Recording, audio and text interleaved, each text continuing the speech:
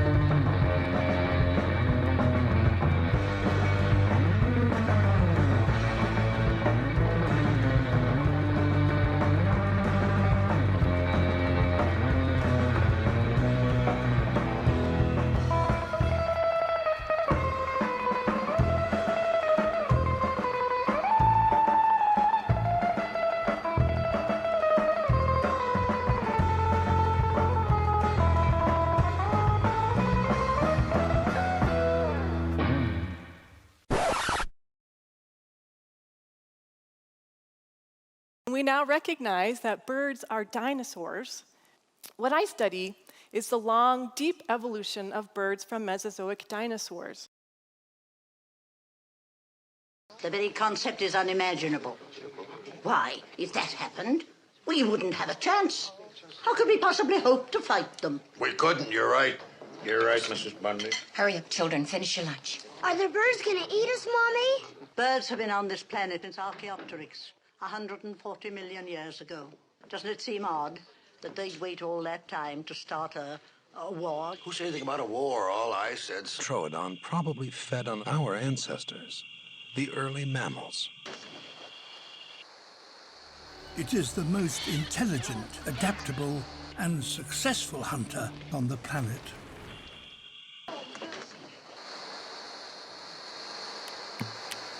Look at the gap.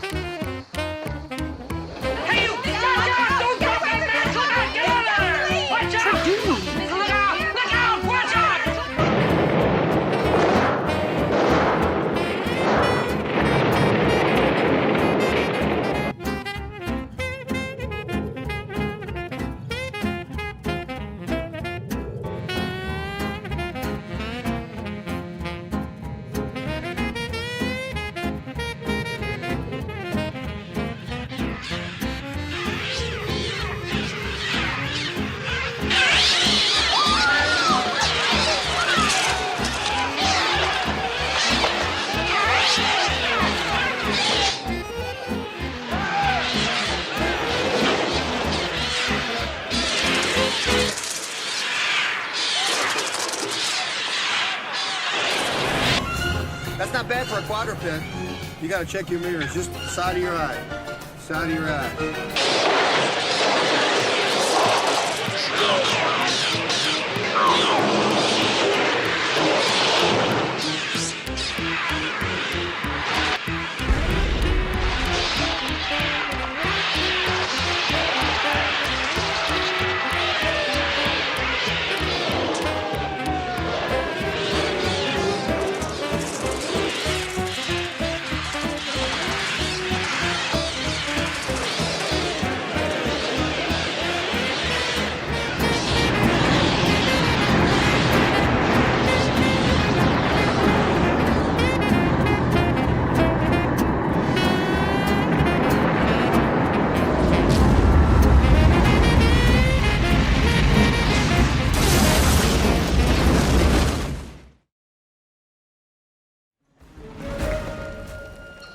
Success.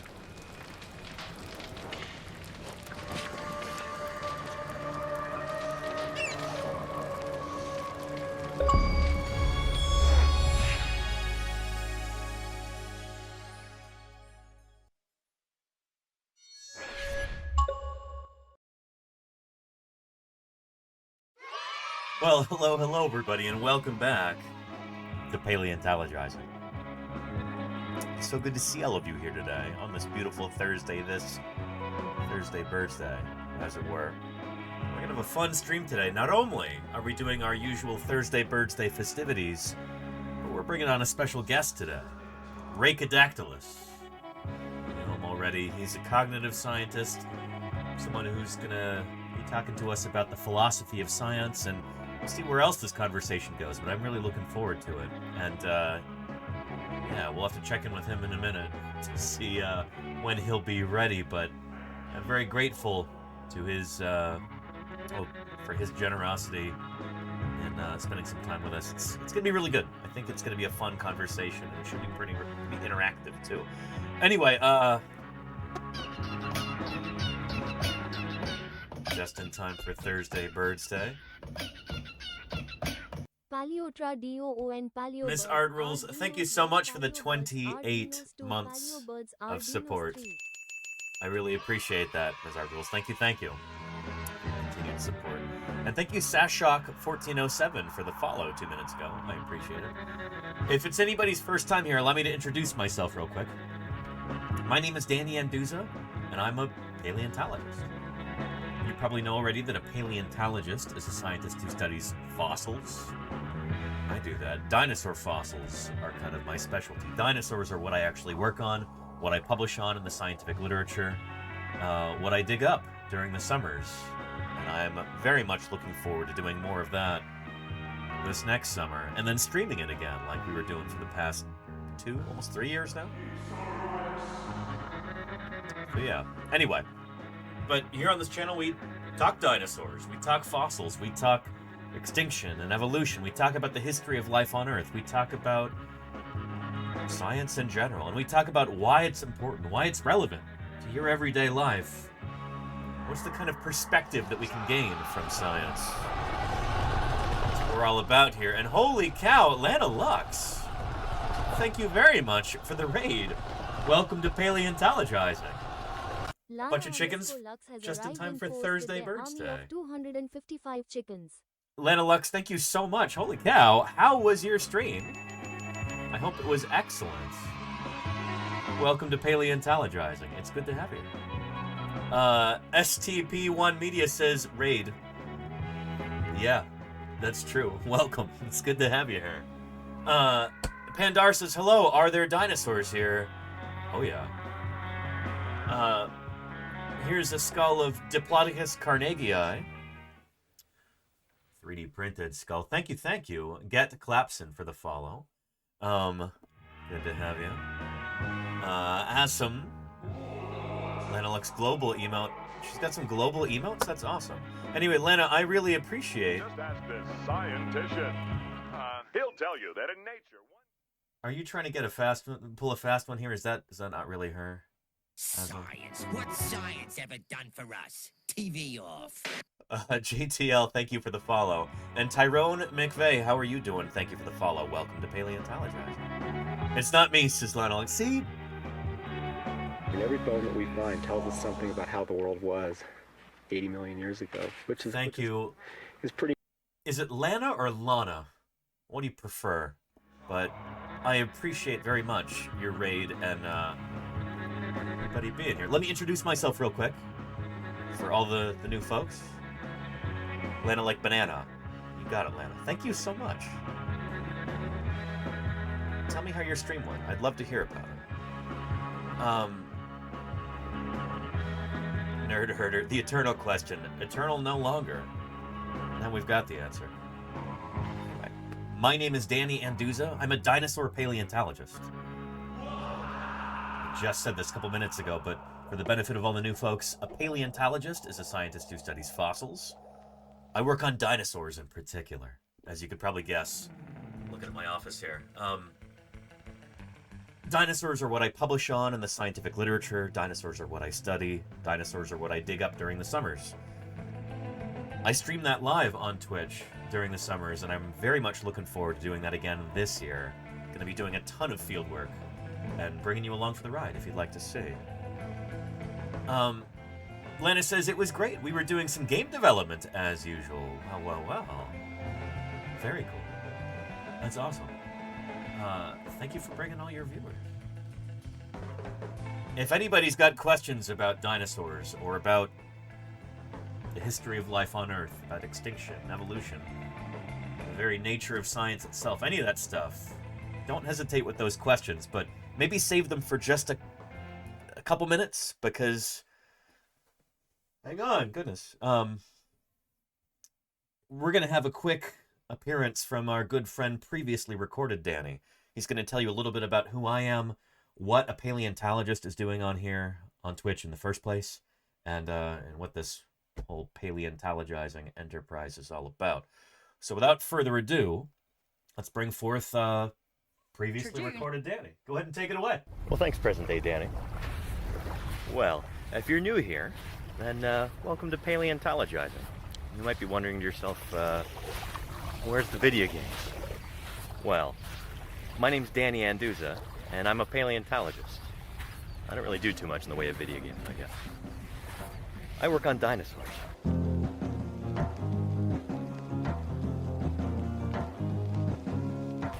But how does a paleontologist end up on Twitch? Well, I'll tell you. It all started when I moved to Montana right out of high school. In my first week there, I started working in the Paleo Lab at Museum of the Rockies, which at the time was probably the greatest dinosaur museum on the planet. If you've ever seen any of the Jurassic Park movies, then you're more familiar with that institution and with my old boss than you may realize.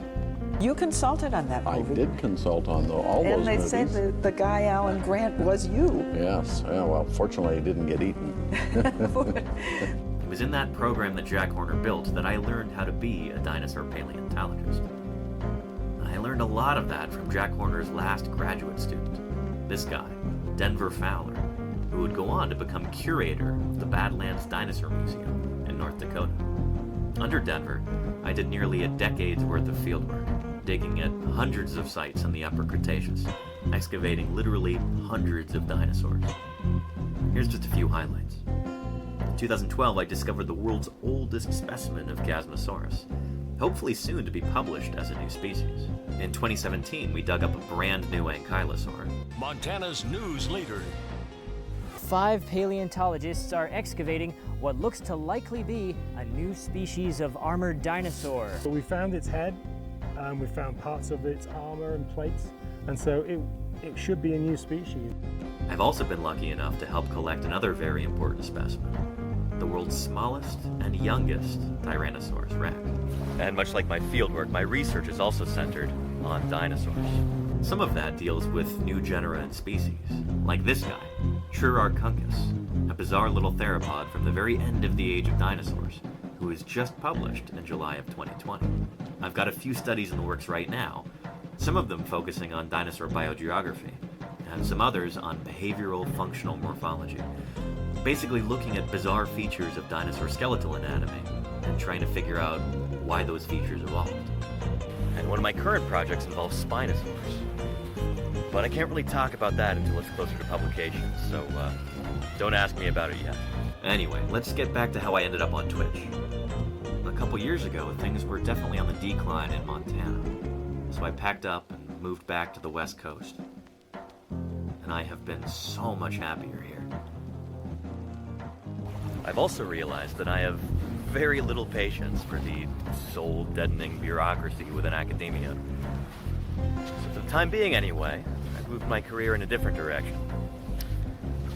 And lucky for me, it happens to pay a lot better too. I kind of stumbled my way into a job in early childhood education.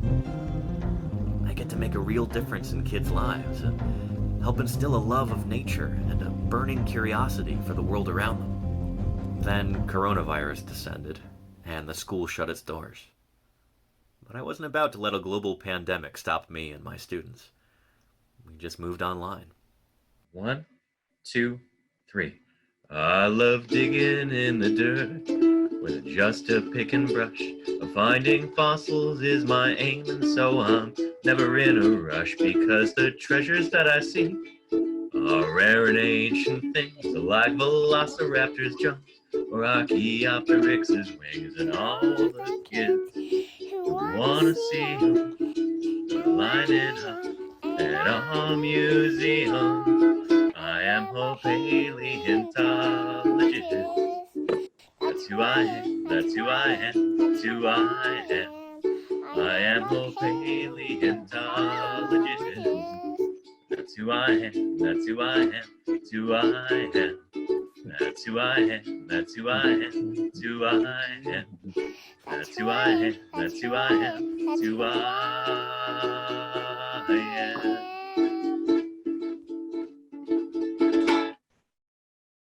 Having made the jump to teaching remotely, it was only a short leap from there to Twitch. I started streaming in May of 2020, and it's been tremendously rewarding. Now, it's my belief that any good scientist should also be a public servant. In my opinion, talking to everyday people about your science is one of the most important things a researcher can do. Twitch is kind of an ideal medium for that. This is my passion, and now I get to share it with you. And what could be cooler than that? It's my intention to continue this mission of education by answering your questions, providing good science content, and working to grow this channel. And if you can help out by continuing to watch, or if you can afford it by subscribing, I would be deeply grateful. So, for my regular viewers, thank you for sitting through that again. And for everybody who's new, welcome. We've got a fantastic little community going here, and we'd be really happy if you'd join us. Anyway, let's go ahead and wrap this up and get back into it. So, present day Danny, back to you. Well, thank you very much, previously recorded Danny. And of course, thank you even more to Lana Lux for that wonderful raid.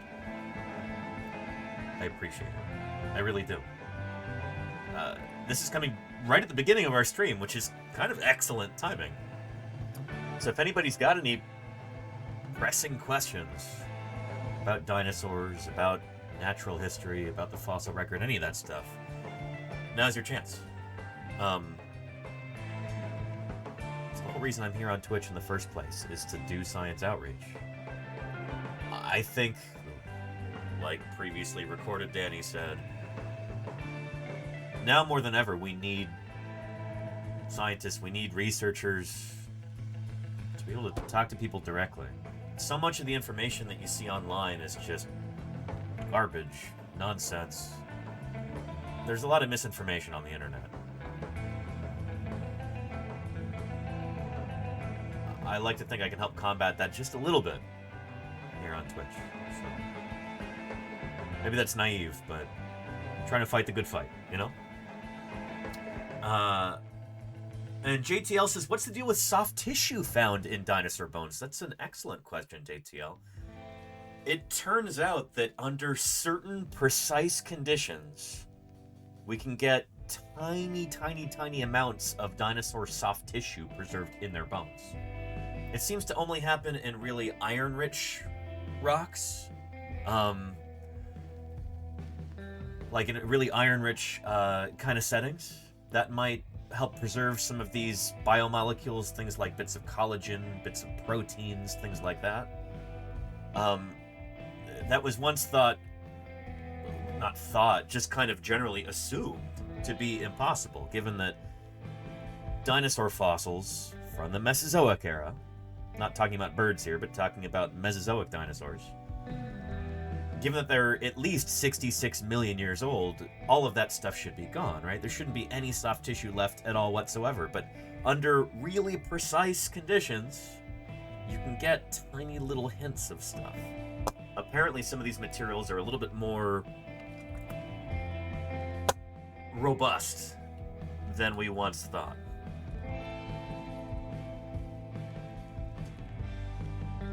I'll show you a clip.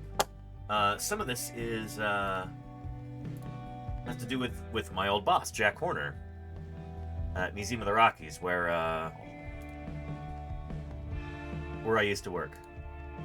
Here, I'll show you a clip from this 60 Minutes piece here. What happened next happened by mistake. Mary put some fragments of the bone in acid to dissolve away the outermost layer of mineral. But the acid worked. This is a bit of a Tyrannosaurus specimen that's been nicknamed B-Rex. It's about 67 million years old, from the Hell Creek Formation, where I used to work in Montana. And, yeah, sometimes we do use acid in the lab to remove some of the rock from fossils, but... in acid to dissolve away the outermost layer of mineral. Of animals that have and Victoria707, thank you for the follow. The dinosaur. Welcome to Paleontologizing. Good to have you here. The acid worked too fast, and all the mineral dissolved away. Being a fossil, there should have been nothing left. But there was, and it was elastic, like living tissue. So this is tiny. No. She showed us video she took under the microscope. That's really what happened? Yes. That's the dinosaur bone? Without mineral now. That's what was left. It looked like the soft tissue she would have expected to find if it had been modern bone. This was impossible. This bone was 68 million years old. So you see this and you think, what? You say, I didn't want to tell anybody. that you'd be ridiculed, Yes. right? And so I said to my technician, okay, do it again. I don't believe it. And yet... And that's, like we'll be talking about later today, that's... those are the words of a consummate scientist there. You know, there must be some mistake. I don't believe it. Let's try it again. Run another experiment. Maybe there's some contamination. Maybe there's something wrong with it. let's repeat the experiment. Science needs to be repeatable like that. Because sometimes there's a fluke. Sometimes something weird's going on. But it seems like these findings are repeatable. In sample after sample, they were there. Things that looked suspiciously like flexible, transparent blood vessels. She finally mustered the courage to tell Jack. She said she dissolved the bone away and there were blood vessels. And, you know, I was like shocked. I mean, How could that be? How could that be? That's right. The things Mary was finding inside dinosaur bones, Look at that. blood vessels, and even what seemed to be intact cells, pose a radical challenge to the existing rules of science. That It's not organic rules. material can't possibly survive even 1 million years, let alone 68 million. So it's not like there was a rule in science. It's just kind of a general assumption. It's like, well, shoot, the soft, squishy stuff, no, nobody ever thought that it could survive for that long. It's not like there's a rule saying that. So the narration there is kind of over-dramatizing this. Mary, Jack, and their team published their B-Rex findings in a series of papers in the journal Science, and were And Slater says, so they sequenced the DNA? There is no DNA. That's the thing, is that DNA does seem to be way too fragile. It doesn't last for any longer than maybe a couple million years at the very longest. So we've tried again and again and again to use this process to try and get DNA, and there's zero, zilch, nada.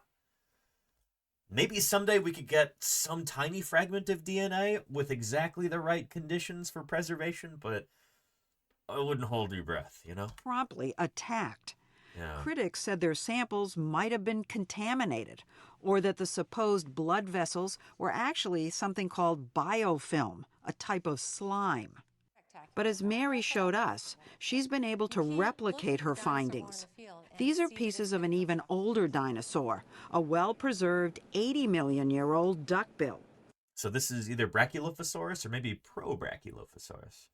But either one, we can talk to Liz Friedman Fowler about this at the beginning of February, when I'm going to be visiting her museum in North Dakota. When she dissolved it away in acid... Let's put this under the scope here. Well, look. Is that a blood vessel? This is a blood vessel. You're You kidding. see the branches right there? And look at all of them. And it's so consistent over and over and over again. We do this bone and it comes out and I get excited every time. I can't help it. I mean, 80 million years old. Mary published her new results last year, and while some of her critics have been swayed, the controversy still rages, and the stakes are high. If blood vessels can survive 80 million years, what about DNA? Jack Horner is looking. His crews are now wearing surgical gloves. There's Liz right there. Gloves, unheard of in the world There's of Liz. paleontology. They were doing this for the cameras. This is a site, this is at Egg Mountain near Shoto, Montana. We wouldn't actually expect to find any organic material in these fossils, as I understand it. The conditions aren't right for that, but they kind of needed B-roll for this. Anyway, I've never personally worn surgical gloves in the field. I've never worn surgical gloves at all in the field, except when I've been administering first aid to somebody. Somebody gets hurt. They get pricked by a cactus or bitten by an animal or something. It's like, well, put some gloves on. But no, we don't do this. Where no one used to worry about getting skin cells, sweat, even an occasional spilled beer on fossils. Jack is skeptical that the full dinosaur DNA sequence will ever be found, but that hasn't stopped him. Anyway. He's come up with a whole new idea for his dream of making a dinosaur. The best way is just to use a modern dinosaur, the chicken. Yep. Because evolution works, birds are actually carrying ancestral DNA. Horner has written a book. So anyway, the idea is that you can modify a chicken in order to create something that superficially resembles a Mesozoic dinosaur. It would still be a chicken, but it would have claws on its hands. It would have a long bony tail. It would have teeth in its beak. The beak would also kind of modify a little bit. This has been done in the laboratory by another team. Give it almost like a more velociraptor-like snout. Turns out that when you switch the genes off that get rid of the teeth, it naturally develops a more velociraptor-like snout. So, yeah, anyway. It's called the Dino Chicken Project.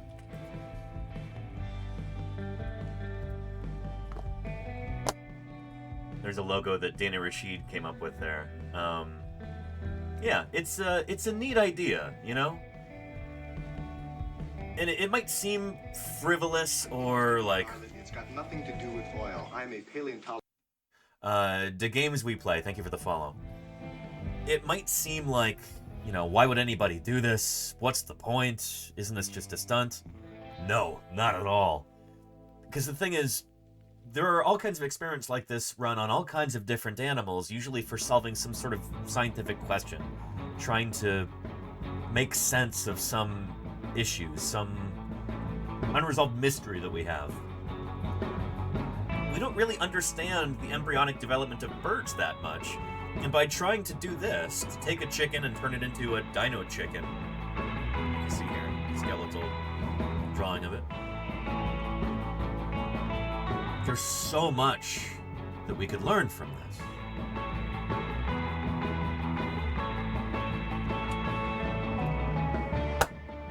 Dana Rashid, who is the lead on this project, she's got a really cool talk about this. Let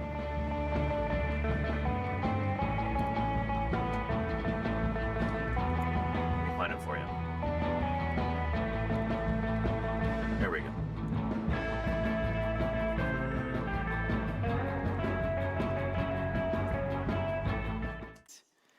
If we can understand how changes in DNA cause physical changes, we can better understand how traits evolve, and we can better interpret the fossil record. Since the Dino Chicken Project is an out-of-the-box type endeavor, we've made some out-of-the-box discoveries.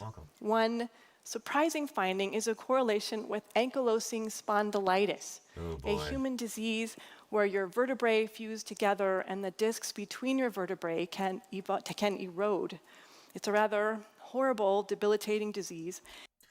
There are people in chat, I'm sure, who know people who have this disease. It's awful. Like, your vertebrae fuse together. Apparently, it's extremely painful. And it's debilitating, like Dana said. We don't really have, like, an animal model for this disease yet. Like, medical researchers don't have a way of studying this in animals to be able to better understand how it works so that they can come up with a potential treatment. But with birds who fuse up their tail vertebrae, you know, in trying to get birds to grow a long bony tail, like in the Dino Chicken Project, if you can figure out how to do that, you might be able to figure out how to cure ankylosing spondylitis, you know?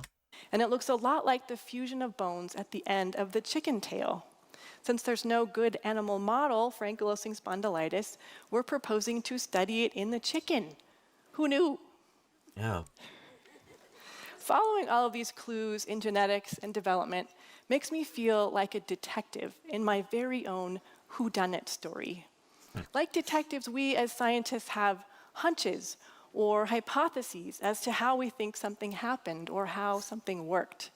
I can tell you I've had many, many hypotheses, and I am almost always wrong. Yeah, and that's a good thing. Shoot.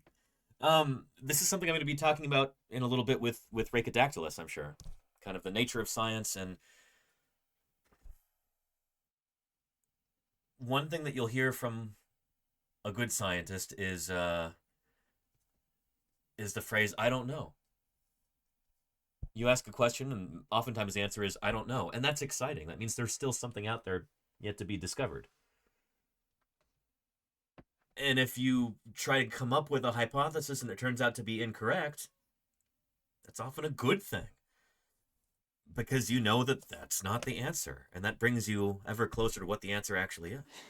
But I don't mind, really, really I don't, because in every case I've been wrong. The real biology has been far more amazing than my imagination could have ever conceived. Yeah. Every day I walk into lab and ask, how will my mind be blown today? And I am rarely disappointed. This reverence for nature I've had since I was a kid, when I found out that the world is actually billions of years old, and we didn't just magically appear. Did you ever, though, have a moment where it was kind of heartbreaking? I'm destroying. Holy cow! No, glue is cheap. Thank you, thank you. Sub because Kitty. Thank you so much for the 3 months of support. I really appreciate that. Here, we'll put Mini Pie front and center here in a minute. But let me just finish this out. We, like every other living thing on this planet, have long and rich, varied and beautiful evolutionary histories. It's been an incredible privilege working on this project, and it's been an absolute privilege talking to you today. Thank you. So if you want to learn more about this idea of, taking a dinosaur, or rather taking a chicken and turning it into something resembling a Mesozoic dinosaur, check out this talk right here by Dana Rashid. Put the link in the chat. There we go. How are you doing, Mini Pie? Yeah. Sorry, I've been not as responsive to chat as I would like to because I was trying to answer one of the questions there. But yeah. And holy cow! He tells me you're one of these archaeologist fellas. Well, he's pretty near the mark. Actually, I'm a paleontologist. Oh. We dig deeper. Dyson Dinosaur. And their 11 raiders would also like to dig deeper. Dyson Dinosaur legitimately is a paleontologist. He works on ornithischian dinosaurs, and he streams here on Twitch, and I am honored once again to receive a raid from Dyson Dinosaur. Filippo, I hope you had an excellent stream. How are you? It's great to have you here. Hello there to you too. Patrick Crusader says, what movie was that from? That was from 1969's The Valley of Guanji. Kind of a hidden gem. I like that movie a lot.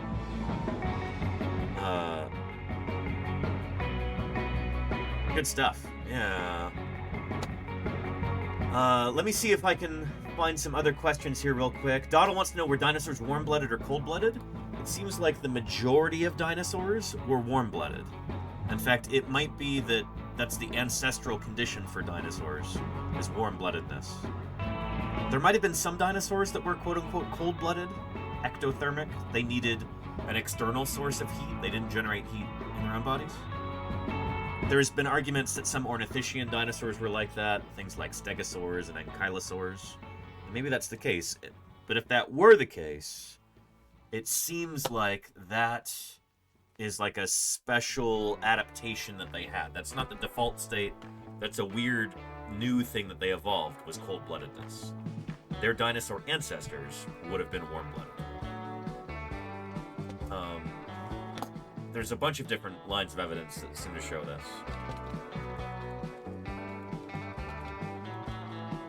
Let's see if I can find you an example in like, there we go. Yeah, here is a piece that talks about that. Here's some press from the Field Museum in Chicago.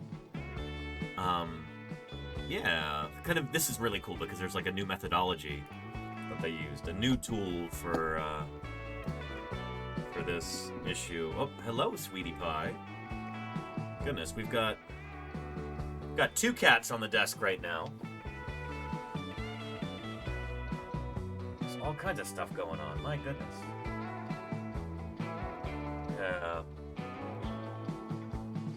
Anyhow. Mayor Spaces, if you can dinofy a chicken, can you birdify a crocodile? No. Because crocodiles' ancestors were not birds. But birds' ancestors are non-bird dinosaurs. So yeah. Anywho. Has the Dino Chicken project ever gone past the embryo stage? It's not yet, to my knowledge, Petrodactylus, no. We should really bring Dana on for an interview at some point.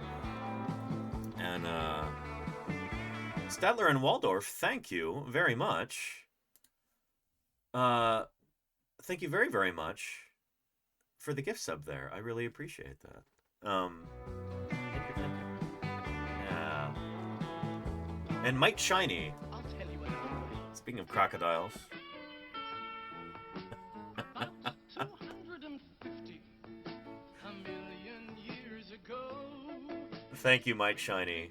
16 months at tier 2. Thank you very much, Mike Shiny. I appreciate that very, very much. Yeah. Statler and Waldorf asked, are snakes just tails without feet? No, they're lizards without feet. Snakes are a kind of modified legless lizard. Here. I feel like we talked about this yesterday or the day before, briefly. But we've got fossils of ancestral snakes that still have limbs, arms and legs on these fossil snakes. Kind of see them there. Here. There we go. There's an example. You can just see... Well, there's a cat in the way, so I can't really point on the screen. But, here.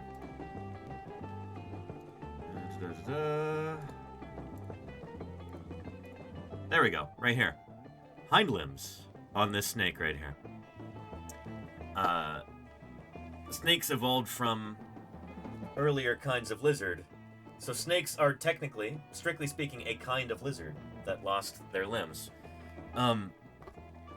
Here, let's give these cats some treats. They're doing a shakedown right now, looking for some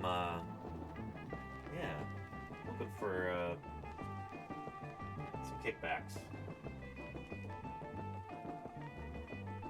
Protection racket. We need to make sure they get paid. You trying to extort me, sweetie pie? I'm gonna stand in front of your camera until you pay me. There you go.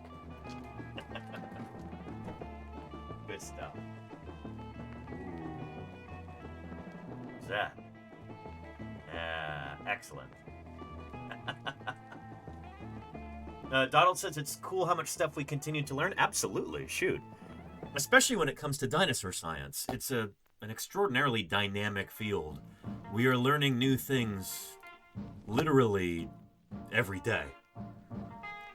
Just in the year 2024, we had over 40 new genera and species of dinosaur published. 40 new kinds of dinosaur. Just last year.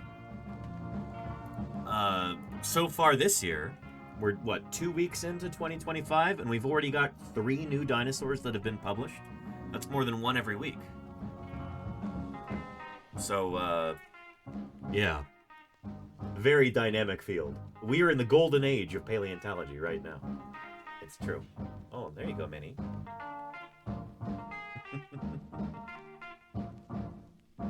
Yeah. Alright, catching up to chat here. And Petrodactylus says snakes are actually mostly body. It's true, yeah. So snakes actually have very short tails. The snake's tail starts at the vent, which is the cloaca. It's essentially the butthole of the snake. That's where the tail starts. That's where the tail vertebrae start, right there. And it's pretty far back on the snake. They just have a very, very long body. So yeah. Anywho. Really big year for paleontologists? Yeah, Dyson Dinosaur, you've got some papers coming out. I have heard. I'm excited about that. On formal occasions, he's called Brontosaurus. Big fella, isn't he? Speaking of the Morrison 70 feet long. Brontosaurus. Scales at a substantial 35 tons. The Morrison man, thank you for the follow. Welcome to Paleontologizing. Is that Morrison like the Morrison Formation? Late Jurassic of North America? Yeah.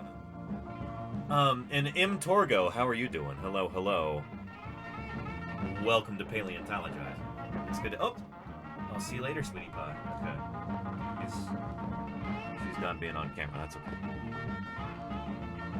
Yeah. And yes, sir, well, you're in the right place. And look, we've got a denizen of the Morrison Formation right here. This is the skull of Dippy, the Diplodocus. People all over the world might be familiar with this critter, especially if you're from the UK.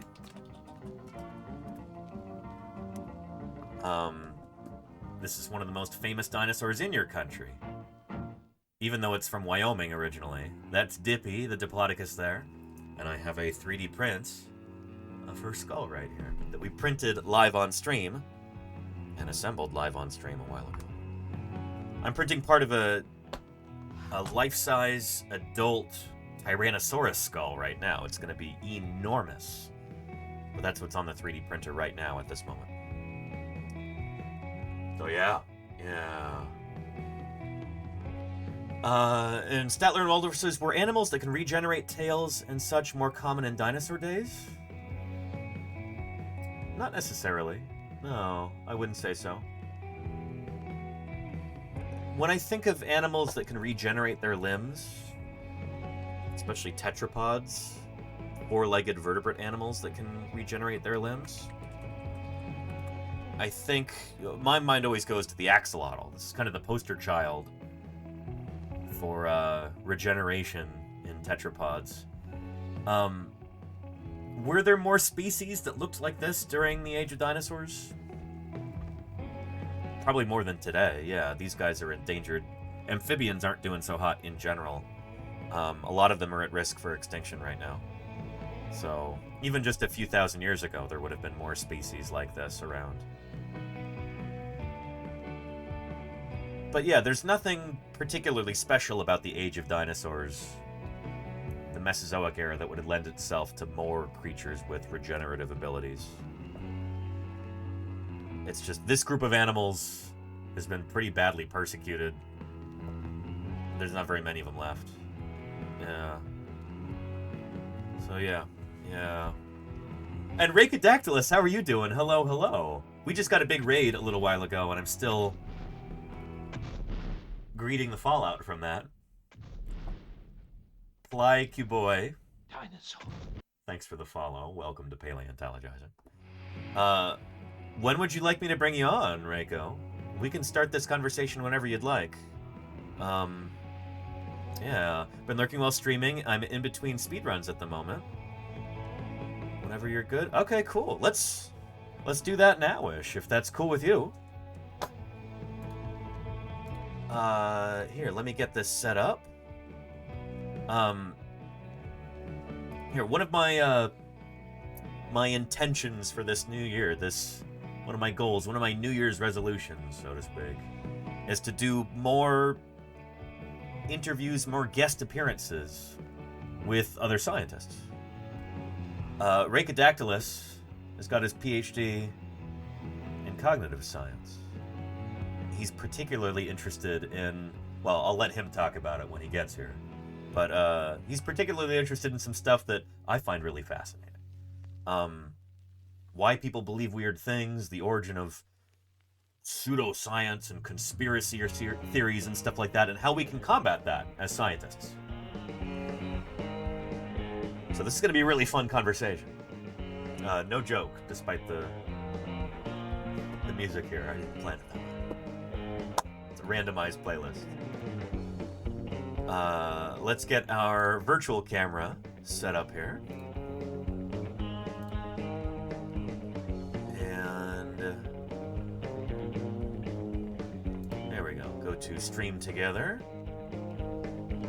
Let's boot that up.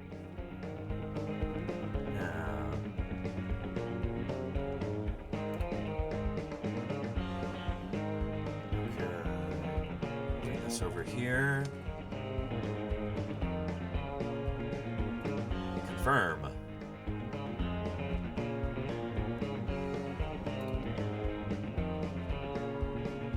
Okay, cool.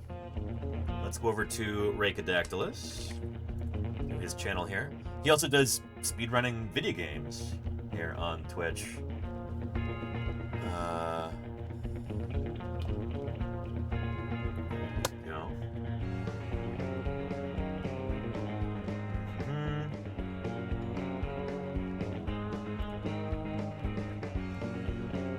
Let's see. Why don't you go ahead and knock Rhacodactylus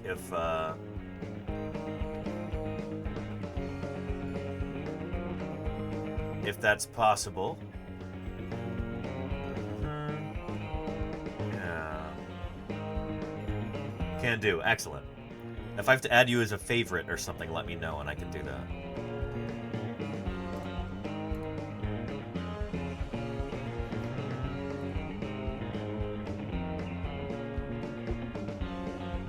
Oh, collab request. There we go. Sorry, there's an ad break going on right now too. Let's do preview. Now let's do accept. Beautiful.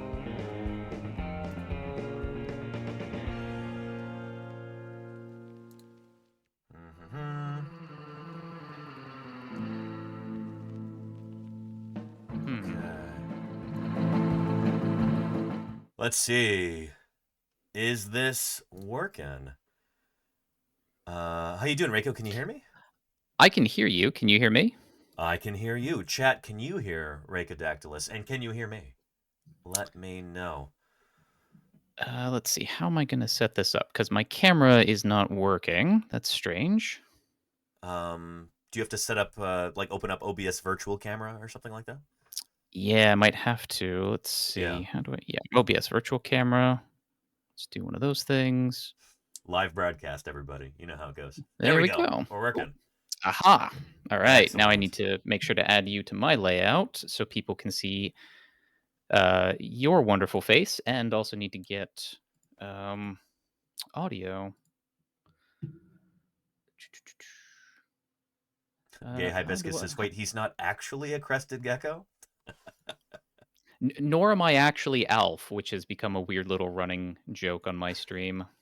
I think I saw that there was a screenshot or something that you posted to Blue Sky, and it was mildly horrifying. I don't know, something about Alf is just really disconcerting looking. I don't know.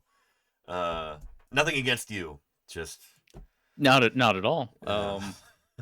Let me see. So chat, can you hear Danny, even though I don't have the visual up? Because it does look like when he talks, my input is fine. The audio's thing. What do I need to add as a source? There should be a URL there that you can copy, and then you bring it in as a web source into OBS. Yeah. There we go. Yeah. Appreciate your patience, everybody, as we figure this out. Hopefully the video gets a little bit less choppy as we continue too. That's like a Twitch server thing, apparently. It might also help if I get rid of some of these tabs. Interesting. I'm getting double audio now.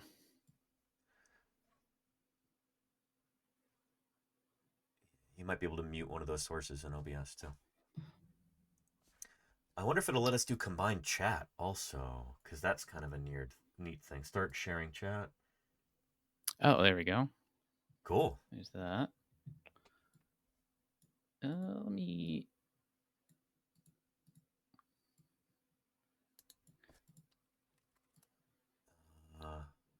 I should at some point like just be a good streamer. The tech issues are so weird. No, I'm super grateful, Reiko, that you were willing to do this on such short notice and with so little preparation here. You're one of the few people I would ask to do this because you know how to use Twitch. When I'm talking to some of my colleagues, I use Twitch. I don't know how to use it. Well, just because I use it doesn't mean I know what I'm doing. Relatively speaking, you know how to do this a lot better than like when I'm talking to some of my colleagues, you know, trying to do interviews and stuff like that. So, yeah. But yeah, hi, Paleontologizing's chat. Hope you're all doing well. Hey, Sporky, Nelf. And then, oh, looks like we've got combined chat right now. Oh, this is fantastic. Yeah. Excellent. Yeah. Awesome. Cool. Well, let me also turn off my chat timers because I do have chat timers for things that are like part of my streams. So let me disable those real quick. Yeah. But it's great to see you. I hope you're having a good week so far. And again, thank you so much for agreeing to do this. I thought it would be a lot of fun. It's always fun showing up in your chat and asking questions, and it's cool to actually be able to have a conversation now, you know? Conversations with pretty much anybody is one of the best things of Twitch. It's one thing, like, because I've been an instructor of classes, it's one thing to sort of sit in front of a crowd and present. It's another thing to actually do conversation. And man, teaching, I've tried to have conversation with the students, but there is this very understandable anxiety of not wanting to appear stupid in class. And it's like, no, no, no, no, no. The only way that you get better at things is by trying and by failing and by recuperating. And the classroom is the safest place to make mistakes because it doesn't matter. Like, nobody gets hurt. Right? So Yeah. you can be wrong. Yeah. You can say a silly thing, and it's great. And there's no VOD afterward, right? True. Yeah.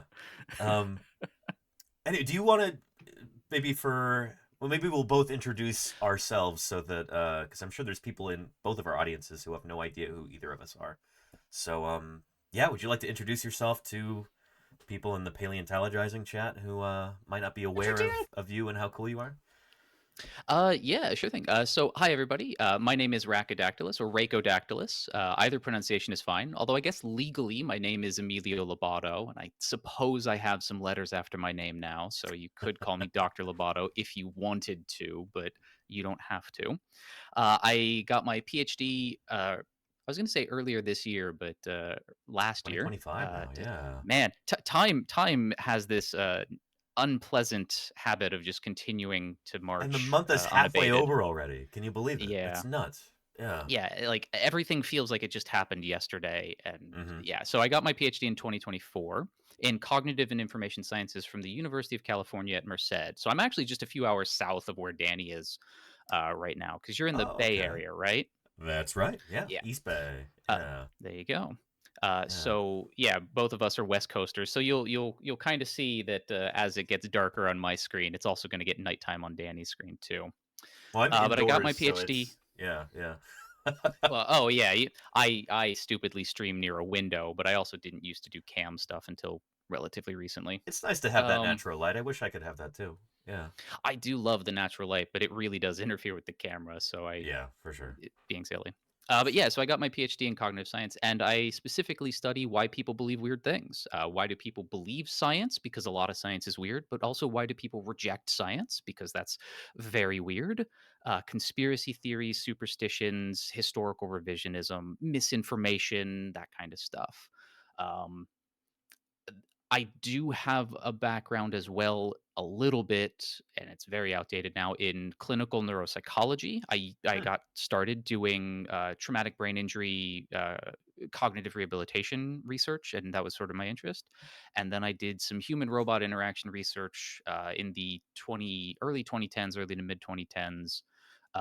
Specifically trying to provide design recommendations for the development of what's called AGI, artificial general intelligence, which unfortunately, boy, things have gone off the rails in terms of the hype around that these past few years. It's a lot of snake quite oil. Wild. Oh God, yeah. There's so much snake oil, not even any snake either. It's completely off the rails. A wild atmosphere. But yeah, so that's a nice little summary of who I am and what I do. But yeah, I do mostly speedrun on Twitch, and the science communication is something that is relatively recent. It is inspired by people like Science Streams and Mahoodles and Danny Medusa, who you may know. Which, God, when you said that, I loved that. So I think I'm just going to mentally call you that from now on, if you don't mind. Go for it. As long as it helps you remember. Yeah. Yeah, there's a friend growing up who used to call me that all the time, and so, yeah, fantastic. But yeah, very much inspired by the wonderful science Twitch streamers that many of you are already familiar with. So you can thank them or blame them for my presence in this ecosystem now. But yeah, so that's who I am. But I'm also a mod in Danny's channel, so a lot of you have probably seen me hang around and be very silly with goofy puns from time to time. I appreciate it very much. Yeah, it's been great having you as a mod. And yeah. And Danny, would you like to introduce yourself to my community? Sure. Yeah. My name is Danny Anduza. I'm a dinosaur paleontologist. So this feels like a rote thing that I recite all the time. But a paleontologist is a scientist who studies fossils. I work on dinosaur fossils in particular. Most paleontologists don't work on dinosaurs. It's kind of a stereotype. They're like, oh, paleontology means dinosaurs. Dinosaurs are just the tip of the iceberg. Paleontology is the study of fossils. The fossils are the remains of ancient living things, everything from bacteria to redwood trees, to whales to dinosaurs too. But dinosaurs are what I work on, so I guess I'm not really helping with the, that stereotype there. But yeah, I dig up dinosaurs. I publish on them. I present on them at scientific conferences. I publish on them in the scientific literature. Um, yeah, so dinosaurs are kind of my specialty. But on my channel, we talk about natural history in general. We talk about the fossil record. We talk about extinction and evolution. And during the summers, I do my best to take people out into the field. So while I'm actually out there in Utah or Wyoming or Montana digging up dinosaurs and collecting data, I stream from there too. I think it's really important to give people that inside perspective on how science works, because there's so much misinformation, there's so much distrust of science, there's so much kind of hostility toward the idea of expertise in today's culture. I feel like it's really important to just show people, like, here's us doing our work, you know? It's nothing to be scared of. It's not some secret, nefarious Ivy Tower or whatever. Maybe we're kind of lucky in fossil science in that, you know, there's not too many people who view us as like ivory tower elitists. At least I don't think so. But anyway, yeah. I think the creationism space, which is sadly a very growing space and influential space, is there. So like when it comes to pseudoscience and assaults on science, all of us, from physics to psychology, neuroscience to zoology, all of us are under attack, just in different ways from different groups of people, and it sucks. Yeah, it really does. I mean, yeah, it's kind of astonishing to me that people can have this idea that, like, oh, we're some, you know, mighty elites, you know, in our federally funded laboratories, just, you know, gobbling up cash and feeding lies to the public or something. It's like most of us are starving scientists. We're like going out there hat in hand looking for grant money. We're just super, super eager for anybody to pay attention to our work and care about it. The idea that we'd be like trying to hide the truth from people or something is just, it's such a frustrating notion. Yeah, and it's not helped at all that, like, scientists are people like anybody else, which does mean there are bad actors in science. There have been notorious scientific hoaxes, and that helps feed legitimate ammunition to the illegitimate bad faith arguments of the anti-science crowd. And that's why it's important for us as scientists to not just be out there in the public space to communicate legitimate science and correct misinformation, but also to take a very proactive role within our disciplines and within our departments and within our sort of extended professional social network to basically be lifeguards. Like, you know, in the most sort of banal example, serving as a peer reviewer for a journal is supposed to be this service to the community, to serve in that role, to keep garbage out, to keep bad science out. But there's so much more we can do, and it does become kind of, I would say, a moral obligation for us to do that instead of trying to keep our head down and just focus on our spreadsheets and our data sheets and our research. We have a collective responsibility. But I do admit that I take a stronger view on that than a lot of my colleagues do with regard to the moral obligatory nature to that. So there is a diversity of views. For sure, yeah. And it can be difficult for like early career researchers to, you know, because peer review is not paid, and I think a lot of people are surprised by that. Also, when we publish papers, we don't get paid to do that.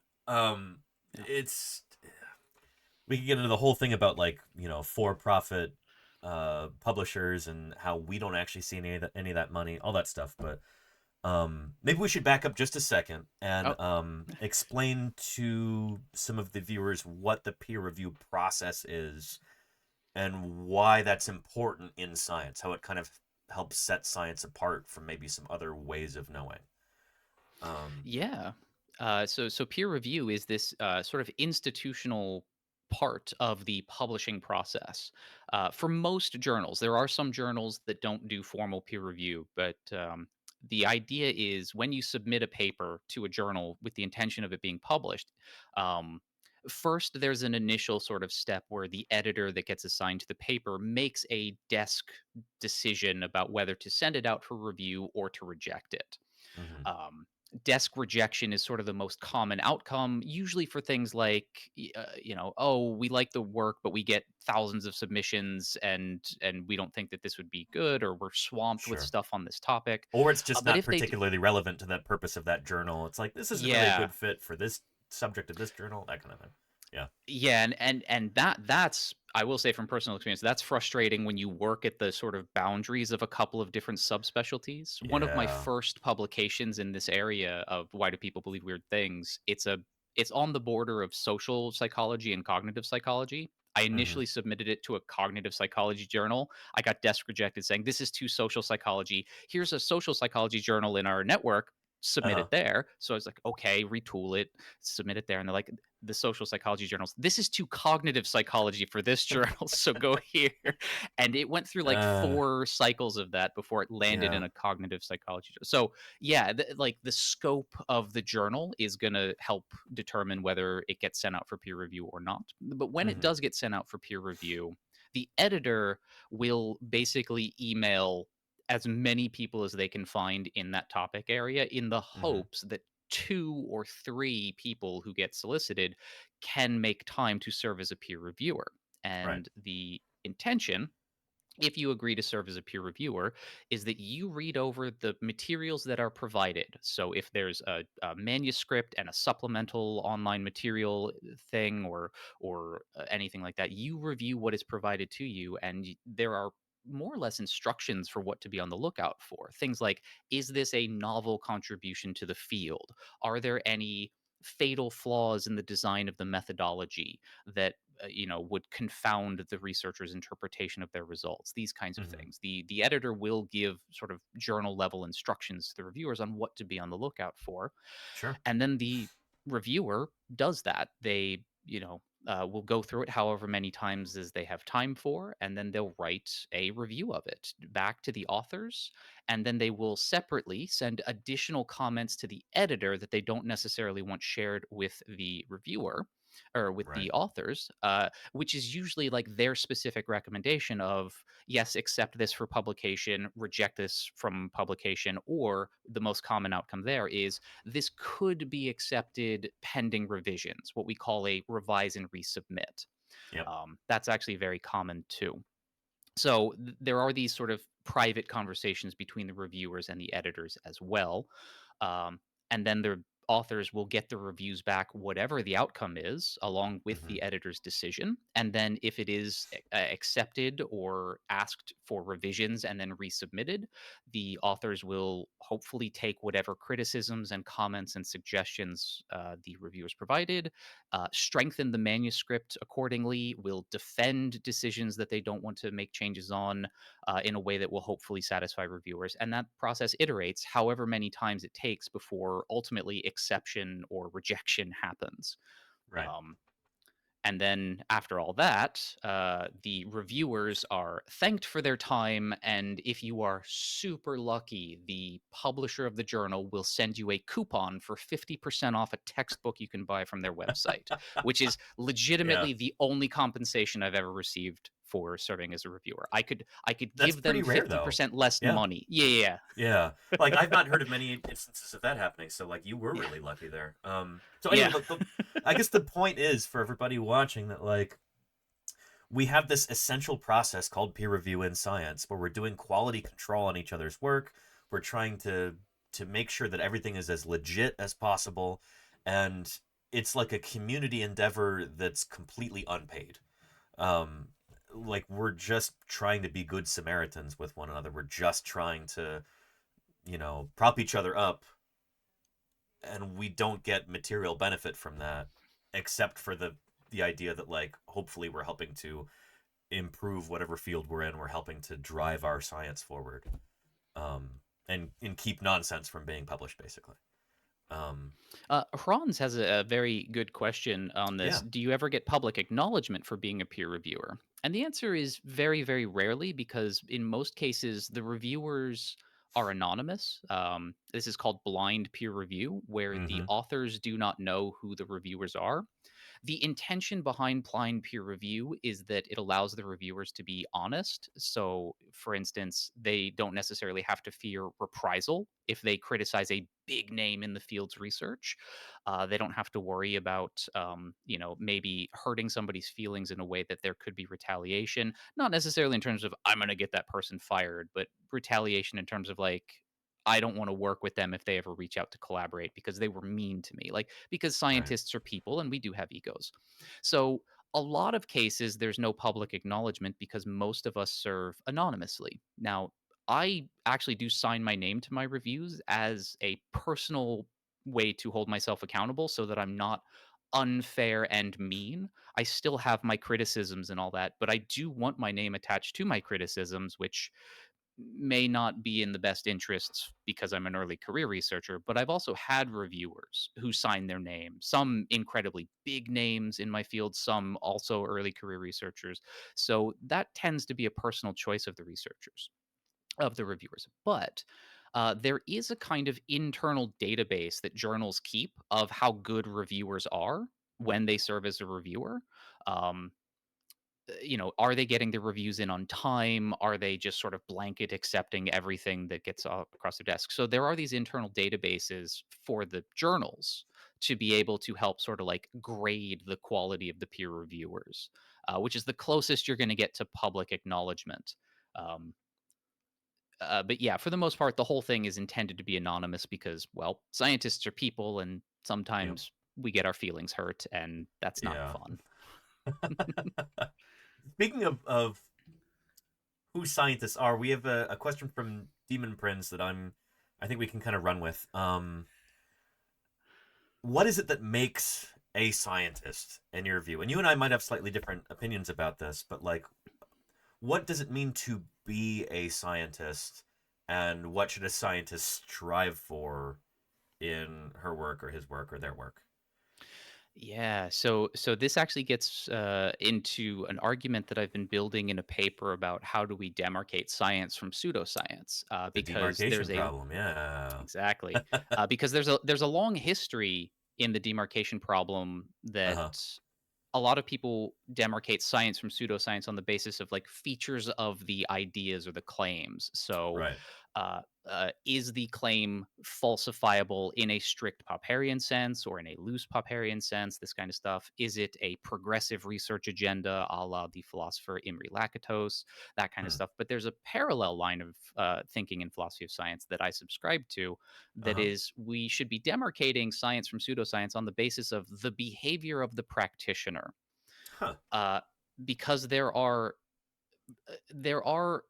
behaviors that we can engage in that are about scientific topics, but which are genuinely straight up fraudulent. The idea of misrepresenting or manipulating data in a non-transparent way or fabricating data, almost definitionally, made up data can't be scientific data because science is the study of the natural world, not the study of the made up world. Like, I mean, like, I spend a lot of time learning about Pokemon. I don't consider learning about that fictitious world to be science. It may be rigorous. It may be very intense. I may really want to win a Pokemon match, that kind of stuff. But it's not science because it's clearly fictional.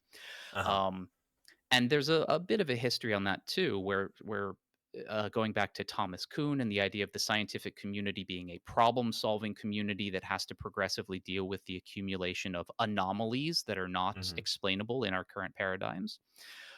You do have that line of philosophy of science as well, demarcating on the basis of the practitioner. And so getting to the question of what is a scientist, in my view, it's somebody who is epistemically humble. That's a sort of key part. This idea of very free to admit the limits of their own knowledge.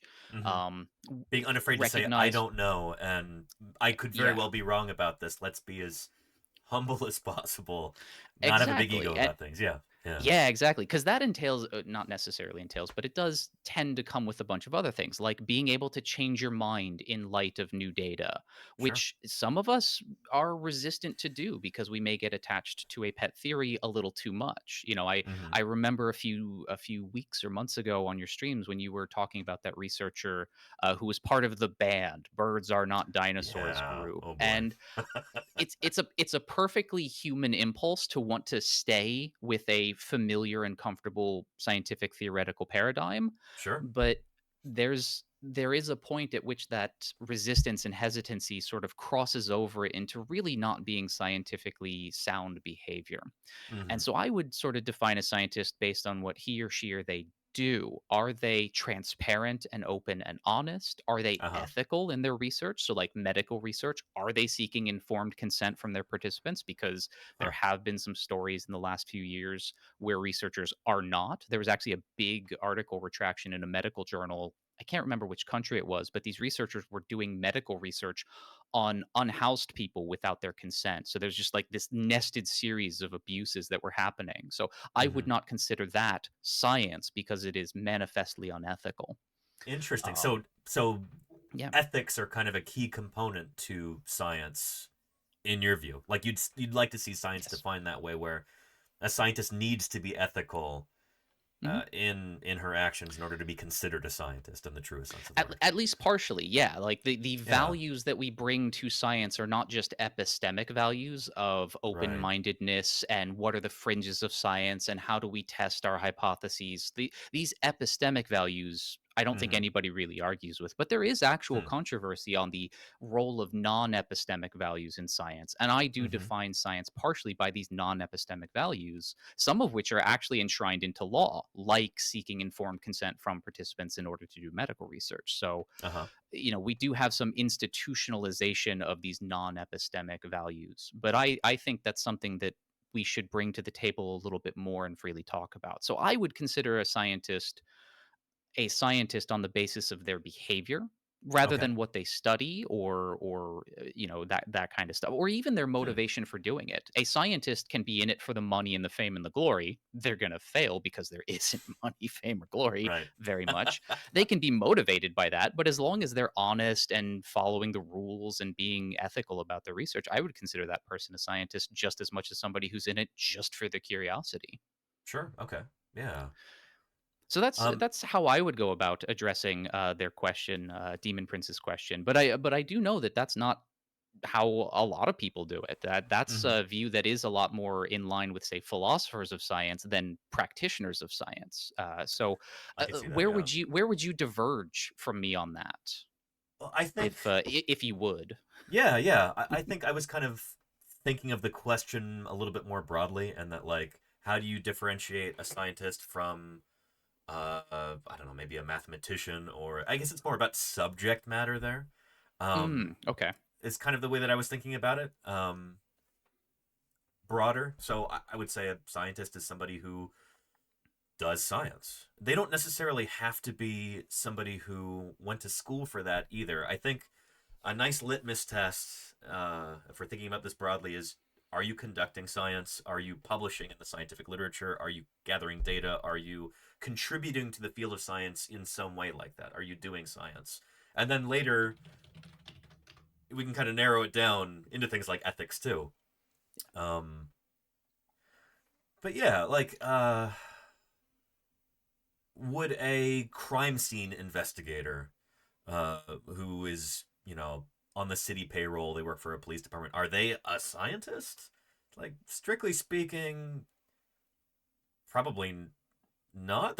They might be if they're actually contributing to a scientific field, but like being a detective doesn't necessarily make you a scientist. It doesn't mean that your work is bad. It doesn't mean that you're being Hmm. unobjective or anything like that. But you're just maybe not a scientist. Like a scientist is a specific kind of a thing. Um, and I do want to emphasize that I think anybody can do science if they work at it.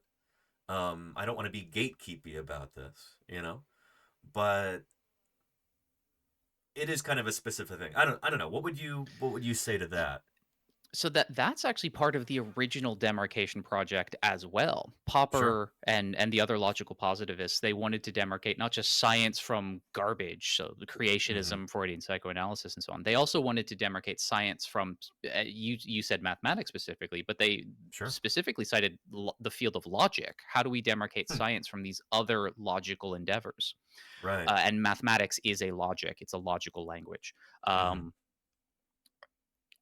To some degree, some of this could just be a linguistic artifact because there Sure. are languages where the word for science also actually encompasses engineers and historians and so on. The Sure. example that I'm familiar with, and maybe anybody in chat who's German can correct me, is Wissenschaft is a German word that encompasses the natural sciences, the social sciences, historical fields, and so on. In which case, how would we define a scientist as somehow separate from, say, the forensic detective work? Could almost just be an artifact of our language. Sure. But there's a German word for that, by yeah. the way, isn't it? It's a compound word. Isn't it? It's like Naturwissenschaften or something. There's a well-known journal in my field called Naturwissenschaften, and it basically just means natural science, which I don't know if it excludes things like psychology or sociology. It's kind of funny that when you get into human stuff, suddenly it's not natural anymore. But yeah, I don't know. I wonder if that's got any bearing on this. Sorry, don't mean to distract too much from what you were saying. No, that's you were on a roll perfectly there. fine. Yeah, because some of these things are not just necessarily artifacts of our language. They could just be artifacts of the sort of necessary siloing nature of academia. Sure. Like you have a math department, you have an English department, you have a chemistry department, and then you do have classes that do kind of straddle the line a little bit. There are some universities where the neuroscience classes are taught in psychology departments and others where it's taught in the biology departments. And it's because it does kind of straddle the line a little bit. Paleontology is much the same way, where it's kind of a 50-50 split at different universities. Is it in the geology or earth sciences department, or is it in the biology department? And it really depends institution to institution. There might be different emphases on which part, is emphasized in that given program based on the department that it's in. But yeah. So some of these concerns are almost like academically territorial more than they are reflective of the practice of the professional. I would put what I do on par with what an engineer does. We just do different things specifically, that kind of stuff. So yeah, the way we both interpreted Demon Prince's question are sort of the two major lines of the demarcation project, which is kind of funny that you, the natural scientist, interpreted it the way you did, and me, the cognitive scientist, interpreted it the way I did. Sure. Yeah. Yeah. Huh. That is really funny. And Fandler, you like calling mathematics a logical language? Yeah, well, so mathematics is a logic very much akin to sentential logic or qualified logic. Like the logical operations are they're not one-to-one concordance, but like mathematics did derive from logic. And a lot of philosophers I know who teach logic, their degrees are actually in mathematics. Interesting. Huh. Yeah. Mathematics is literally a logic. So that's also why when you sometimes see idiots like Ben Shapiro aping logic, they will be co-opting mathematical symbols in a way that bears no relationship to the goofiness that they're trying to do. It's it's funny. Yeah. Solvo Trode says biology is deep down just chemistry, which is deep down just physics. I mean, there is that idea that like one of these scientific fields is just an applied version of another one. That's the XKCD comic with the mathematician far off in the direction going, oh, that's where you are, to the physicist or whatever. And it's like, no, physics is applied physics. It's also theoretical. Theoretical physics is also theoretical physics. Chemistry is applied chemistry. These disciplines are, in many respects, different levels of analysis of, in many cases, the same question.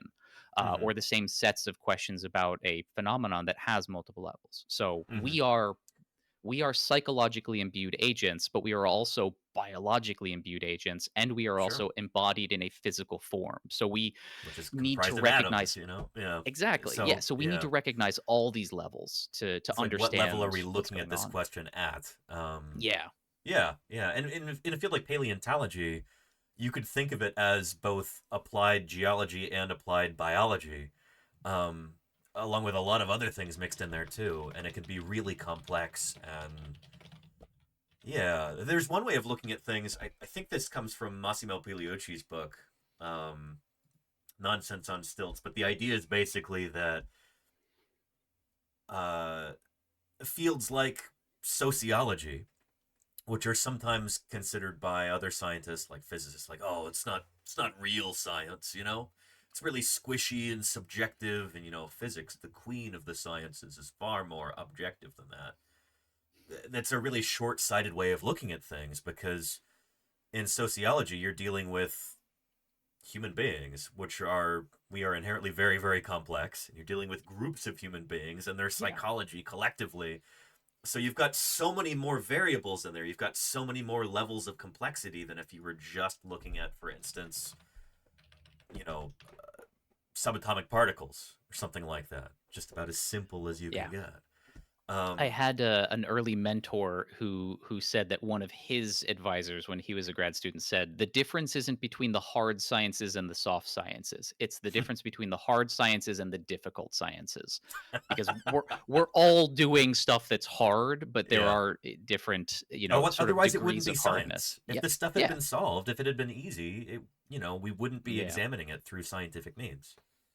Yeah, exactly. I do by like to definition, quote the Irish comedian Dara O'Brien, because in one of his routines, because he's a very scientifically informed individual, has a degree in science as well, but he has a bit that's like, science knows it doesn't know everything, otherwise it'd stop. That's sort of the like part and parcel of our Yeah. profession is Uh-huh. that science is always going to introduce more questions than it answers. And we're going to keep pursuing it. We're never going to access, say, truth with a capital T. We're just going to increasingly get truth with a slightly higher lowercase sort of crossbar. That's it. But that's what drives us, at least as a profession. Yeah. Yeah. And we need to be mindful of that. Yeah. Is that so? Kind of in this same vein, what do you think are some misperceptions the general public might have about science and how it works? And how can we, as science communicators, help get more correct ideas across? Yeah, so that's actually part of some research that I was doing at the end of my PhD that is still working its way through reviews. This idea of actually specifically values in science, both epistemic and non-epistemic. Working with one of my PhD advisors, Dan Hicks.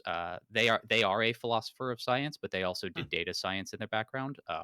So interesting. we've investigated or are investigating the different kind of values people think are part of science. So one thing when we that say has come people, out, you mean people in the general public, right? general public, yeah, Sure. absolutely. Yeah. One thing that comes up that we investigated with this is this idea that we're calling like textbook scientific method.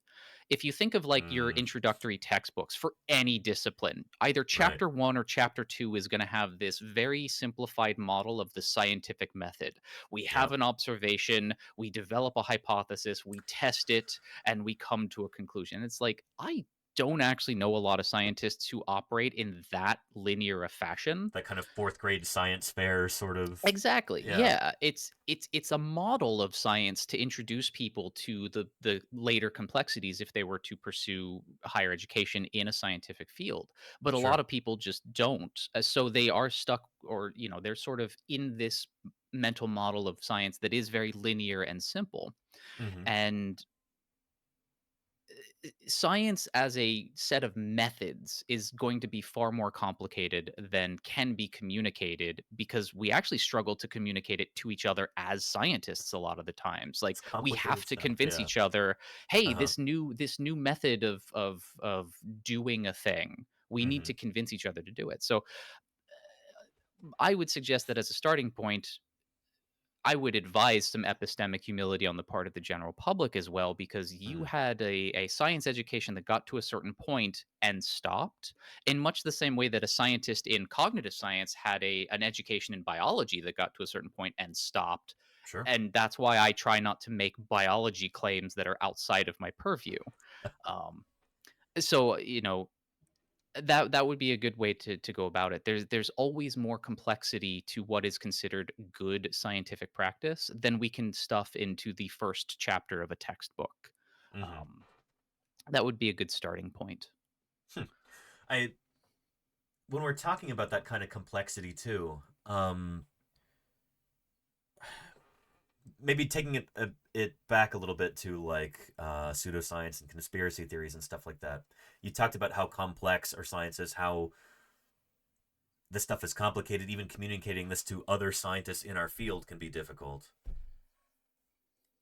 I'm sure you probably know who actually said this, but there's this old quote that like a lie can make its way halfway around the world while the truth is still getting its pants on. Yeah. Could that maybe be a clue that we could use? Or like, I guess the question that I'm trying to ask is, how do we get that idea across to the general public that if something sounds too simple, it probably is. If it sounds too perfect, there's probably some missing nuance or some missing complexity there that just kind of tears the whole thing down.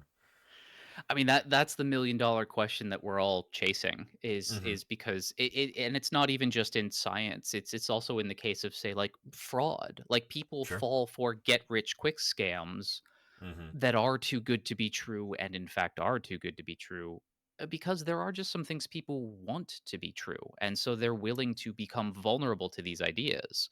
And uh, like so many of us in so many different domains, the scientific domains, the legal domains, are really trying to do our best to communicate how to protect ourselves from it. Some people try to do it in a top down way. What can we do to affect our formal educational system to teach people at a young age, about these things? And other people do it in a more bottom up kind of way. How can I be out in the community to communicate to people? That's what you're doing here on Twitch. That's what I'm doing on And you Twitch. too, yeah. How can we just Yeah. be out here on and doing it that way?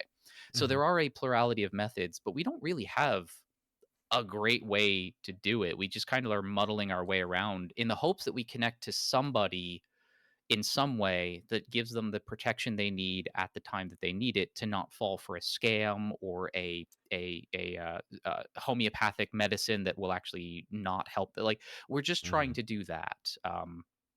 There's not a great way to do anything about it, but that doesn't mean that there's nothing to do. It just means that there's so many things that so many of us need to do, and we need to be proactive about it. I think the approach that I often try to take with this sort of thing is, I don't know, so many things in pop culture, especially, are driven by narrative. If you can take a scientific idea, something that we know about the natural world, something that we've discovered, and tell it as a story in a way that's really compelling to people, that can get them to pay attention to it, that can get them to remember, like they can really take it to heart. And I think we as scientists are often not taught how to do that. That's not something that's emphasized in our education, and I find that really frustrating sometimes. Yeah, absolutely. Mythbusters, a fantastic show that ran for a long time on the Discovery Channel, probably did more for scientific literacy in the general public than, I don't know, 90% of professors at universities will do in the course of their life, because these were people who are themselves not scientists in the like credentialed way, but they did science, and so they're scientists by virtue of their behavior. Getting back to both of our definitions earlier, that we're sort of against credentialism and focused on contribution.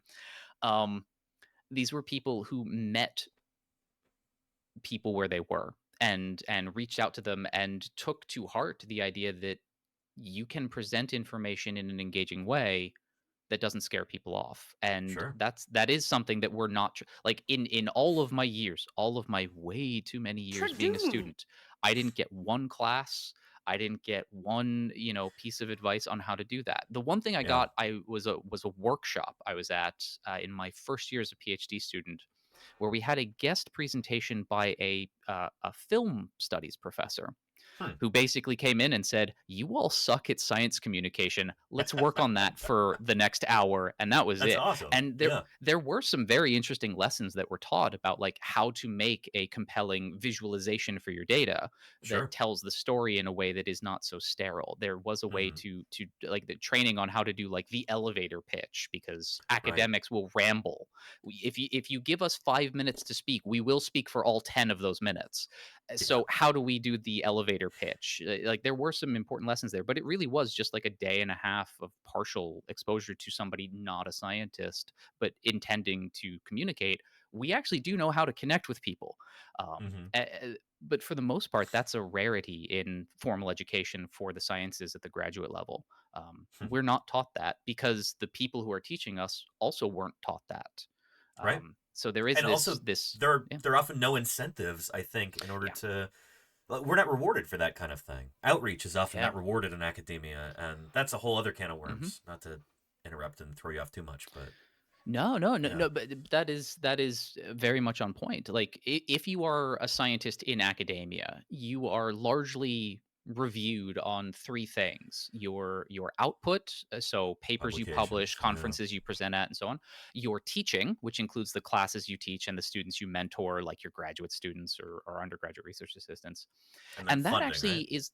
Well, funding is sort of the other major one, but that is usually wrapped up in your productivity and deliverables. But and then the other is your service to the community. And as far as service to the community goes, there really isn't much incentive to do scientific outreach. The service to the community is usually how many times have you served as a peer reviewer? How many conferences have you helped organize? Or sometimes how many committees do you sit on? Yeah, exactly. How many committees do you sit on? It is necessary work for the health of the community, but it is very insular. It can be a little because Odinistic almost. And it's because time is a zero-sum game. Any minute that you're spending doing public outreach like this is a minute that you're not writing an NSF grant application. Sure. You can't actually do both in a real sense. You stream that on Twitch, but I think a few months ago, Volcano Doc did a stream where she was talking about her NSF grant application. I don't know if she was showing on stream too, which is really cool. I wish I could be there for more of those. Again, going back to the theme of finite time. But But and the thing is, doing public outreach like this is not something that can be easily quantified for the purposes of an annual review for your tenure portfolio, or negotiating a raise or promotion from assistant to associate professor, anything like that. So the academic infrastructure is burdened by having their metrics become targets, which is a kind of fun saying, and you can game those things. You can game how many publications you have or how many citations you have, and researchers do, because that's the incentive structure of academia. There's actually some research on that. I think one of them actually has the title of a quote from one of the researchers interviewed: "I get paid to publish." Like it was this qualitative interview about how do researchers feel what their job is as a professor. And it is a little demoralizing and dehumanizing, but it also illustrates that all of us are responsive to the incentive structure of our environment. So we should probably focus on changing that if we want to do better. I completely agree. I don't know. I've been lucky enough to be able to step away from academia to a certain extent. I'm still conducting research, I'm still publishing papers, going to conferences, all that stuff, but not having my income tied to those deliverables, not having to be in that academic rat race has been immensely freeing, and I thank my lucky stars and the subscribers every day that I don't have to do that anymore. I don't even have to think about that, really.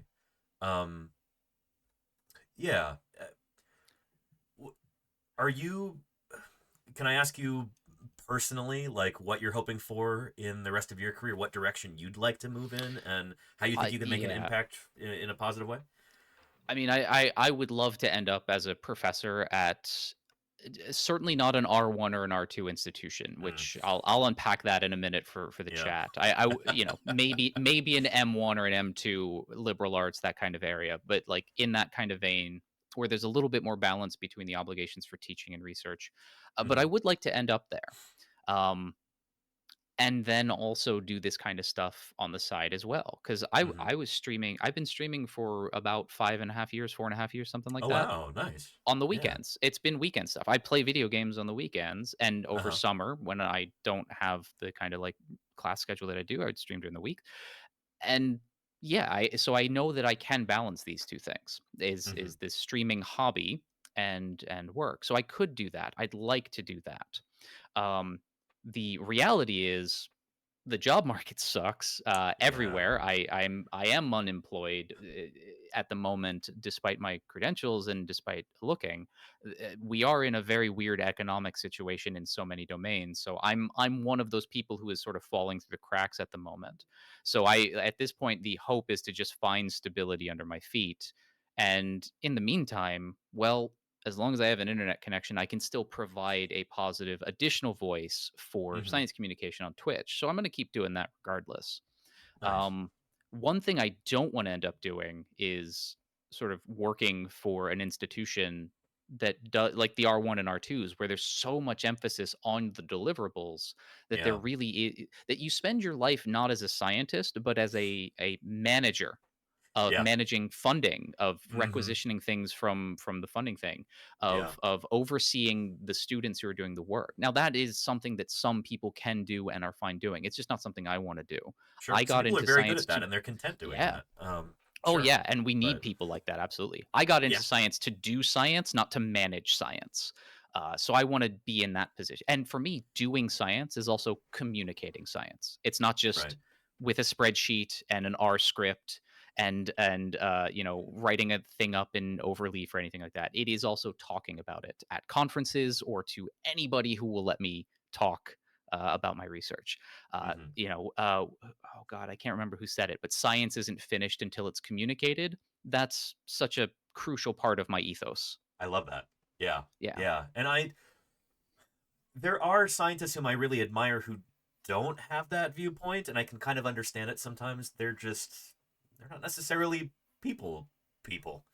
And science takes all types, but I do feel like most scientists are driven by passion, by just a kind of an unquenchable need to understand things, to discover new stuff. And usually that comes with the kind of enthusiasm that drives you to communicate that to other people, to talk to whoever will listen about what we're working on. And but yeah, I don't know. All too often I feel like academia kind of takes that passion and kind of crushes it. And I've seen that happen in a lot of my colleagues, and it's really dispiriting. And it doesn't do so evenly across the board. The institution really is asymmetrical in who gets that quashed sooner. There was some recent research about the rates at which people leave academia or leave science, actually, I think specifically. Socioeconomic status, I'm sure, factors into that significantly. Yeah. Some, but also women leave science at higher rates, at faster rates, because the scientific community is still very much a boys' club that really is not doing enough to deal with harassment. People of color, or rather members of racial or ethnic minority groups, will leave at faster rates than members of racial or ethnic majority groups, because academia and the scientific community still don't do enough to address these institutional norms and standards that facilitate harassment, abuse, dismissal, ignorance, objectification, and so on. And that ends up ultimately harming science as well, because think of all of the creativity and wonder and technical skill that we are losing when anybody leaves academia. And if so many people from a particular what's called positionality are leaving academia, we lose that viewpoint, that unique voice that can allow us to look at a problem in a way that we haven't looked at before. Absolutely. And that is going to distort our view of the natural world. You said earlier about gatekeeping science. Don't gatekeep science. Anybody can contribute to science. This is a very long-standing aspirational norm. Is the universalism of science. As long as you're following the rules, like you're not making up data or lying or hurting people, you can be a scientist, and you should be welcome at the table. It doesn't matter what your degree is. It doesn't matter what your name is, what your family is. It doesn't matter how much money you have. As long as you are engaged in good behavior, you are welcome at the table of science. And we fail to live up to that aspirational goal way too much. And I wish that there was more done about it, because unfortunately a lot of things that have been institutionalized to do that are kind of like putting a band-aid on the problem. Definitely, yeah. Just Yeah. trying to, I don't know, have the appearance of trying to tackle these issues without actually dealing with anything systemic. Yeah. Yeah, that's You know, and you know, we are talking a lot about science as academia because that's what we're most familiar with. But science is also in government, private industry, and so on. But to keep it in the academic context, for instance, Title IX offices at universities are underfunded and understaffed deliberately so that they are unable to adequately fulfill their obligation to protect the rights of women in education, to access education and things like that. And uh, we should be complaining about that more, because we lose colleagues, we lose friends, we lose research assistants, we lose so many people when we are fostering a hostile environment to groups of people. Earlier, when I defined science in part by its non-epistemic values, it's because things like this, things like inclusivity, have epistemic consequences. We lose the viewpoint and the creativity, as well as even just selfishly the working power of many people to do the work. Like 500 scientists are going to do less science than 1,000 scientists. So maybe let's not gatekeep out 500 scientists because they're women. Like that. Just selfishly, all of us benefit from inclusivity. Right. Yeah. And I feel like a lot of this, a lot of that gatekeeping can kind of arise or be exacerbated by just not having enough resources in the first place. It's like things get cut, and then you know, that can cause squabbles between scientists. It can cause us to kind of turn on each other a little bit. You get this in lots of situations like that, where limited resources cause infighting, and it's something that I'm a little bit, well, more than a little bit worried about. Over the next 4 years, people know what I'm talking about. Yesterday on my so I normally do my science stuff on Wednesdays, but yesterday I was talking about how evolutionary psychology as a subdiscipline probably just is pseudoscience from like just from a theoretical standpoint. But I also peppered it with comments about like, oh, you know, if you look at EvoPsych journals, like 50% of their articles are specifically about human mating behavior or sexual behavior. Like it is a discipline that is largely concerned with the sexual lives of undergraduate students in a way that is just so creepy. But theoretically, it also kind of fails to live up to the evidentiary standards of other domains. And the conversation veered into referencing Lysenkoism in the Soviet Union. Soviet Union, yeah. Because Lysenko, above and beyond Lysenkoism being an approach to doing science and some empirical maybe claims you can about actually take a step back and explain what that is to anybody in the chat who might not be aware, who was Lysenko and what's this kind of whole milieu right here. Oh, sure thing. So Lysenko was a biologist in the Soviet Union and geneticist who had some very unusual ideas about how to improve agricultural science, in part by rejecting evolutionary theory via natural selection. He had these other sort of amorphous and poorly defined mechanisms going on. He wasn't strictly speaking a creationist, but he was, you know, not an evolutionist in the sense that we would understand. In a different jacket, yeah. And what happened is he through political maneuverings in the Soviet Union rose to some degree of power and prominence in a way that allowed him to leverage the state's power to silence his scientific critics, including getting them jailed for life or even executed in some cases. So he was leveraging the power of the state to go after his adversaries on his scientific adversaries. And so the conversation sort of veered that way because there are a number of evolutionary psychologists in the United States today who are very, very cozy with the members of the incoming administration who likewise want to leverage the power of the powers that be to not just instantiate what is ultimately eugenics in a trench coat, but to punish various aspects of the scientific community that oppose them on empirical grounds or theoretical grounds. Because, for instance, evolutionary psychology really kind of depends on gender essentialism and race essentialism in order to be a theoretical assumption for its conclusions. And we just kind of know from so much research that both of those are axiomatically false. They just can't be true. Um, Human geneticists have long ago discarded the idea that race is a genetically meaningful construct, but evolutionary psychologists haven't gotten the memo in the past 60 years. So it's just So kind of there essential are to their entire viewpoint. It's like it has to be based on race being this essentialist, like, yeah. They are a group of individuals who are, they have PhDs, they are members of the scientific community, they got training and all that, but they are leveraging the power. They are attempting to leverage the authority of science to come to anti-scientific conclusions, and a lot of them are very cozy with politicians and political actors and lobbyist groups who are about to take a lot of power in our government. And there are a number of us who fight against them who are very worried about what the institutionalized pushback is going to be, a la Lysenkoism.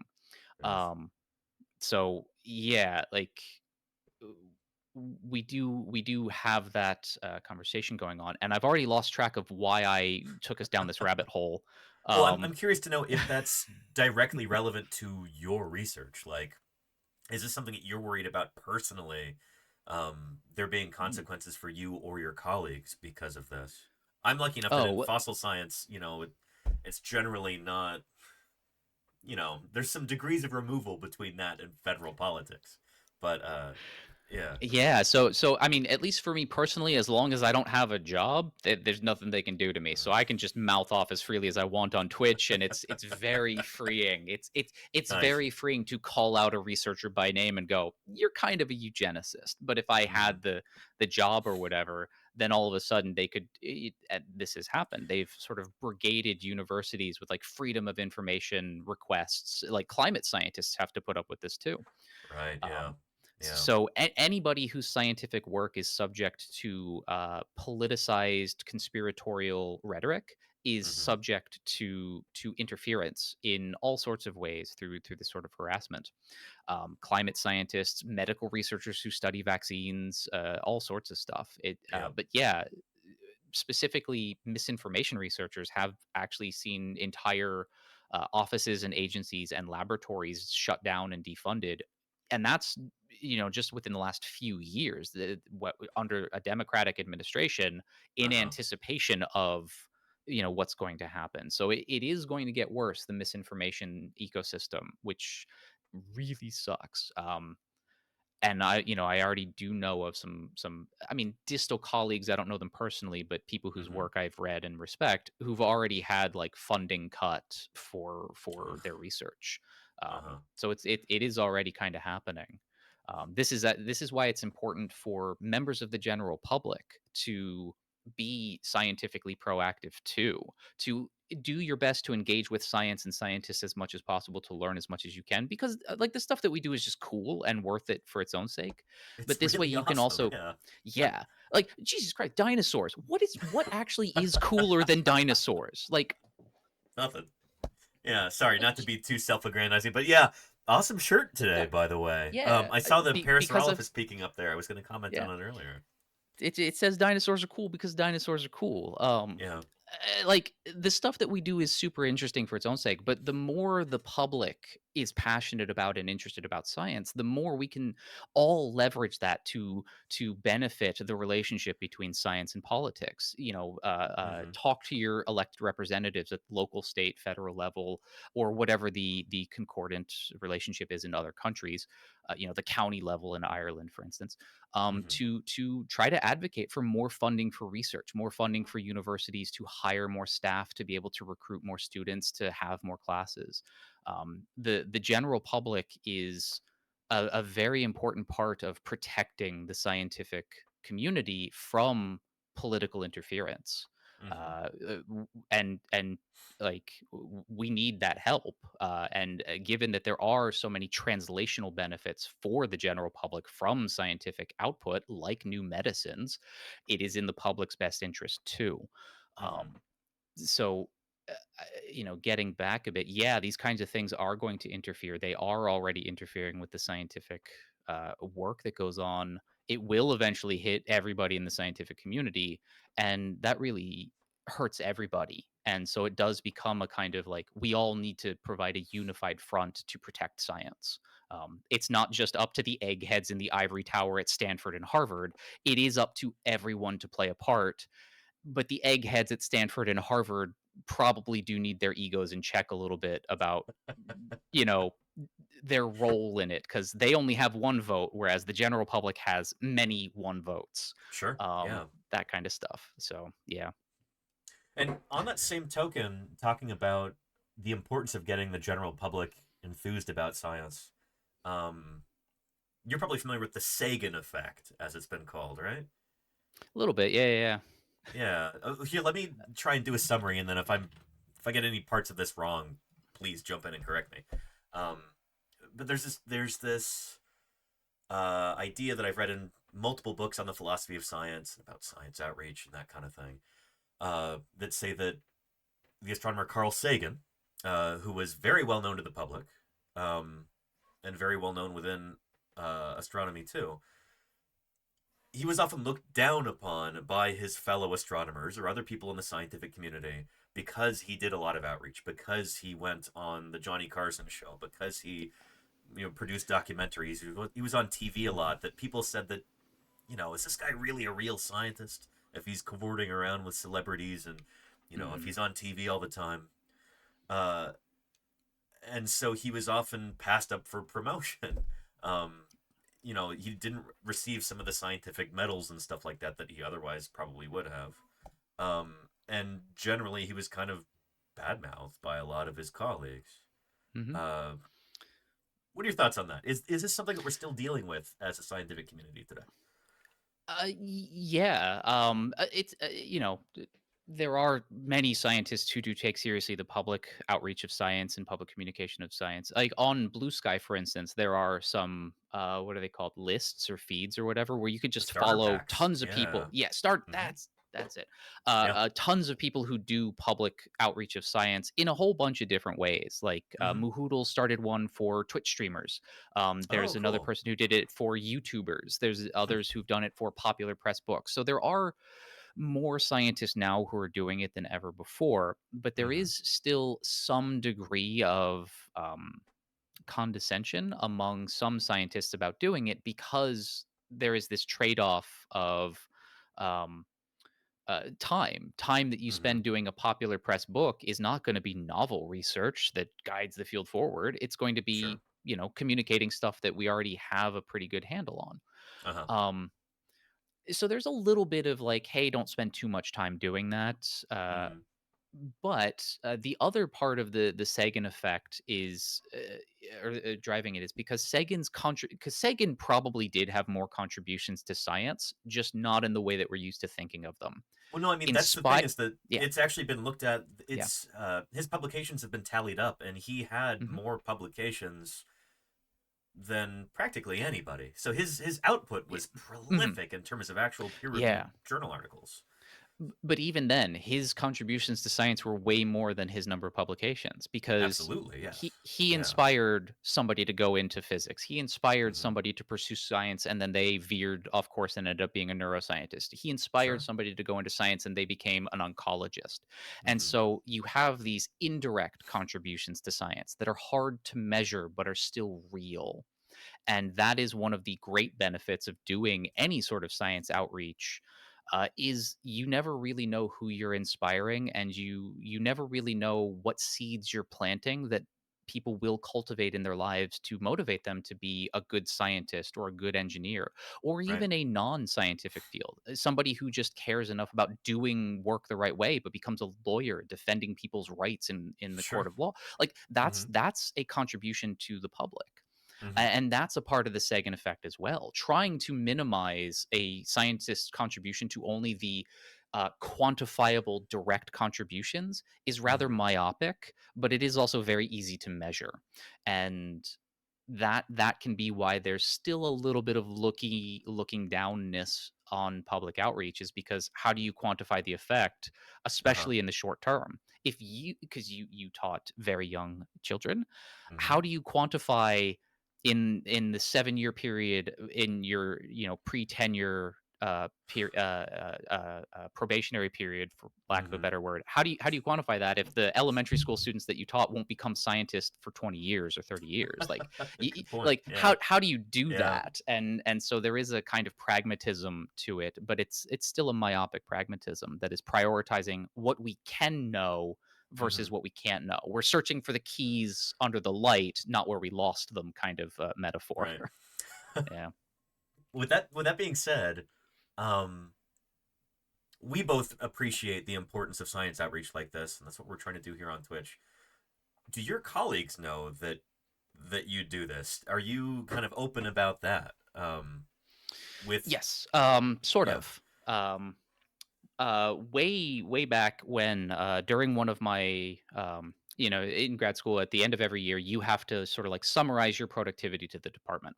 Uh-huh. Um, in 2020 to 2021, one of the things I did was do my Twitch streams, do my speed running for a charity fundraiser marathon that was raising money for a bunch of charitable causes related to the Black Lives Matter movement. Mhm. Um, and I threw that in as a kind of like what else is not included here kind of thing. Your Here's a publications, your community thing that coursework, you're etc. doing. Yeah.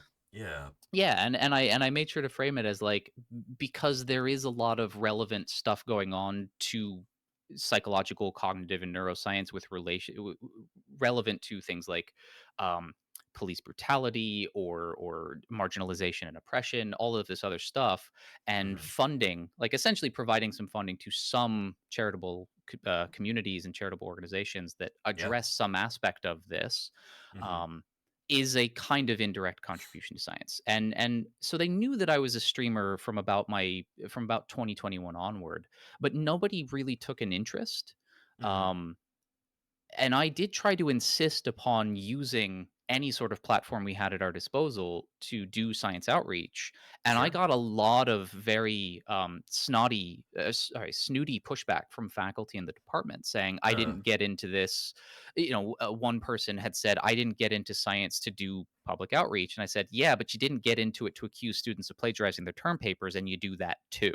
So like, there's a lot of things that we do in our job that we didn't sign up for. So Yeah. maybe push it. And I got other pushback that was like, yeah, but it's too hard to do it. And I said, you have a PhD. You don't get to complain about things being hard. You do hard things. So Uh-huh. I mean, ultimately, if they don't want to do it, they don't want to do it, and they could just Sure. say that. But there was Yeah. this pushback. Now, that said, I did have some of the graduate students who did let me know privately that they would hang out in my streams, which was always kind of nice. Uh-huh. They've yet to reveal themselves in chat, and that's perfectly fine. But this was also like when I was gaming.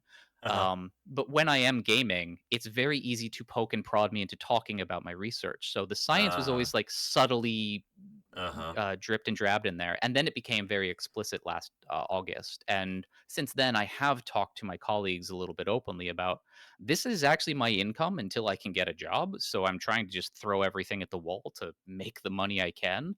Mhm. And this is where the incentive structure lies.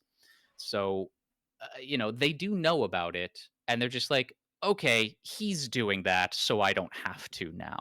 And like, Mhm. good for him. So there is some awareness, but there's still this institutional, like, yeah, but it's not for me. Yeah. That said, a lot of the faculty in my department, my former department, they do have regular podcasts. Hmm. They do publish articles in trade magazines, so like Psychology Today, and Sure. some of Okay. them have written popular press books that you could find at Barnes and Noble. So they do Mhm. science communication and outreach in a different way. But Sure. and that's good. A plurality of methods for a plurality of people, or sorry, pluralistic methods for whatever. I butchered whatever my pithy phrasing was, but yeah, Your meaning is gotten across. yeah. Yeah. So yeah, so there's some awareness, but it is also just not for everybody. Mm-hmm. Huh. It's interesting. I feel like I've seen some similar attitudes in my field. I think I told you that when I was attending the Society of Vertebrate Paleontology meeting last year, I presented one of my posters on science outreach here on Twitch, and it was really interesting the reception that I got there. Just about anybody under the age of 35, when they would walk by, they were really interested in it. Like, oh, either I have heard of Twitch or I haven't, but I kind of understand this on some level, and I find it interesting, and I want to talk to you about it. And then people who are over that 35 years old threshold, oftentimes, that have no idea what this is, and they almost recoil from it. It's, and I'm sure part of that is the medium, because you know, Twitch might be It's new. a little bit intimidating. Yeah, to older folks, and that's understandable. But also, I feel like, at least in paleontology, the younger generation of scientists is more amenable to this idea of science outreach. Like, they see the value in it. And yeah, do you see the same thing in your field too? A little bit. But not even just my field, just a little bit more generally. Like older scientists, so like older in 35, 40 or whatever, they are going to be doing science outreach in older technological methods, which from an internet standpoint also includes blogs. You know, one of the Paul Zachary Myers, a developmental biologist at University of Minnesota. He's had his blog Pharyngula that's been doing scientific outreach on there, along with just being his personal blog for like over 20 years. And that's where he does it. Hang on, was that the correct name? That's shoot, what was the name that you said? Not the name of the blog, the name of the researcher? Paul Zachary Myers, PZ Myers. Oh yeah. That completely sailed over my head. Yeah. No, I'm pretty sure I support PZ Myers on Patreon. I want to bring him on for interview at some point. But and you know, he's great. Yeah. And he eventually did adopt doing YouTube stuff as well. So he you know, some people will adopt, others won't. But there is this, you know, some of the older science communicators, and I'm using older not in a kind of being old sucks kind of way, but they are just chronologically older. You know, Phil Plait, the bad astronomer, legacy scientists. Yeah, certainly. Yeah.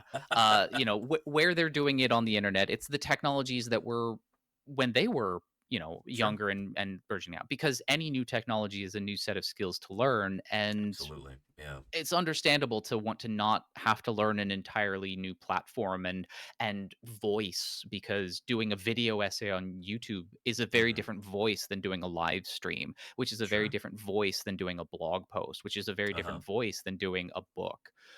So learning a new voice as well as the new technology, you know, think about what's going to happen in 20, 25 years that we're not going to want to jump on into, because we don't want to learn, you know, we don't want to synchronize to the singularity. Yeah, exactly.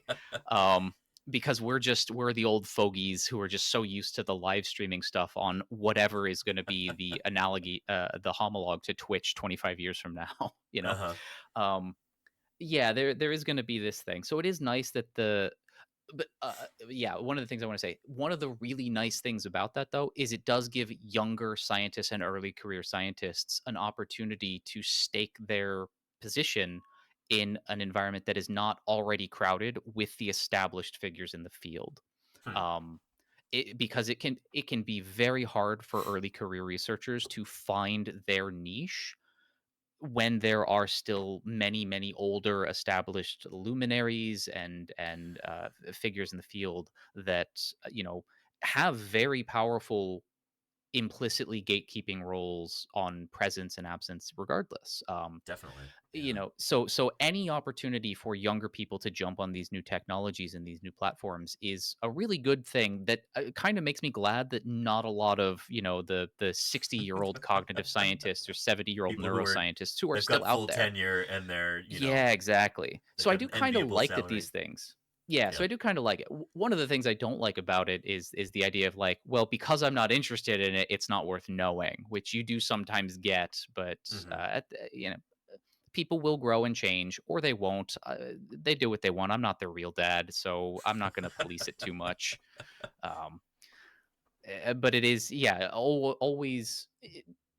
By the way, a theme throughout a lot of my responses to your questions are trying to embed the topic in the larger sociology and culture of science, Sure. because there's so many intersecting venues going on here that it's worth sort of always acknowledging in some sense. So if anybody in chat wants me to like go back to anything or if anything Danny says, like because we're talking Please, in yeah. kind of a high level, please feel free to say, hey, what the heck are you talking about? We're more than happy to be responsive to that. But so from your experience at SVP at that, aside from that Mhm. kind of like age delineation, Yeah. the kind of engagement that people had with your poster, what like how receptive were people to it as something that they could think of incorporating themselves versus how much were they thinking of like, oh, it's really cool that somebody's doing that, but oh, it's not for me, I'm too scared, or I don't know how to do it. Like what was your sense of the kinds of engagement that you Good got? question. Yeah. I feel like the way that I set the poster up, I wanted to just throw everything on there that I could. So there were a ton of visuals, there were a bunch of different ideas, there were a bunch of testimonials from chat and stuff. But some of the things that really caught my colleagues' attention the most were some of the financial figures that I put on there. It's like, here's how much money we were able to raise for field work. Here's how much, here's my revenue from the past, however many years on Twitch. And that really got people's ears to perk up a bit. And also the idea of fieldwork streams. I think maybe if there was one thing where people saw it and they thought, maybe this is attainable for me, maybe this is something that I can do, it was the idea of streaming live from the field via satellite or whatever. Just the idea that somebody can do that's just like, well, shoot, maybe I should be doing that. That would be the sort of thing that I'd be interested in watching. So maybe people would be interested in watching me do that. Yeah, does that make sense? Yeah. I mean, yeah, that makes perfect sense. Being very responsive to the incentive structure. Yeah. How do we get the resources we need to do the work that we want to do? That makes perfect sense.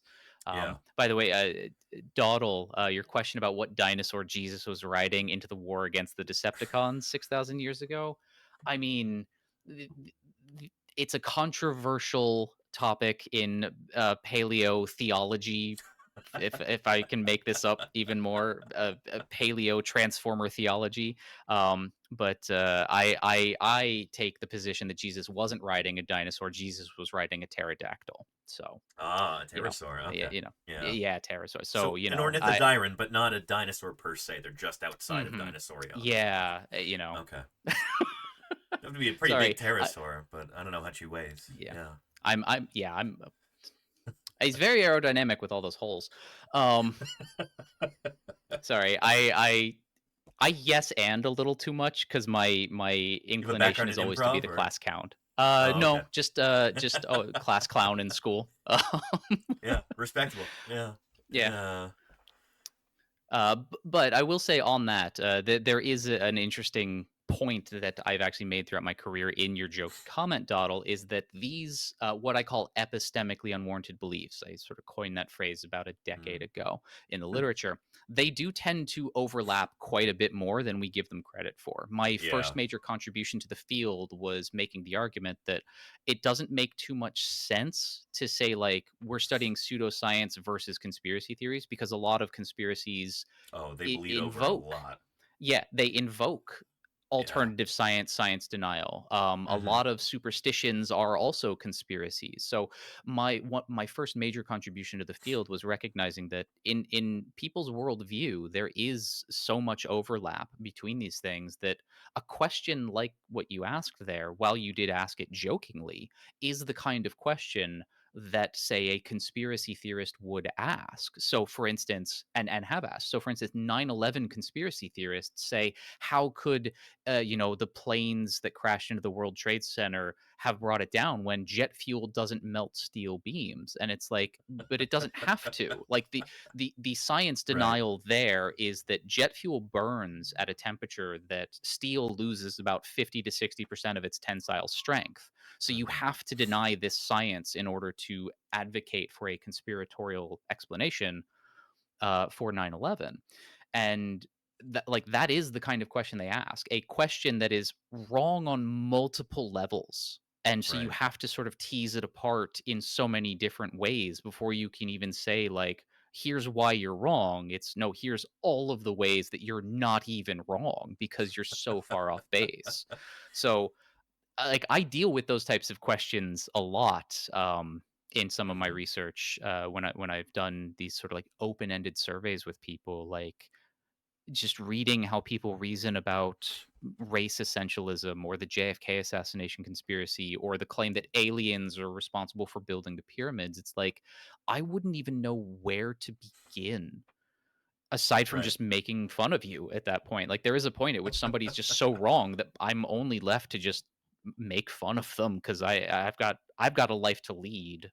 Well, I've and got video that games can to be play. Yeah. that can be an effective counter to that sort of thing too. If other people are watching, it might not convince the person that you're making fun of, but if you can show everybody around that this person's made an object of ridicule because they believe something that's crazy bonkers off the wall nonsense, then that can kind of inoculate everybody around them against that sort of belief sometimes. And at the very least, it can be an opening to people recognizing all of the other ways that somebody is wrong, but are outside of their area of being able to acknowledge. A really fun example for people on Twitch lately is when Elon Musk recently streamed himself playing the game Path of Exile 2. Yeah. He revealed himself to know nothing about the game despite having like the 7th best character in the game or something like that. And then that really opened up a lot of video gamer fanboys of Elon Musk to be like, wait, if he's very clearly lying about this that I know because I also play a ton of Path of Exile 2, then like, is he I lying might know a lot about about rockets or electric cars? yeah, Or this is he or that, lying and I about do the know this SpaceX thing. rockets? So Yeah, is he lying about the boring tunnel? Is he lying about the like? And that has been a way to open up people to the idea that actually, yeah, Elon Musk is as knowledgeable about rockets as he is about Path of Exile 2, which is to say, not at all. In much the same way that others of us would look at, say, somebody like Christopher Rufo and say, like, hey, this dude was at the Institute for Creation Research. He knows as much about racial politics as he knows about evolution, which is to say nothing. So, like, let's try to counteract him. Was he at ICR also? Discovery Institute. It was either I know he was. Discovery Institute. Yeah. It was Seattle. Yeah. They're the same thing to me. All creationism is the same. There's a lot of overlap. There's a lot of overlap, and that's again going back to that idea.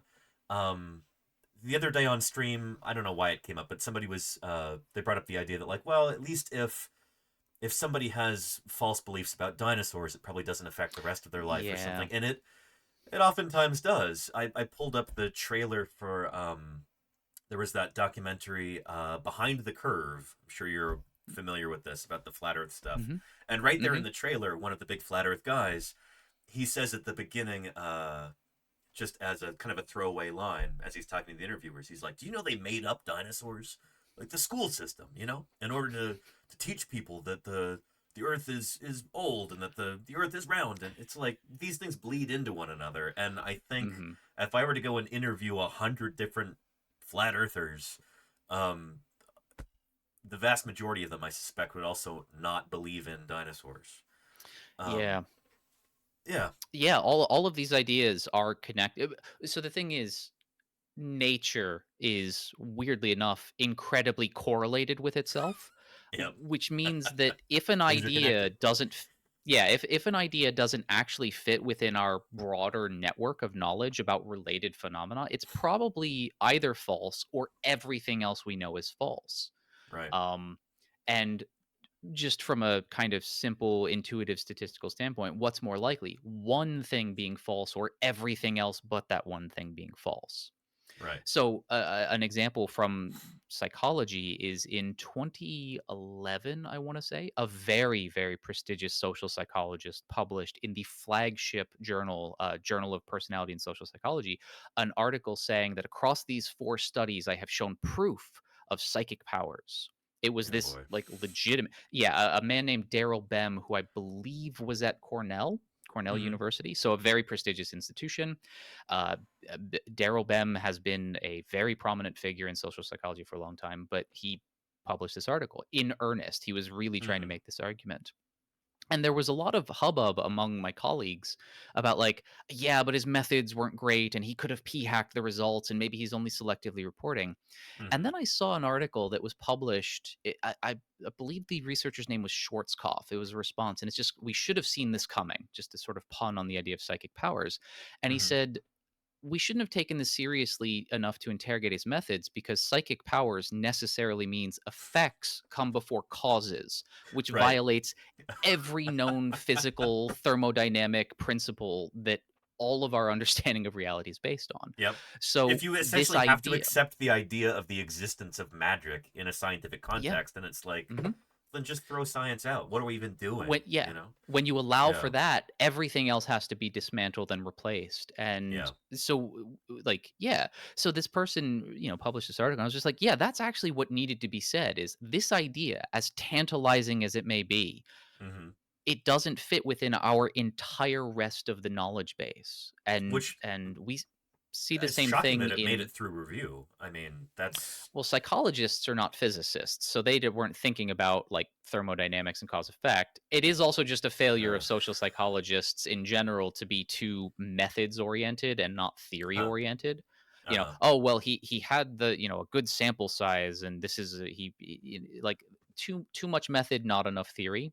Mhm. I also can't remember who said this, but there's actually nothing as practical as a good theory because it does help constrain what is possible for you to do. And so you Yeah. do need to have theory driven research.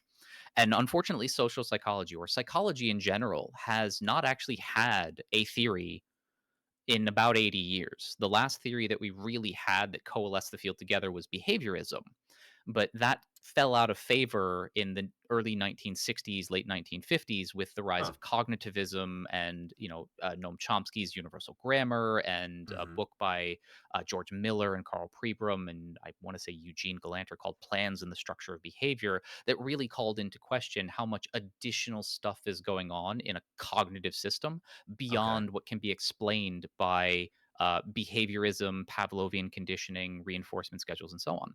So Huh. we really, but since then, we really haven't had a theory the So way like that, an say, overarching structure, yeah, like to kind of organize all of the thoughts, like all yeah, of these we different don't, phenomena in psychology. yeah, And then in the way that we we have don't like have natural selection in evolution, for exactly. instance, or yeah. Yeah. Huh. Yeah, classical mechanics or quantum mechanics as theoretical cores for the discipline, Okay. evolutionary theory for biology. Yeah. Psychology, cognitive science doesn't really have that. We're a very adolescent profession Huh. that is not appreciated as much by its practitioners. We suffer from what's called the toothbrush problem when it comes to our theories. Uh-huh. Toothbrush. Everybody has one. No one wants to use someone else's. So everyone has their own theory, but are very reluctant to use someone else's. Um, Interesting. so like like despite the fact that we are over 100 years old ourselves, we haven't progressed to the point that there's something that binds us together in even an abstract way. There have been efforts, but they are Uh-huh. not really being adopted by the community When for you say good reasons, efforts, do you bad mean like reasons. different schools of thought, different like Yeah, what would yeah. be an So example of that? yeah, so a good example of this would be in starting in about 1992. Some researchers proposed this concept of embodied cognition. That Okay. basically cognition is not restricted to what goes on in the brain. That the physical form that your body takes Mhm. is both reflective of the cognition that you can do and also reflective of the cognition that you do. Hmm. So, for instance, we our physical embodiment doesn't have the sensory capacities of, say, a shark. They Sure. have a different sense that we do, this electrochemical detecting yeah. sense. They are going to navigate the world just purely based on their sensory capacities in a way that's different from us because they are sensing and perceiving a different world than we are, and not just Sure. because they're underwater and we're not. Mhm. Having bipedal locomotion versus quadrupedal locomotion is going to Mhm. affect how you can navigate the world. And so, how you navigate the world is also going to be reflective of what cognition you end up developing and the kinds of selection pressures that are on your species, yourself as an organism, and so on. Mhm. So embodied cognition is this very radical idea that the way that we think is dependent on our body. Okay. And not just our body, but our body situated in an environmental context that Hmm. we are not, you can't actually reduce us to a brain in a vat and Mhm. actually have us because our selves are embodied. So this Sure. sort of techno-futurist sense of uploading your brain into the singularity, you wouldn't be because Right. you would then lack the embodiment that constitutes your cognitive capacities. That makes sense, yeah. A computer doesn't need a motor cortex because it's not moving its arms around and dancing, a jig or anything like that. But you Moving its need eyeballs that. around, like, in order to Yeah, perceive the world around it. Yeah, yeah. exactly. So that was the last sort of major effort that has some purchase in some corners of psychology, but it's Okay. still not formally, it's still not like widely adopted Mhm. because of some theoretical commitments that it makes that that other people just don't necessarily want to commit to yet. Hmm.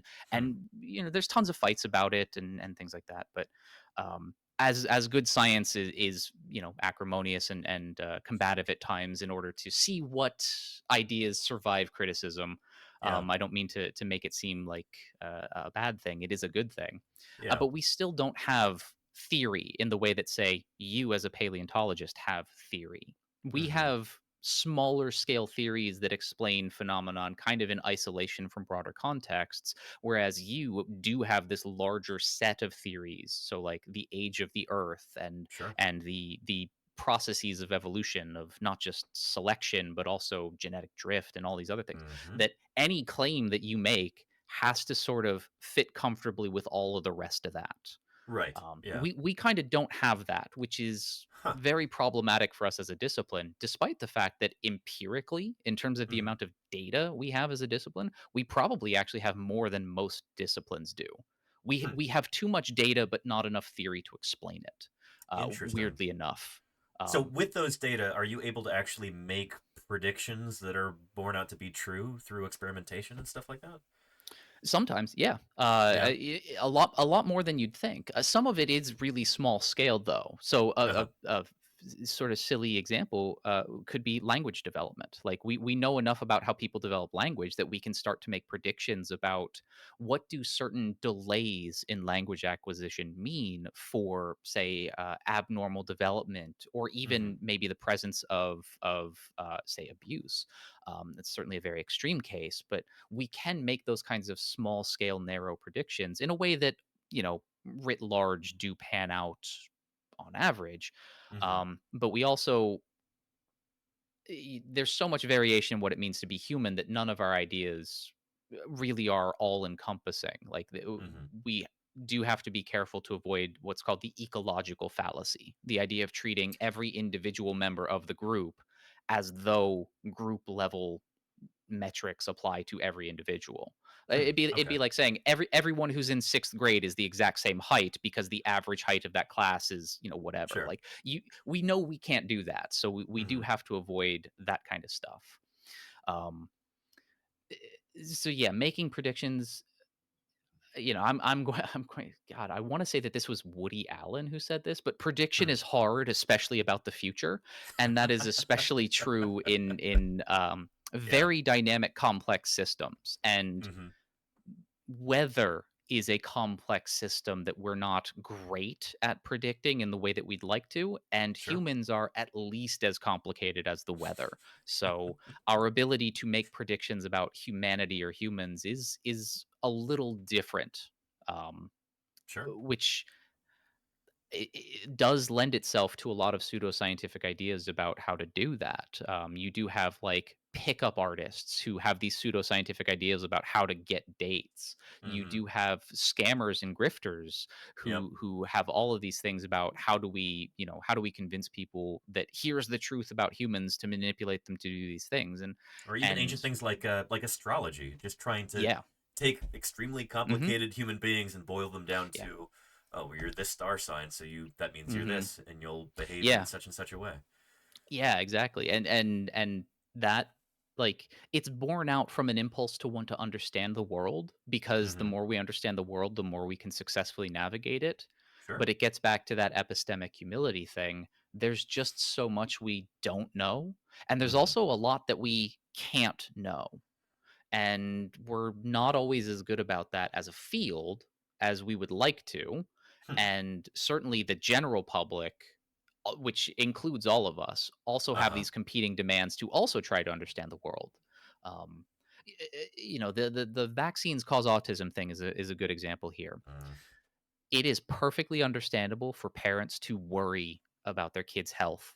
It is perfectly understandable to want to do the right things as a parent to protect your kid. I can think of nothing more sympathetic than wanting to be a good parent and looking out for your kid. Sure. And that can put people in a vulnerable position to believe the anti-vaccine attitudes of people like RFK Jr. or Jenny McCarthy or Andrew Wakefield. People who believe wrong things are not bad people. They're just people. And we need to connect with people as humans, relate to them in order to help them protect themselves and to protect us from these bad ideas that are motivated by very understandable impulses to want to successfully navigate the world, protect the people we love, protect ourselves.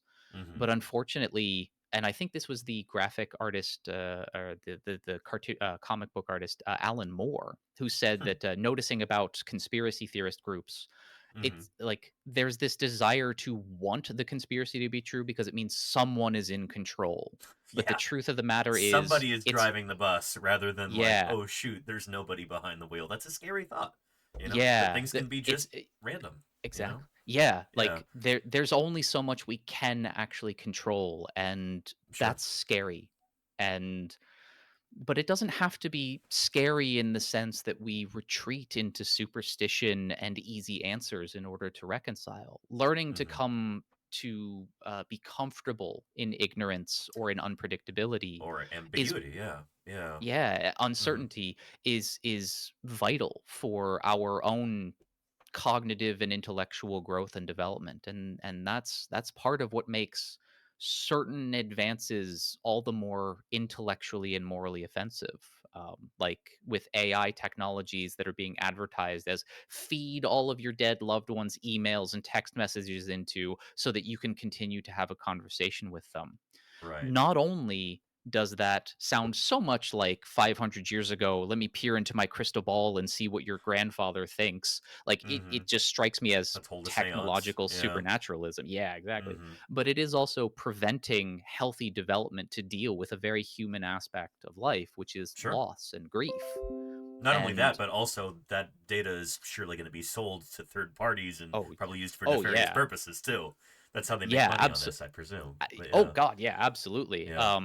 So anything like easy answers or things that appeal so strongly to what we want are the things that we should be holding to the highest standards. Yep. Because those are going to be the things that could fool us in ways that we refuse to acknowledge because they're comforting. Creationism may be comforting to some people because it does add this layer of somebody's in control that we attribute benevolence to, and I do sympathize with that. Yeah, or but that we are at the center of the universe, or that we're special. That the Earth was created especially for us and for us alone. That gives some people the warm fuzzies, and I understand that on some level. Yeah, anti-climate change is understandable because the thought that especially since people don't actually have power to change that. It is your Elon Musks and your whoever runs BP and all that. They're the ones who are destroying the world. It can be understandable for some people to be like, that's too serious, so I don't want to acknowledge that to protect my sort of psychological health, Sure. and It's I'll comforting to reject just its think that validity. like Yeah. everything's going to be okay. The hype is, all the Yeah. stuff is overhyped, the threat's overblown, all that stuff. So simple answers are very seductive and appealing, and those are the things we should hold to the highest standard, and that's why it becomes very important for any scholar, philosopher, scientist, whatever, to model what it means to hold your ideas to a high standard. Earlier on your stream, you showed that video, I don't remember the researcher's name, who said like, "This is so cool, but I must be wrong," or something to that effect. Sure, yeah. Like taking this idea of like, this is so cool, this means so much, but let me make sure that I got it right first. Like that is a good model of how to approach this stuff. And being able to put that on display, model that behavior is very important, because it can also illustrate to people that it's okay to be wrong. It's okay to admit that you were mistaken. It's also okay to admit that you stumbled into being correct, um, and things like that. It's okay to be human. We're all navigating this rock together, so let's do it together in a kind of cooperative sense. Also, Mahoodles with a Yeah. massive raid. Thank you for Thank you that. so much, Moo. Yeah, thank you so much, everybody coming in from Moo's channel. You've joined a conversation I'm having with Paleontologizing about philosophy of science, the nature of science, the sociology of science. Paleontologizing, one of the much like Mahoodles, one of the best science communicators on Twitch. So if those of you coming in from Moo's channel aren't following Paleontologizing, absolutely go give him a follow as well. But if and anybody who's watching this stream who's not following Mahoodles, one of the best science communicators on Twitch, you should absolutely be following Moo as well. So welcome on in. Glad to have you. And thank you so much, Moo. I hope you're having a good one and you had a good stream. Yep. Thank you very much, Mahoodles. I really appreciate it. Raiders, welcome. We're doing a joint stream right now, me and Rakadactylus. If you're not familiar with Rakadactylus, you should absolutely follow him as well. So he's a cognitive scientist. He studies why people believe weird things and what we as scientists can do about it. Is that a decent blurb? Is that a good summary? Yeah, and paleontologizing, I'll do your blurb. Fossil scientist, paleontologist is a fossil scientist. He studies dinosaur fossils in particular, even though paleontology is more than just dinosaur fossils, although let's be real, the dinosaurs are the coolest. And he is the co-discoverer of several species of dinosaur, including Triracuncus prairiensis. That's correct. Yeah. Yes, I don't know if I'm co-discoverer there, but I'm one of the authors on that paper. But there's a number of other dinosaurs that I have discovered that I can't tell you about yet because they're still unpublished. But hopefully next. But there's also dinosaurs you've discovered on stream as well, because Paleontologizing will take the stream out into the field during the summers, and we get to watch as he and his colleagues dig up new iguanodontians, new other dinosaurs, and so on. So very, very exciting. To be clear, I didn't discover most of those, but we were digging them up for the first time. Fair enough. Yeah. I don't know. Fair enough. It gets kind of loosey-goosey sometimes. Like, who is the one who actually discovered this particular dinosaur? And usually it's just the first person to stumble across it as it's eroding out of the ground. There's a few of those that I have discovered where I've done that. But usually it's another member of the team. And I want to give credit where credit is due in those cases. So Claire Burr was typing a few into there. I did not discover Chomper Rex or the new Ankylosaur. There was a new Ceratopsian that I found in 2012. Hopefully it'll be published in the next few years. But yeah. There we go. But yeah, so welcome in.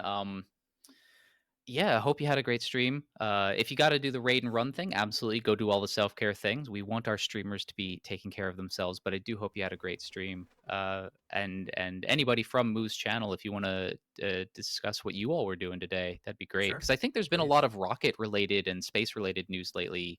I saw that. There were some streams, a SpaceX launch or something like that. There were several different channels that were broadcasting that live. So, yeah. Yeah. So hopefully that was a great time.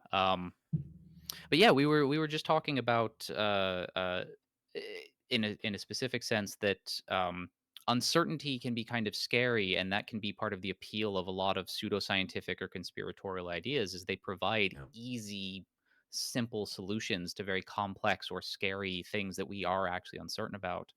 And we we as the scientifically interested and scientifically passionate people, doesn't even need to be scientists, just anybody who's interested in science, can model the accept like that you can live a good life and a happy life and a fine life being unsure and uncertain, to have comfort with ambiguity, because we are trying to find things out about nature. We haven't already found everything out about nature. um, so it is important to model that curiosity, but also that humility of being okay to say I don't know. um, I it think is protective. in a lot of ways, that uncertainty is part of the appeal of certain sciences, like paleontology, for instance. You know, we're trying to reconstruct these ancient ecosystems and figure out what our planet was like tens or hundreds of millions of years ago. And we've just got these little tiny keyholes that we're peering through there in the fossil record. And yet, we're able to gather these data and figure out incredible things. I think to a certain extent, the incompleteness of the picture is kind of what's exciting about it, because there's so much out there yet to be discovered. Like, just in 2024, we've had over 40 new genera and species of dinosaurs published. Hopefully, fingers crossed, we'll have even more in 2025. We're off to a good start so far. 3 new dinosaurs in 2 weeks so far. But yeah, there's so much out there. Like, there's so many discoveries that are just ripe for the picking. And that idea of, I guess you could call it adventure, I think is one of the most exciting things about fossil science. And yeah, do you feel like there's a similar kind of idea for your field? Yeah. So I'll answer the question, but I also do want to make sure that we get to the chaotic time travelers question, because it's a really Oh, yeah, good yeah. one. But to answer your question, yeah, a lot of us in the field are super excited for the various things that we do. Some people do, modeling of brain architecture, structure, and function, and unlocking or discovering the wonderful facets of our brain is very much driving a lot of interest. Some people like me work not at the brain level, but at sort of the cognitive, behavioral, social level, looking at how do we, just as psychologically imbued cognitive agents, navigate the world. There's tons to unlock and discover about that really is just kind of cool for its own sake, and a lot of us are passionate about that stuff. um, and it motivates just a lot of what we do. There is some motivation, obviously, to go into the field, because it may not be the most well-paying jobs in the world, but like there's a comfortable living that you can make as a scientist, economically, and so on. And there is a degree of social prestige of being, a PhD, or at a university, or a published scientist, or somebody with a master's degree who's running a research lab. There is a degree of prestige associated with it. But those are not the only reasons that people get into this. There is a drive for wanting to just know stuff. And yeah, we've got that too. I know way too many people in my field who, when they're done with a project, go, great, now I've got 6 other projects to do that were motivated by what we found on this one. It's like, Yep, well, now that's I how it have to goes. pick and choose what I do. And there is a profound disappointment that they only have the resources to be able to pursue 1 or 2 of those questions instead of all of the ones that were answered. It Right. is, it is something that drives all of us. But yeah, like, very, very similar, I think, you'd get in all of the scientific fields. There's a lot that's driven by not knowing, and sort of venturing out into the recesses of our knowledge to see what we can find there. There's this nice, almost like a thought experiment model, whatever you would call it, way to try and visualize the scientific enterprise. It's like you're expanding the perimeter of human knowledge. And each one of us is just kind of pushing at the at the perimeter right there, just trying to expand it ever further. And sometimes we gain some purchase and we're able to push it out a little bit. And we're all doing this in all of our different scientific fields, just trying to all contribute to that sum total of human knowledge like that. Yeah, it's great. But to get to Chaotic Time Traveler's question, Yeah. what advice would you give to someone looking to start science outreach? Danny, I'll let you go first since you have way more experience than I do. Oh, I don't know about that, but I would say find something that you're really passionate about, something that you can speak on with some semblance of authority. You know, something that you know a lot about, and learn more about it. Like, use this as an impetus to become more of an expert on it, and then just start. I mean, I think the biggest challenge, this is the same advice that I give for people when they ask me, like, you know, what advice do you have for starting a Twitch stream? Find something that's unique to you, something that you're really passionate about, something that you're good at, and then just start doing it. Because it's not going to be great at first. It might be kind of lousy at first, but you're going to get better. It's an iterative process. Yeah. And as long as you enjoy doing it, if you're doing something that you're passionate about, as long as you can drive your own knowledge forward, learn more and more, and then you can hone that skill of communicating that to other people, I think that's what's important. Yeah. What would you have to add to that? Sort of the only one thing I want to build on that is some writing advice that I've gotten many, many times over my life and that I've given over many times in my life. The purpose of the first draft is to exist. It's not to be the final copy. So you have to start with something. So if you want to start doing science outreach, do it. But the only thing that I would add on sort of different from that is it does kind of depend on what kind of science outreach you want to do. If I had decided to do science outreach by doing YouTube essays on what I'm interested in, I would have approached it a little bit differently than as a Twitch streamer. If I wanted to do, say, like freelance science journalism or freelance science writing, I would approach that differently than being a YouTube video essayist or a Twitch streamer. So consider all of the different ways you can do science outreach and think about which ones you want to do, and recognize that not all science outreach is done in platforms that potentially have very large audiences like YouTube, Twitch, or blogs or whatever. If you want to do science outreach by, say, starting a science cafe in your area, find a local coffee shop and see if you can negotiate, like, hey, you know, for a couple hours on Thursday, could I, like, you know, run an event here where we talk about science or something like that. Like, that's a local thing you can do that is science outreach. That could be a thing to do. You know, coffee and science kind of thing could be a way that you do that. So think about the ways in which you want to do outreach, but then after that, what Danny said, start. You're not going to be perfect. You're going to make mistakes. You know, on Twitch, common refrain is it's not really a Twitch stream until you have tech issues. You know, the video, the audio, something. Like, people who've been doing this for 10 years are still having errors crop up, mistakes, you know, OBS updates, and now all of your audio settings suck. Like, all of these things happen. And the difference between somebody who keeps going with it and somebody who's worried by that is doing it. Like, I'm gonna, you know, at the start of this segment, I didn't have your audio up, so part of your introduction that you gave was cut off until a viewer said, like, we can't hear Danny. It happens. Like, that's what are you gonna do? Am I gonna be embarrassed about that? No, because it's gonna happen 10 million times between now and when I'm done streaming. So you just gotta go. We're not waiting till everything's perfect. You start. And it'll get better. A thing worth doing is worth doing poorly. If it's genuinely worth doing, it's just worth doing. Yeah. I guess to further echo one of those points that you made too, kind of my journey into professional science outreach, a lot of that started years ago, back when I would work in museums.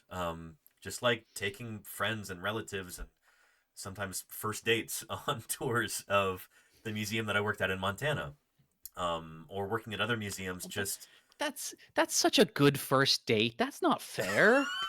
Like, come on, it was chat, usually chat. pretty Who excellent. here Yeah. would love to go on a Yeah. first date or any date at a museum, whether it's an art museum, natural history? That's such a good date idea, and you had an in. That's almost Yeah. cheating. And yeah, that's playing on easy mode to a certain extent. Yeah. Fantastic. But I don't have that. Hey, come and watch me play Zelda really fast. It just doesn't have the same ring to it. Yeah, come look at these dinosaurs that I excavated. Look at my picture there in the museum display. Like, yeah, that's me. Yeah. But yeah, working at other museums too, like sometimes I would, I'd be doing some graphic design or something like that for a museum. Rather than just doing that in the back room, I would set up my laptop and my draw pad out on a folding table out, in the display, out in the exhibition hall. And I'd have a Triceratops arm bone there on the table. I'd be like, hey, ask me if you've got any questions. Don't mind me if you don't want to talk, but if you want to know about some of these dinosaurs, just ask me. And I got into really cool conversations with people, and sometimes it would turn in like a multi-hour thing. There'd be a big crowd there, and yeah, that was kind of practice for the sort of work that I do here on Twitch now. Just being able to talk to people about fossils, express enthusiasm, follow whatever lines of questions they have wherever they'll go. It's very similar to what I do now. So yeah. Sometimes the medium is not even that important. It's just getting started and developing those skills. It can pay dividends in the long run. Mm-hmm. Yeah.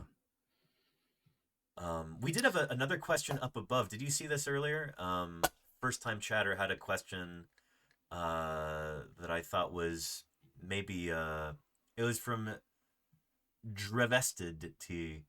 Did you see this? I may have missed it. They say, did you say that someone is denying that the climate changes? Who is doing that? And are you sure that these people are not just questioning what a lot of politicians are claiming? Kind of a pointed question there. And I feel like that might be right for discussion. Yeah, so there are multiple levels of climate change denial, and we actually can track some of this historically based on the rhetoric that is being used. Some climate change denial is outright denying that our climate is going through an unusual period of instability that is very definitively a result of increased fossil fuel emissions and, sort of from the Industrial Revolution on. Or I guess the first industrial revolution on, because there were multiple. So there is some outright denial of that. There are other forms of climate change denial that are more about denying causes of climate change, such as denying that it is caused by fossil fuel emissions, by burning coal and oil and so on. And the attempt there is to say, oh, sure, the climate is changing, but it's sunspots or something like that. Or the Which climate has always changed, and so this why should we essentialist even thinking. worry about it? Yeah. Mm-hmm. Yeah, so there are different levels of climate change denial. That said, there is a heavy amount of politicization about this that motivates people to think that some of the questioning of the science is questioning the politics. And that's not really fair, because it's one thing to criticize politicians on their political positions and political policy proposals. It is a different thing entirely to debate and discuss the legitimacy of the facts that they are alleging to be working with. um, there are some things that have been proposed to address climate change that I don't think would work, but I still acknowledge that climate change is a very serious problem that we both can and should address, and I would advocate for different policies. And that is a legitimate sort of dissociation between the politics and the science. I am not a climatologist. I don't play one on TV. I didn't stay at a Holiday Inn Express last night. I am in no position to criticize the science. That is outside of what I can do. I have to allow myself to be a non expert and trust the people who are recognized experts, that they know what they're doing, that they're competent at their job, and that they are trying to advocate for effective solutions on the basis of their own understanding of their field in much the same way that I do in my field. I'm trying to extend grace to the climate scientists that I want extended to me about cognitive science, that I extend to my mechanic about my car's engine, that I extend to my dentist about my luxury bones, my teeth. Like I'm trying to extend grace to experts because they spent their lives and careers studying the stuff I didn't. And there is a little bit of a hubris and arrogance in assuming that something that you haven't studied is something that you can question the nuanced complexities of. And like you did have a series of pointed questions, so my responses are going to be sort of equally pointed there. But I would advocate giving people grace about what they are actually expert in. They might actually know what they're talking about. And then when you start surveying the field of a discipline, of a domain, you can get a sense of what are legitimate areas of scientific controversy, um, versus what are not areas of controversy scientifically, but say sociopolitically. Because there are legitimate scientific controversies abound, but a lot of them are so complex that they really don't fall to the level of the general public. So, like Right. in paleontology, lumping versus splitting, some of those controversies probably come Taxonomy, down yeah. to some incredible nuance, detailed Oh yeah, gotta get intricacies. deep into the weeds there. Yeah, yeah. Yeah, that doesn't matter for the general public about whether or not this is a dinosaur fossil versus a non-dinosaur fossil versus whether this like this is Sure. from It's this. like Yeah. arguing whether or not Nanotyrannus is a juvenile Tyrannosaurus or if it's Hmm. its own genus. That doesn't have any bearing on whether or not dinosaurs actually existed. Like, Yeah. we know that Hmm. they did, and if people are trying to point to, arguments about specific taxonomy about certain dinosaurs, it doesn't mean that paleontologists are unsure about these bigger things. It's like that's a very, very specific kind of granular argument that individual researchers have with one another. So I Yeah. think is that kind of the idea that you were getting at there? Yeah. So, uh, recognize that there are legitimate scientific controversies, but they are often beyond non-experts' ability to even understand what's the controversy or what's not. But Mm-hmm. some basic things like, do humans possess the capacity to affect the climate, are really settled science. Yeah. In much the same way that, like, the germ theory of disease, sure, it may Mm-hmm. not explain every disease ever, but it is a good enough model that one's settled. Where the rubber meets the And road, it actually works. It makes predictions yeah, that we can test, and for the yeah. intents and purposes that we have, Hmm. it works. Yeah. Yeah, so climate change, I can't get into the weeds about the details of climate science, although there are some like top tier science communicators who can. I would Yeah. recommend anything by Catherine Hayhoe, who is a Mm-hmm. climatologist, and very very involved in science communication on many platforms, including YouTube, and so on. I would recommend that because that topically the details are within her wheelhouse. Mm-hmm. The sort of politics side of things or the reasons people do reject it, um, there are many reasons because there are many different people who accept or reject things for different reasons. And some of those are going to be political. Some of those are going to be because the consequences of accepting that climate change is real has uncomfortable sort of repercussions about how we live our lives or what our future is going to be like. And some people may reject it just to not deal with that discomfort. Um, but very, very, very few people who are potentially in command of the relevant data and understand it reject climate science. It's always done for truly non-epistemic reasons, and that's a different, like there's a different way to have that conversation, because a lot of people who reject climate change just don't like the solutions.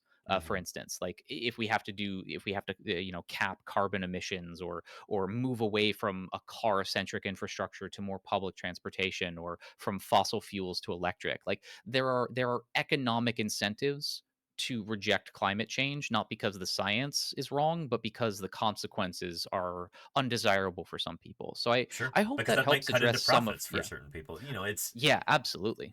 it is a phrase that you hear a lot from conspiracy theorists. It's like, oh, follow the money, follow the money. And oftentimes that works. And in this case, the system that we have right now, the status quo, there's a lot of people who profit tremendously from that. And those people also profit from, denial of climate change. So, yeah, I don't know. Yeah, think about it. There aren't a lot of climate scientists who have private jets and yachts, but there are lots of people who run agricultural businesses, petroleum businesses, coal plants, and so on that have private planes and yachts. So if you do want to follow the money, actually follow the money. Don't just follow the accusation of having money, because your average climate scientist is maybe solidly middle class at best. They maybe have a 2-car garage. They don't have a second house. That's just there's just not enough money in science for us to be rich. But a coal plant, a coal plant owner, a coal mine owner, they're the ones who have multiple houses, multiple properties, multiple maybe multiple vehicles, politicians in their pocket. Yeah. So put too yeah, fine a like point on it. absolutely. Like follow the money, but actually follow the money. Like don't follow the monopoly money that we all trade in, because that's the closest thing that we've got. We're clipping coupons. Don't do that. Yeah. Anywho, yeah. So so that was. How are you doing on time, by the way? I don't want to eat up too much of your time here, so I want to be cognizant of that. Oh yeah, no, I appreciate it. I've got all the time in the world. So I do also want to be respectful of Thursday Birds Day, because I know that you've still got that to do. I've got about another maybe 40 minutes comfortably here, if that's good with you. Yeah. Cool. So we could maybe call it here. No, I mean or 40 minutes for this discussion, if you like. Okay. Yeah. I thought you were going to try to rush Thursday Birds Day in 40 minutes because you got to go somewhere for dinner or something. Okay. All right. Cool. But yeah, so Dawdle has been asking this question a bit, and it is one that I have lots of thoughts on. It's about the nature of consciousness. Yeah. Do you think we'll ever figure out where consciousness comes from? We have no clue. Do you think it'll be unknowable? So this is a kind of funny thing, because I have seen some people respond in chat that maybe that's more of a philosophical question than a scientific question. There are scientists who study this. Some of them are in the department I got my PhD in. These are people who are philosophers and scientists, neuroscientists in particular. There is a philosophy of consciousness, but there's also neuroscience of consciousness. And there are multiple different competing neuroscientific theories of consciousness.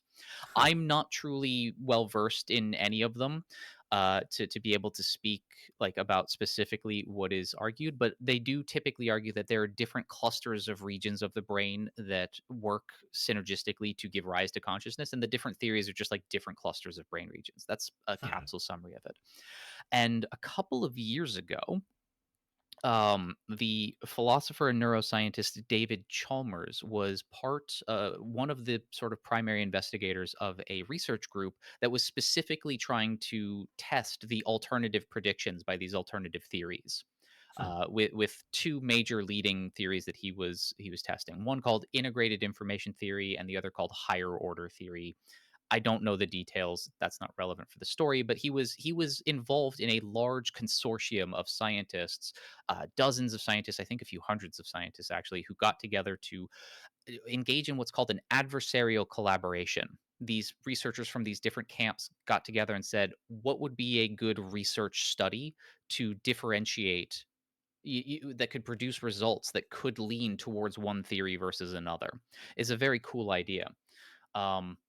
And a couple years ago, they started to talk about the findings from their first set of studies, saying, "Oh, we've got evidence of our, theory of integrated information theory, but not this other theory." They started to do that, and that actually caused a little bit of a flurry in the field of consciousness research, with a number of neuroscientists saying that, I mean, at the end of the day, they did an interesting research study, but it can't really tell us anything about consciousness per se, because the way that they operationalize consciousness or anything like that almost makes the effort pseudoscientific to even attempt to do. And there was this massive rebuttal letter. I think over 120 neuroscientists and philosophers of mind, tons, very respectful people, penned this letter saying, look, you did a cool study, but integrated information theory is ultimately pseudoscience. Like the idea itself kind of fails theoretically, even though you did cool research. It's just not capable of connecting to the theory that you purport to claim. So like there are people, all of this is to say there are people in the field who absolutely take it seriously as an object of scientific study, of neuroscientific study in particular.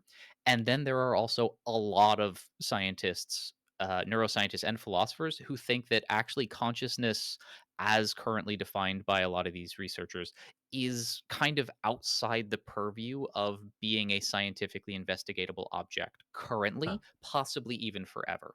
So, speaking of a controversial scientific topic, consciousness is actually one of these legitimate areas of controversy in science. And where do I fall on that? I actually kind of fall on the side that it's not a scientific construct because I don't think that consciousness is defined well enough to formulate testable predictions on the basis of. And I don't think you can actually connect the theory to any relevant evidence um, in any sort of materially meaningful way. I think that what goes on neuroscientifically has really like it's really interesting and it's real, but it's not something that we can capture in these very broad constructs like consciousness or sentience or intelligence. That these are too broad to actually be scientifically useful because they mean so many different things to even the same person over the course of their career. Right. I think that more work needs to be done to refine the question before we can even go about answering it. How So close is that's that how I view? would respond to that. Yeah. Yeah, Oh, go yeah. No, ahead. I really appreciate that. And it's really cool to hear you speak on this because this is something that you actually know a tremendous amount about. I have only, you know, I've read a few things on this, and my understanding of it is very much subpar. How close is your view to that of like maybe Daniel Dennett? This idea that consciousness is almost like a bag of tricks or something like that, rather than an Almost actual epiphenomenal thing. Yeah, yeah. Yeah. It's so God, I could probably spend a few hours on this because, well, sort of the sad part of this is any real topic, any major topic in the social cognitive behavioral sciences, you can Mhm. actually go back not very far to find a kind of dark history underpinning a lot of it.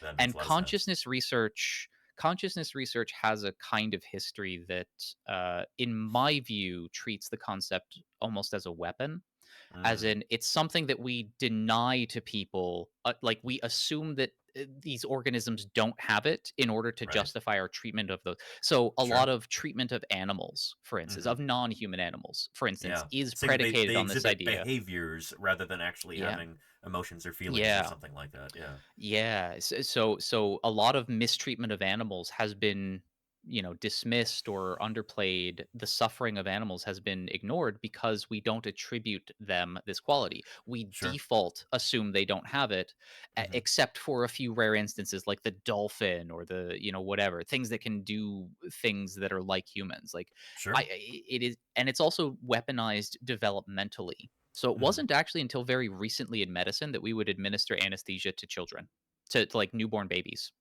Jeez. because the assumption was they are not neurologically developed enough to be conscious of their pain, despite the Hmm. fact that if you poke them they have these reflexive withdrawals and they will start to cry and things like that. That is a Uh-huh. very new thing in medicine, is to start administering pain relief to children, to newborns and infants, Hmm. because consciousness was not granted to these organisms as a default. It is something that they had to earn.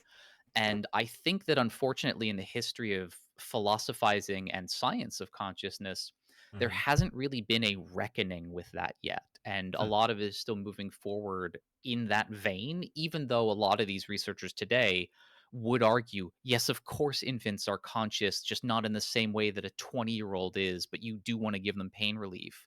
But it's Hmm. also, it, it is something that is still part of the history, and I wish they'd reckon with it a little bit more. Um, so when I do think about these larger issues, I think about them historically. Like the history of science is a history that we do need to acknowledge and appreciate to help us move forward. And when I look at the history of consciousness, I think, well, this is a history of an idea that exists largely as a weapon more than as an actual direction we can benefit from learning more about. We learn about we don't learn about consciousness. We learn about, wakefulness or sleep. We don't learn about consciousness. We learn about attention Right. and directed focused attention or joint attention. Like we don't learn about consciousness. That unfortunately has this kind of ugly past. Now, I will also say I am absolutely in the scientific minority on that position. So if you ask any other cognitive scientist, 99 times out of 90, you're going to get a more amenable answer to it being scientific in some way, shape, or form. Interesting. I really I appreciate that do, yeah. you have that Mhm. caveat there, because I think it is really important Yeah. to, yeah. Shoot, when we're talking, I brought up Nanotyrannus versus Tyrannosaurus earlier, Mhm. or Torosaurus versus Triceratops. Every time I talk about those particular dinosaurs, I try and make Mhm. it very clear that, like, my view is in the minority there too. Yeah. So, and consensus is important in science in a lot of ways. Mhm. Yeah, and different people disagree as to the amount that the role that consensus really plays in science. Yeah. But yeah, yeah. Anyway, Yeah. I So, appreciate that so, you so, said that. yes. Yeah. So there are plenty of people who go about, consciousness research in good faith efforts. I have worked with some of them. I've hung out and gotten lunch and dinner with some of them. There are plenty of good people in the field. I do just hold a very, very peculiar view on it because I, I, I I place more emphasis than most other scientists I know of putting an idea in its historical context, which is Mhm. not usually something we do because the history of science is a history of the ideas progressively getting better. Mhm. Um, so it does make sense to be like, oh yeah, sure, we used to think that about Broca's area in the brain 50 years ago, but we've learned so much more. And it's like, yeah, but there's the reason we know about it, the things we do now, is because of what we did know and what we used to think about it back then. These prior ideas we had formed the constraints that facilitated what could be new knowledge generated. Um, and putting it in that context, especially since I am very free about condemning the scientific community for its excesses and abuses because I do work in a field where that is way more apparent because of the abuses that we've inflicted on people in horrific ways. Uh, that makes a lot of scientists uncomfortable. Um, there is there is a mythology in the psychological and cognitive sciences that in the early to mid 20th century the dominant paradigm in psychology was behaviorism, this rejection of biology and understanding the mind and what humans are. And it's like, I don't know, man, in the 1920s, 30s, and 40s eugenics was pretty popular, and I don't think a lot of eugenicists were denying biology. I think it's just uncomfortable for us to admit that in our foundational decades, the dominant paradigm led to the Holocaust. I can understand wanting to get away from that, but I think that we shouldn't. We should work to overcome our past rather than sweep it under the rug and replace it with a myth. Fair. Um, Yeah. we should be uncomfortable. And the same is true in other fields too. The history of the military industrial complex's connection to the physics and chemistry community Mhm. should make physicists and chemists uncomfortable too. Sure. In The environmental paleontology, destruction. Yeah. um, sorry to interrupt again, but No, no, no. shoot, I think he was actually the president of the American Eugenics Association at one point. Henry Fairfield Osborn, well-known vertebrate paleontologist, the same guy who named Tyrannosaurus and Velociraptor. Yeah, he was like a leading proponent of eugenics back in the 1920s and 30s, and his whole philosophy was kind of wrapped up in that. And that's a legacy that I think some paleontologists kind of struggle with today. He's not seen as a very, good scientist. He was a better administrator than he was a scientist. But still, it's like that's something that makes people uncomfortable to talk about. But it's important to grapple with it. And there are some present day issues in paleontology that are with that. There's Yeah. I want to say some region where some fossils there's been some Myanmar? advice from like some paleontological Yeah. associations have put out statements saying we should not analyze these because they were extracted Mhm. under morally dubious or questionable circumstances that we Yep. don't want to support by taking this and analyzing it. So like I like that. That is Mhm. confronting and acknowledging the role that the scientific community plays in this larger ecosystem of our life, of our species. Mhm. I wish more of us did that because it like I you agree. can learn so much from it in a way that gets to that kind of thing. These statements of saying we're not going to analyze this because of the morality of it, Mhm. and unfortunately, in other disciplines, it's a little harder to convince people to grapple with our past and our present that way. Mhm. Well said. Yeah. Yeah. Um, so I mean, for me personally, one of the great things about discovering science streams and Mahoodles and you and Volcano Doc and so on is hearing from disciplines that I don't interact with very often, just Sure. professionally, because I'm in my own silo.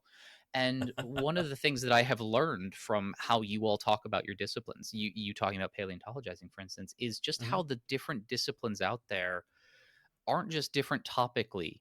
They are different in how much they're willing to, generally speaking, Yeah. grapple with the implications of their discipline's history There's and cultural so on. differences there for certain Mhm. between different scientific fields. Yeah. And, Yeah. and and one of the things that I've been amazed by, having only been a member of your community for I think a little more than a year now, is just how much you've been able to display in the field of paleontology that shows how mature paleontology is, not as a science, but just as a group of people who care about like all of these non-epistemic contributions to science and putting on good behavior and doing sort of moral value laden things because they're good for the profession to do. I am actually kind of inspired by the field's behavior in such a kind of important way that I have while I was still a PhD student at the end of my final semesters, I was giving presentations that would frequently cite, hey, here's what's going on in paleontology to show that there was that paper on that baryonyx that was reclassified to Spinosaurid. And I said, look, they keep reanalyzing their data and they're willing to update Mm-hmm. their data.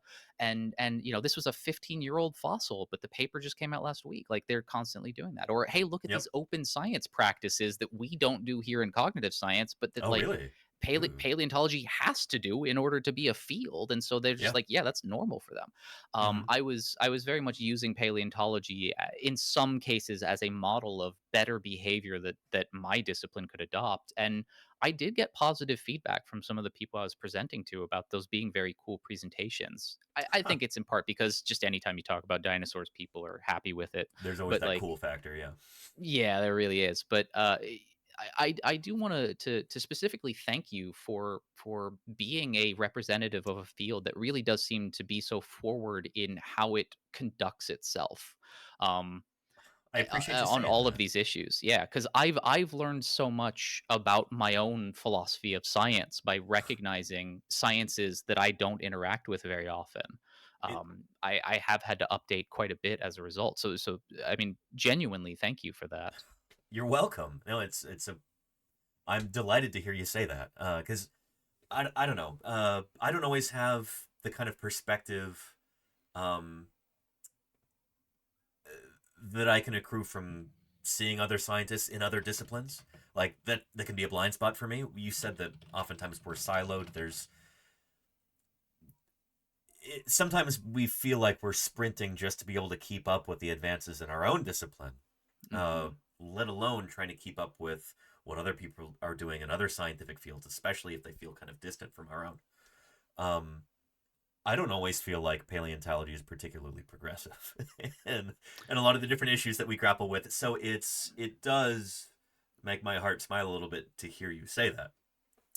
Everything's relative, It of certainly course. is, Yeah. yeah. But it's nice to hear that perspective that like, yeah, we are doing a few things right, I hope, and the the efforts that certain researchers are putting forth are actually working, and that's helping to hopefully change the culture a little bit. Mm-hmm. And yeah, I'm going to be interviewing some other paleontologists and other people kind of ancillary to the field over the next year about some stuff like this, like disability issues in paleontology, accessibility, Yeah. socioeconomic stuff in fossil science. So I like to think that maybe in some small way, I'm helping advocate for progress in these areas. So thank you for saying that. I really appreciate it. Yeah. And so let me ask you this, based on what you Hmm. said, because yeah, no science has got it down right. There's always things to improve. Yeah. Whether about the scientific community generally, or paleontology specifically, or even dinosaur paleontology more specifically, what Hmm. would you like to see change to make the field better in terms of like how the how things are done? What would be something that you'd love to see adopted or done Hmm. away with as a practice to make science or paleontology or whatever better? Excellent question. I love that you asked that. This is exactly the sort of thing I love talking about.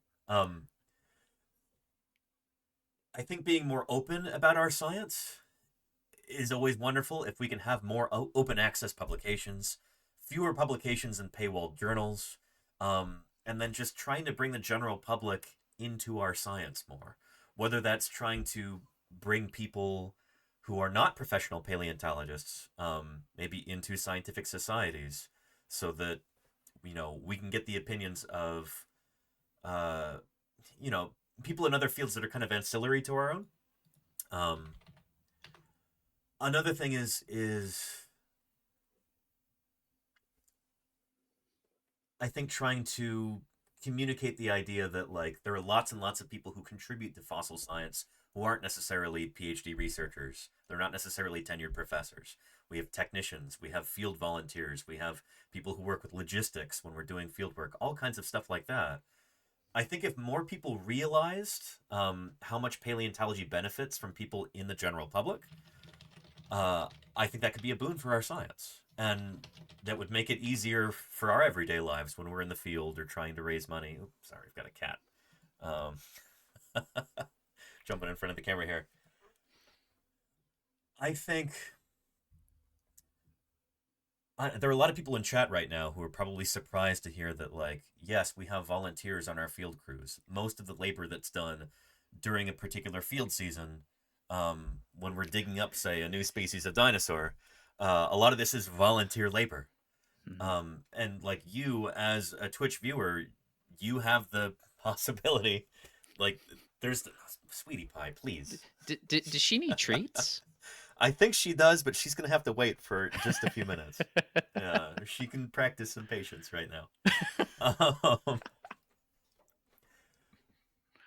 I think we talk a lot about outreach and about getting the public excited about our science. I think if more people were aware that they can actually contribute to the progress of paleontology through volunteering or making donations or uh, going out into the field and doing work or doing work in the laboratory, a lot of this stuff is much more accessible than you would think it is. You don't necessarily have to have a whole alphabet after your name of credentials in order to be able to make contributions to the field. Um, yeah, I'd like to see more openness, less gatekeeping, and more of an emphasis on the contributions that regular folks make to fossil science. People would be astounded, if they realized how many really important fossil specimens were found by just a normal member of the public out walking their dog on a given day, and then they found a Tyrannosaurus skeleton. Um, yeah, these stories are all over the place, and you can get involved.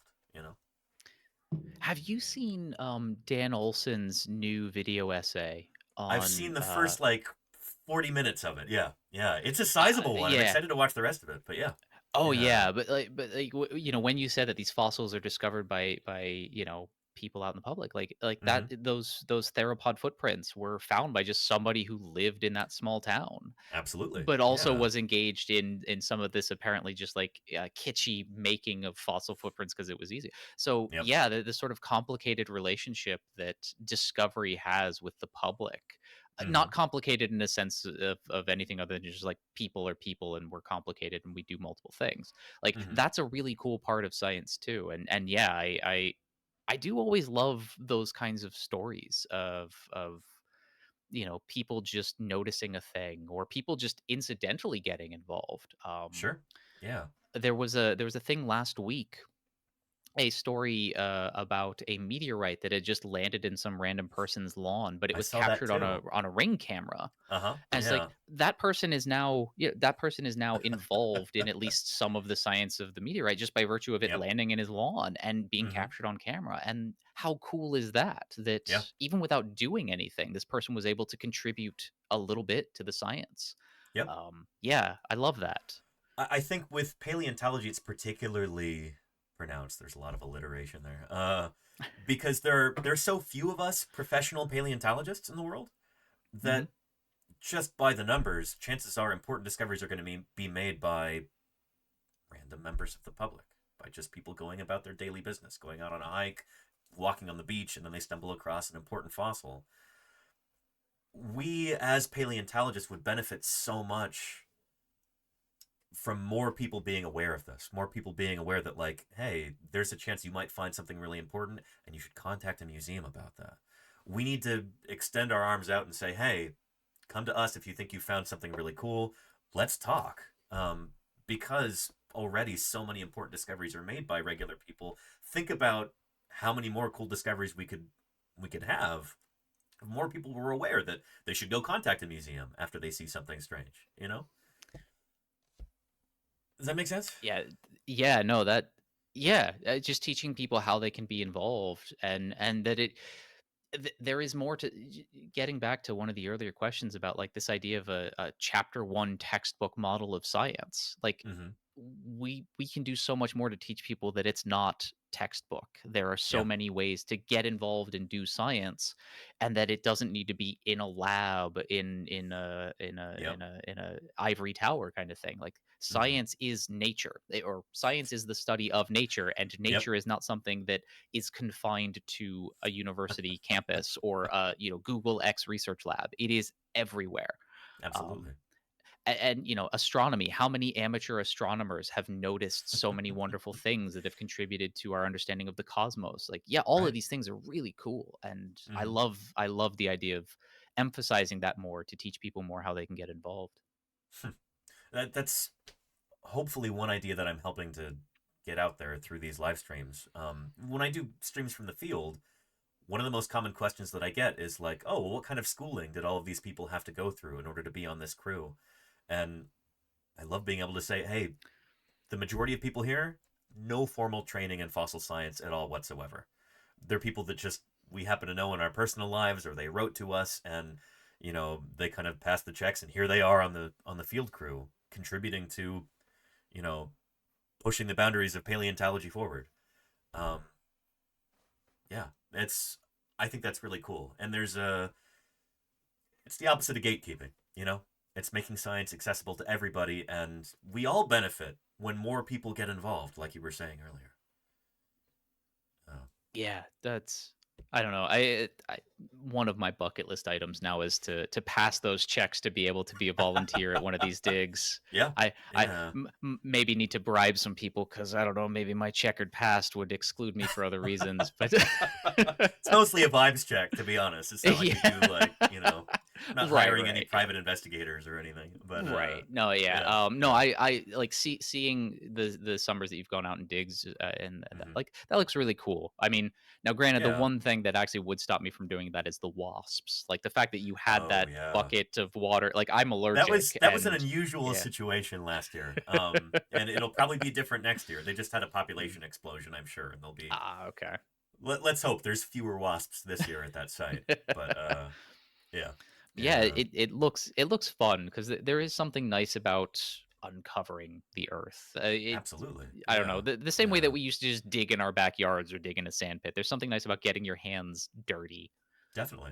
No, the field work is one of the most rewarding things that I get to do. There's so many cool aspects about it. It's not for everybody. Like, we are usually working under pretty harsh conditions, and we usually don't have electricity or running water, or until I fire up the satellite dish, we don't have internet.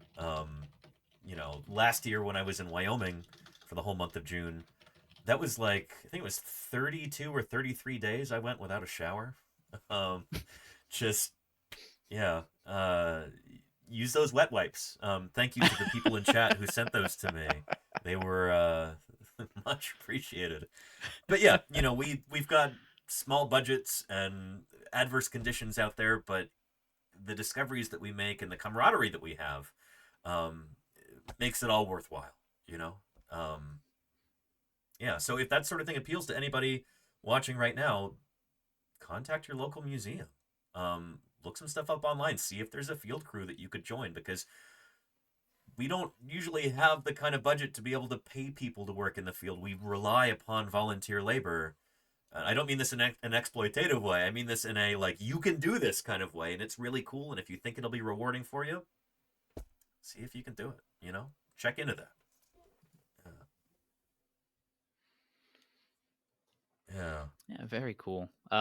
Yeah, so anybody out there if you want to get into a scientific endeavor, like sure, go to school if you want to and can afford to, get the degrees, do all that other stuff. But there are many opportunities for you to contribute, and there are so many different sciences out there that have different ways of getting involved. Potentially looking not just at museums, but zoos and aquariums, amateur astronomy groups, and also potentially just signing up to be research participants in more of the human-based subjects sciences. You can do that. To like, a contribution to science could actually be your participation in a study. And in fact, if you'll allow me the indulgence for promoting Volcano Doc's study, there actually is a study going on at the moment with another science Twitch streamer. That let me get the actual script, because there is a script. I do want to recruit you into a study that is being done by a fellow Twitch streamer. So let me get that out there. And the reason there's a script is because this makes sure that anybody who may consider participating all hears the same introduction and gets the same knowledge. So this is about normalizing the field. So indulge me as I read rather robotically from a script. As a member of the Twitch community, I would like you to participate in an official research study. To participate, you must be at least 18 years of age, have your own registered Twitch account, and have watched at least one VOD or live stream on Twitch featuring science content within the last 6 months. This study will examine how interactive live streaming of science content on Twitch may impact attitudes and perceptions about science. The study also hopes to measure how effective Twitch is as a tool for science outreach by increasing accessibility to scientists, scientific information, and science-focused experiences. The results of this study are anticipated to be published in 2025 and will be useful in improving science outreach on Twitch and other platforms. Qualifying participants will be asked to complete an online survey that is expected to take about 15 minutes. There's no financial compensation for participating in this study. You will not be explicitly asked by any member of the research group if you have individually participated in this study, and there's no requirement to participate. Participation is 100% voluntary, and you may quit the survey at any time without your responses being recorded. If you have any questions about the study, you can contact the principal investigator, Dr. Melissa Scruggs, at melissa.scruggs@wichita.edu. And we really appreciate your time, and thank you so much for help in improving science outreach. And so I'm going to post a link into chat and pin the message for how you can access the study. Beautiful. This is a really exciting opportunity. I mean, many of us who are scientists who stream on Twitch, we're really pushing for this platform to become kind of a locus of science outreach, and this can help with that. I mean, if there's one way to get other scientists to realize the outreach potential of Twitch, it's to do a survey like this. It's to gather data. It's to be able to publish on it. So I'm really excited about this, and deeply grateful to Volcano Doc for putting this together. Yeah, I'm looking forward to whatever her research team has to show with this. It's a really cool. So like genuinely building on, just because conveniently your answer allowed me to build on it in a way that allowed me to advertise that for her. Participating in research can be a way to contribute to science, especially the human subject sciences, and a lot of it really is kind of like just a little bit of time on your part. Not all of it is, invasive medical research, although that is research that's potentially out there too. It is doing social, psychological, or cognitive psychological survey research. And we do value that. And we do thank our research participants because it allows us to learn things about the human condition, to learn things about the human mind, or learn things about communication and community and identity. So, if you have time and you haven't already participated, feel free to click that link in the message I put in chat and pinned. And yeah, we appreciate that. Good stuff. Yeah, thank you for thinking of this. Appreciate you bringing it up, Reiko. Is there? I've been actually kind of bad about doing that the last few weeks, so I made a special note to myself to remember Nice. to plug it yesterday, and do it the just same happened thing, to be yeah. on my mind. Yeah. No, that's great. That's great. Because Speaking I think she'll be. Oh, go ahead. No, go you first. Oh, I was going to say, because I believe she intended to collect data at least through February, or at least to February. So we're Okay. still in a time to advertise it. Fantastic. Yeah, I'll make sure that I do that. Before we wrap up here, we were talking about kind of finding your way into science, even as a non-scientist. But for you as a researcher, can I ask you about your path into science and kind of how you ended up with the research interest that you have and with the career path that you have? Yeah. I do have a very weird trajectory because as a teenager, I was actually very comfortable with the idea of just working a series of dead end jobs that just paid the rent so that I could play video games and smoke pot all the time. And then I started dating and I realized that's not a good life to lead to be a good partner.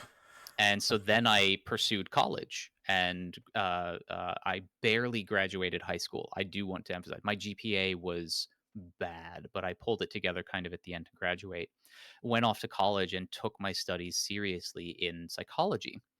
I initially wanted to be a clinical psychologist to help people who had mental health disorders. Eventually, that morphed into neurological damage. I got started doing traumatic brain injury and stroke rehabilitation research. Um, but I just couldn't get into graduate school. I had graduated with my degree. I had good letters of recommendation. I had presented at conferences, but I just was not getting accepted into graduate school. It's tough. I happened to have this parallel interest in basically being a condescending jerk to creationists, like wanting to find out why they're dumb, bad, awful people. And so I thought like, oh, I'll just do research on that. And then I started to mature as a person and realize, oh, these are not dumb, awful, stupid, evil people. Some of them are, but they're just people.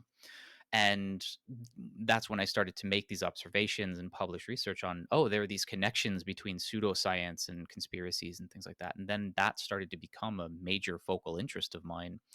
And then I was eventually able to get into a PhD program or a master's program. I graduated with my bachelor's in 2007, but I failed for many years to get into graduate school until 2014.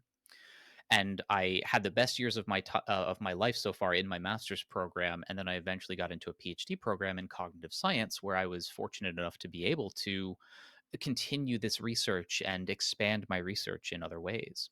Along the way, I worked as a lab manager doing human robot interaction research. So I largely doing social cognition, social cognitive neuroscience. So I do have some of these tools that have benefited me in my research toolkit that are a little atypical for the kinds of people who do what I do, which has been a real sort of asset to me.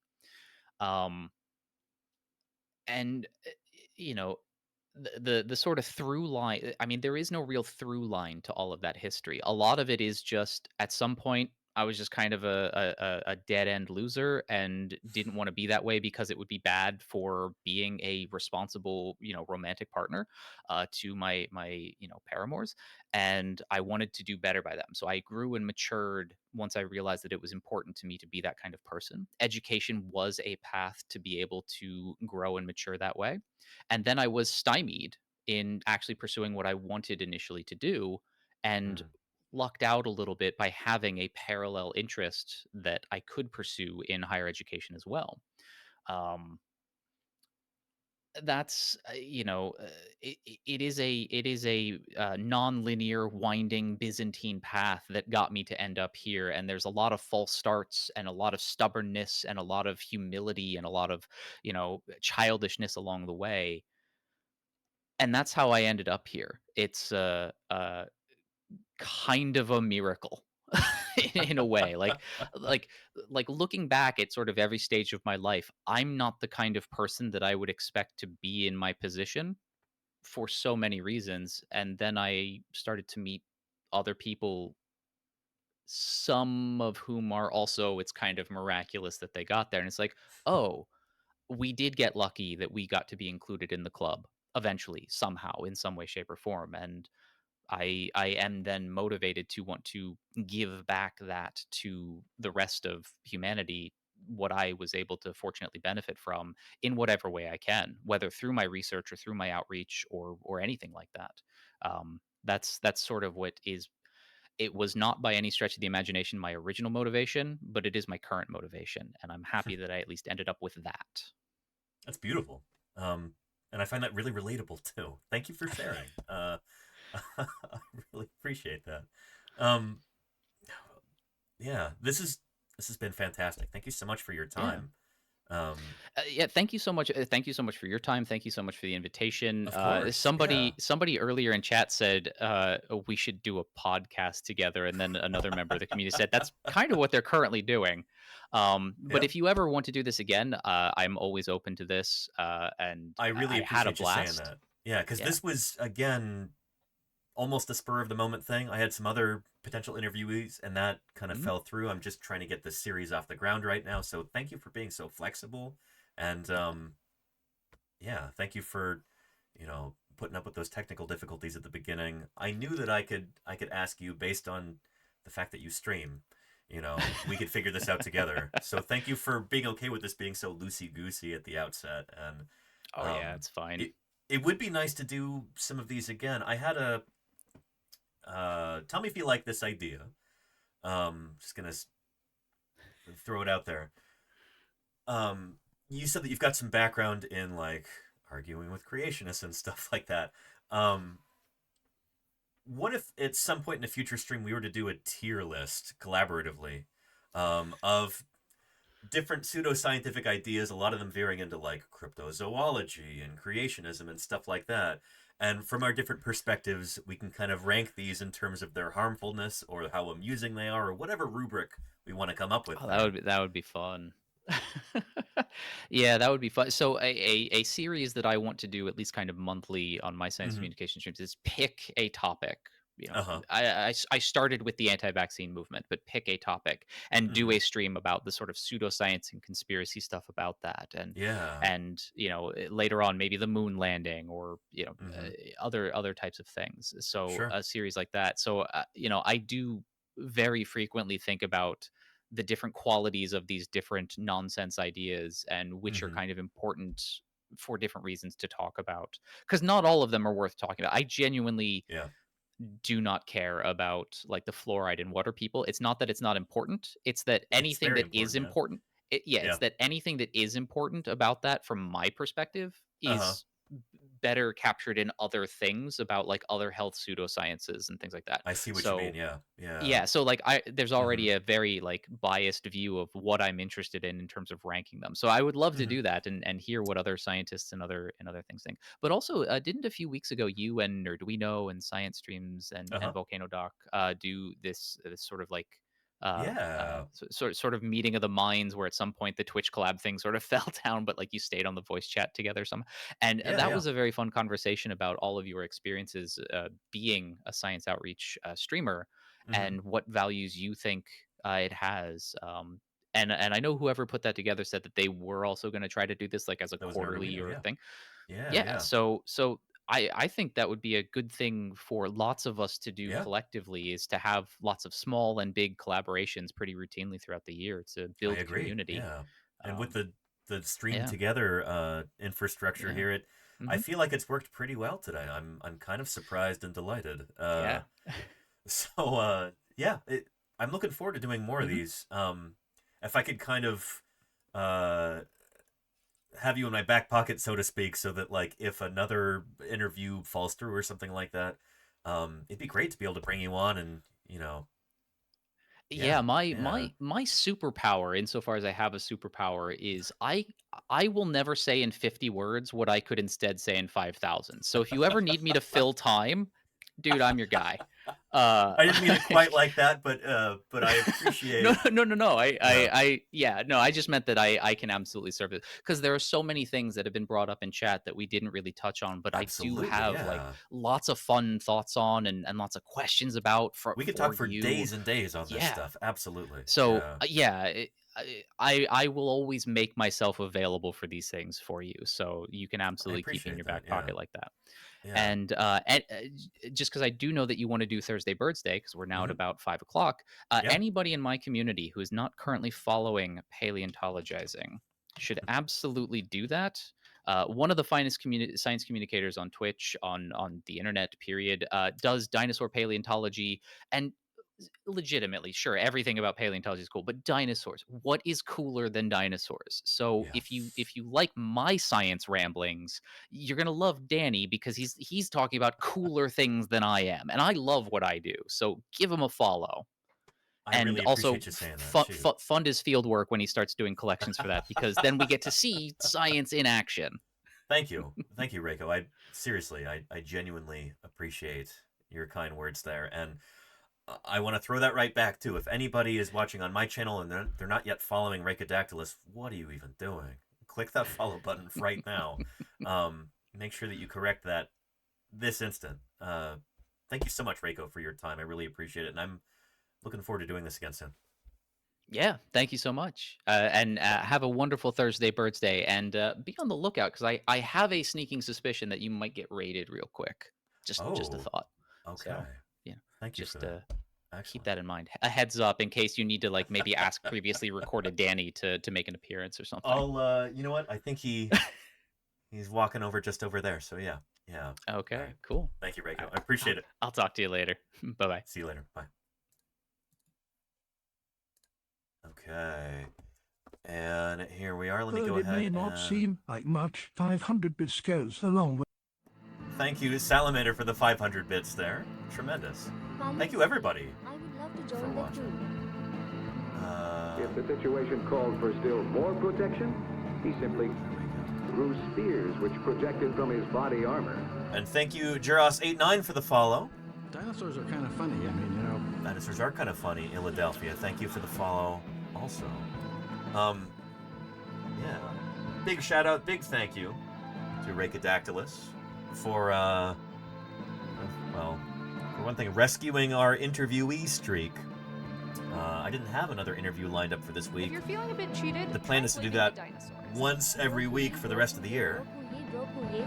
Thank you, Miss Art Rules, for the 100 bits. I appreciate that.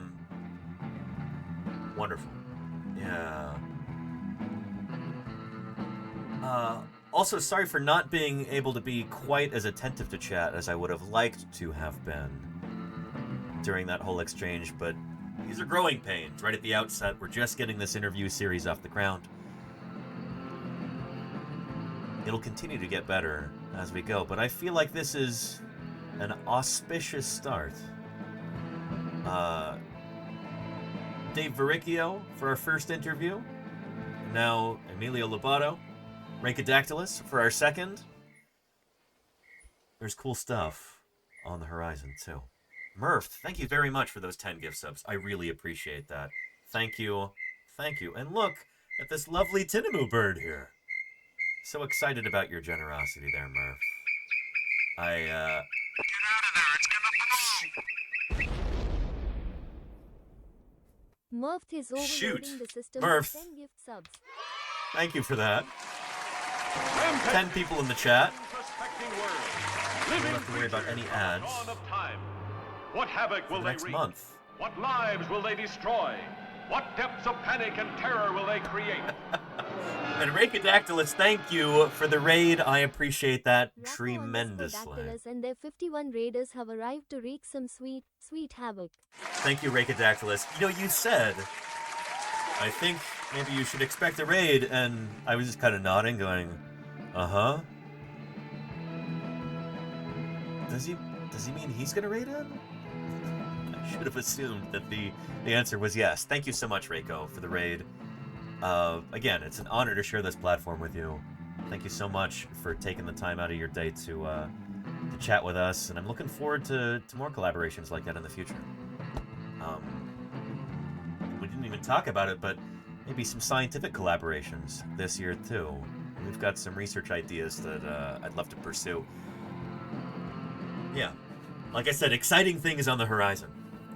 Sometimes my cheekiness is a little too oblique. No, that was obtuseness on my part. Thank you again, Reiko. We're going to get started with Thursday Birds Day here in just a few minutes. But Funny Bunny, thank you for those 4 gift subs there. Funny Beautiful. Bunny 046 gifted Funny Bunny 046 a subscription. I appreciate that. There's some sort of a glitch or a bug with that particular alert where it'll tell you everybody that you gifted a sub to yourself. You didn't do that. Thank you for the 4 gift subs to lucky members of this community. I appreciate that, Funny Bunny. Thank you for the support. Before we get started with Thursday Birds Day, I figure it might be a good opportunity now for an appearance by previously recorded Danny. So without further ado, we're gonna bring him on and give me a chance to run the little paleontologist room.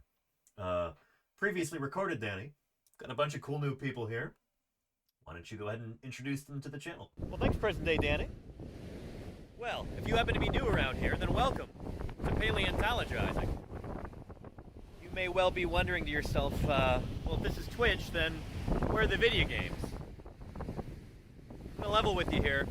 I don't really do much in the way of video games. I'm a paleontologist. My name is Danny Anduza, and dinosaurs are my area of study.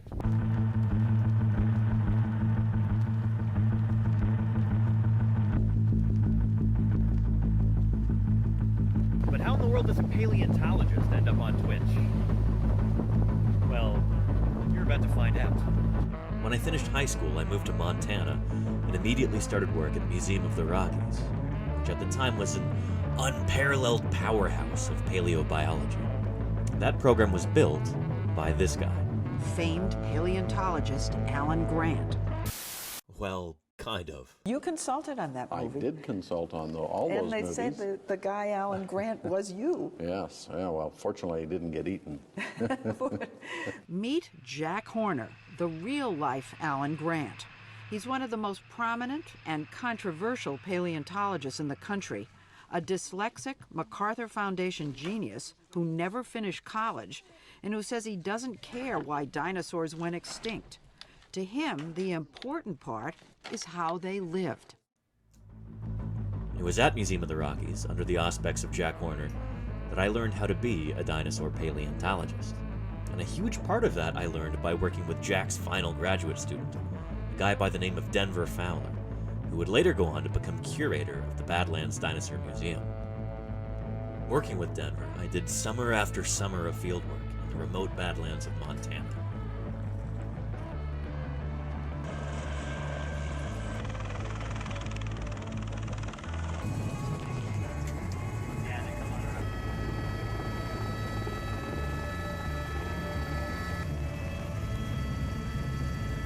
Together, we dug up more dinosaurs than we knew what to do with, at fossil sites numbering in the hundreds. In 2012, I discovered a new species of ceratopsian dinosaur, hopefully soon to be published. The next year, we excavated the world's smallest and youngest Tyrannosaurus rex. Then, we dug up a brand new ankylosaur. Montana's news leader. 5 paleontologists are excavating what looks to likely be a new species of armored dinosaur. So we found its head, and we found parts of its armor and plates, and so it should be a new species. Not bad, right? Well, anyway, much like my fieldwork, my research also focuses on dinosaurs. For example, here's Triarchunkus, the last of the Alvarezsaurs, just published in July of 2020. One of my current projects focuses on Spinosaurids. The can't really talk too much about that until it's a little bit closer to publication, so stay tuned for that. Anyway, let's get back to how I ended up on Twitch. A couple years ago, things in Montana were declining rapidly, so I picked up and moved on to greener pastures. I'm so glad I did. And with that new perspective, I also realized that I have very little patience with the soul-crushing bureaucracy within academia. So for the time being anyway, I decided to take my career in a slightly different direction. I got hired for a job in early childhood education. As a teacher, I get to have a positive impact on kids' lives and help them find a passion for science. Then, when COVID-19 showed up, the school had to close. But that didn't stop the teaching or the learning. We just moved online. All right, friends. So we're going to be looking at a book in a little bit, but I thought we'd start off with a song. At 3, 2, 1. Oh, give me a home where the hadrosaurs roamed, where triceratops bellowed and grazed, where erosion uncovers bones we seek to discover, for to strike the whole world amazed. Home on the range, where the deer and the antelope play, where sails on his herd a discouraging word, and the skies are not cloudy all day. It was a pretty easy jump from teaching online to streaming on Twitch. I had my first broadcast in May, and I've been on here ever since. Now, I believe pretty strongly that any good scientist should also be a public servant. In my opinion, talking to everyday people about her science is one of the most important things that a researcher can do. I now have a golden opportunity to reach out directly to people where they are. This is what I'm all about, and now, thanks to Twitch, I get to share it with you. And I'm so happy to be able to do so. It's my intention to continue this mission of education by answering your questions, providing good science content, and working to grow this channel. And if you could help by following, or if you could afford it, by subscribing, I would be deeply grateful. So anyway, to my regular viewers, thank you again for sitting through this. To everybody who's new, welcome.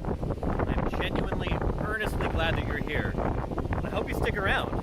We've got a remarkable little community here, and I'd be delighted if you join us. Anyway, let's go ahead and get back into it. So, present day Danny, back to you. Well, thank you very much, previously recorded Danny, and thank you to Racodactylus for the raid and for the collaboration there. Again, wonderful discussion. Looking forward to doing that again soon. It's Thursday today, and on this channel, that means Thursday Birds Day. Weird noises coming from the 3D printer. Uh-oh. Hang on. I gotta change out the filament spool before it runs out.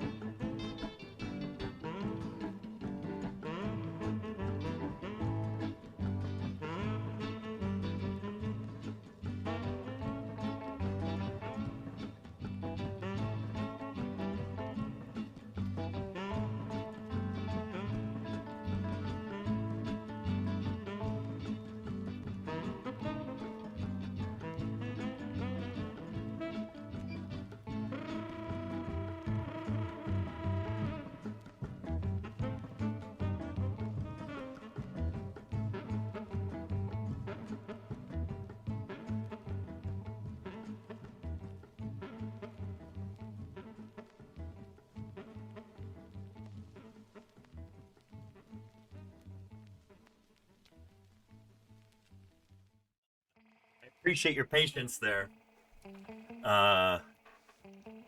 Currently printing a life-size Tyrannosaurus skull.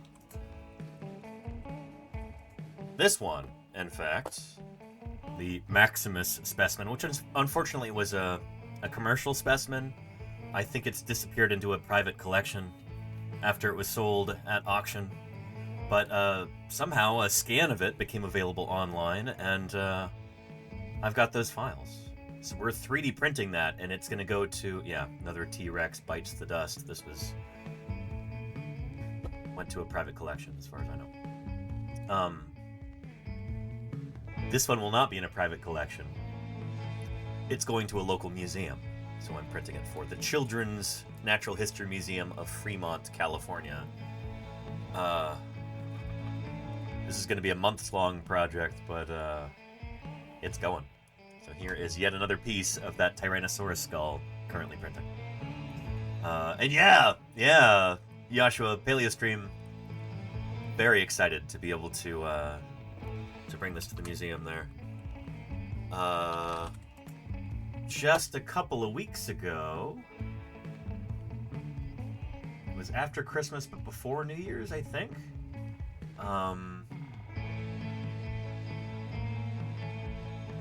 Here we go. I don't have that photo here. Where is it? Brian Eng. I'm sure you know Brian, Joshua. He and Yara showed up to the museum there. He might be doing some work for us too. Here we go.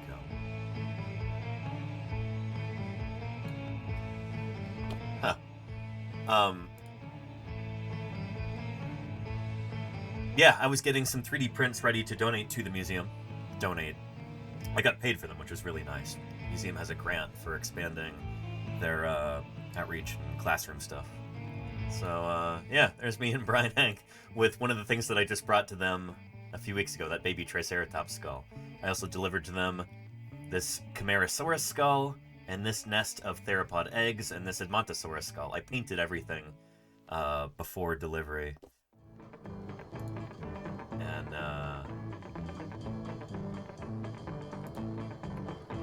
there's the Triceratops skull, baby trike. This is UCMP 154452. This is the specimen number. Mark Goodwin published on this in 2006. Here's me in the Edmontosaurus skull. It is full size. The thing is enormous. And then the eggs turned out pretty well too.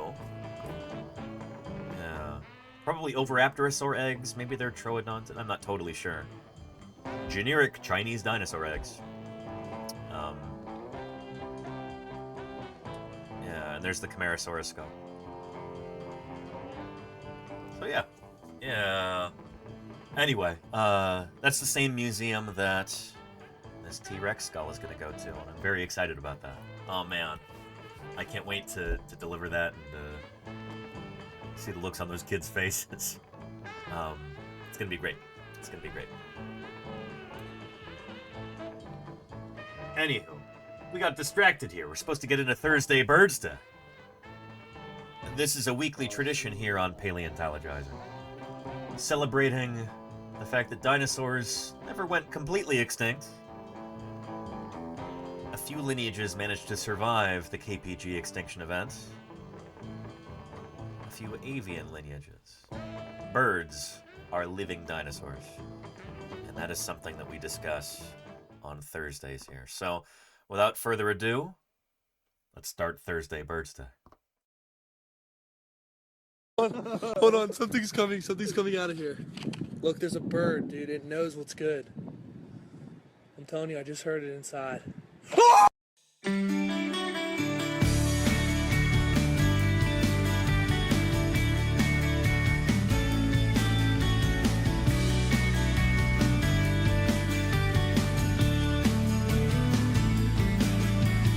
I don't care if Monday's blue, Tuesday's gray and Wednesday too.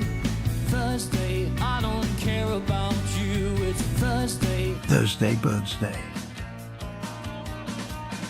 Birds are all around us in everyday life.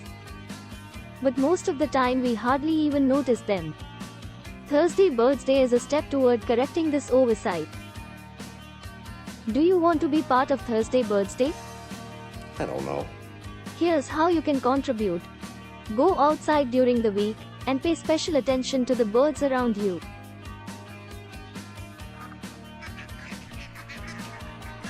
See if you can take a picture of a bird.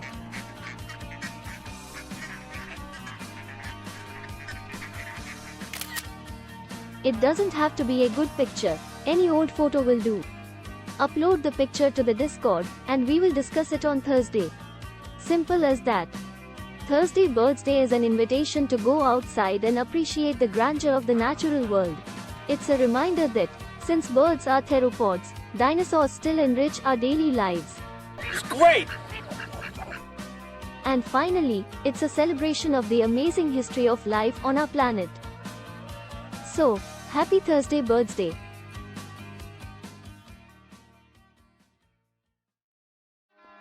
Happy Thursday Birds Day, everyone. Let's jump into the Discord and see some of those bird photographs that members of this community have submitted. Here's a step-by-step guide to becoming a fossil. Oh, hang on. Step 1, die. Ariana Celestine, thank you for the 14 months. I appreciate your continued support. It means a lot to me. Thanks for keeping me here on the air. Appreciate you. Thordell says, the last time I was outside, dinosaurs ruled the planet. Well, you can make an argument that they still do, at least in terms of number of species of tetrapods. There might still be more amphibian species than there are bird species, I'm not sure. Anywho, that's neither here nor there. Let's get into this, shall we? We looked at these last week, yep. So now, from the Lenina, I was out on a drive on a snowy day when I spotted some vultures, possibly turkey vultures, circling around. You're in Texas, right, Lenina? So you might be where the range of turkey vultures and black vultures overlap. Let's see. Watch the sky on the right-hand side of the video after I passed the seminary sign. I had to kill the audio due to copyrighted music, so there's no sound. That's fine. We could supply our own music here. Alright. Seminary. Yep, that looks like a turkey vulture. The upright angle to the wings like that seems very turkey vulture indeed. Again, let's see a replay there.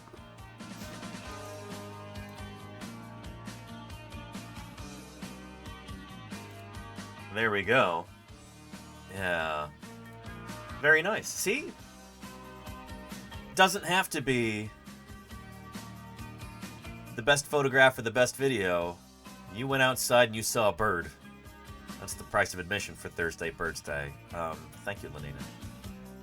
This is a dash cam, right? This is super cool. I need to get a dash cam or install the dash cam I have for my car. Yeah.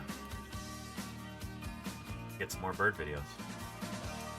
The original video is crystal clear, says Lenina. Yeah, no worries. That critter is turkey vulture. Let's look them up on our Tree of Life.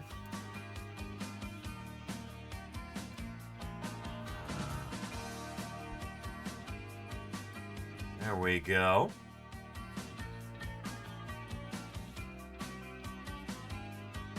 There we go right there. Cathartes aura, the turkey vulture. One of the New World vultures, related to the lesser yellow-headed vulture and the black vulture. And California condor, too. Interesting that the California condor and the black vulture actually form a clade there. And they're more closely related to each other than either is to the turkey vulture. Huh. Cool. And the Andean condor is not even part of that clade. They're over here along with the king vulture. I did not know that. Interesting. Cool stuff. Anywho, thank you, Lenina, for your video there. Turkey vultures are underappreciated birds, in my opinion.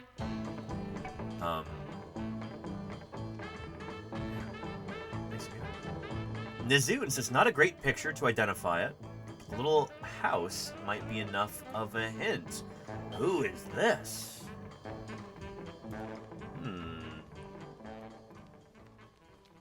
I love that I threw a scope here. Yeah. It's like, oh, don't mind me just strolling across this this grassy field here. Something very funny about that. I like that a lot.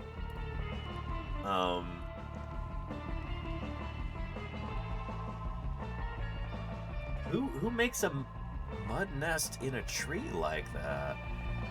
It doesn't look like a swallow. I know swallows build mud nests like this. That is not a swallow. Who is that? Alexander Morris says, target spotted. And there you go, Reiko. Yeah. Yeah.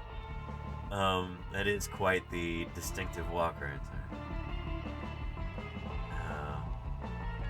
Interesting. Hopefully somebody here in the Discord has got an inkling as to whose nest that is. I don't know my modern birds as well as I would like to. It's one of the reasons why we do Thursday Birds Day. Fernarius, I'm not sure. Here, Ipachano. It's a dinosaur. Thank you for the follow there. I appreciate it.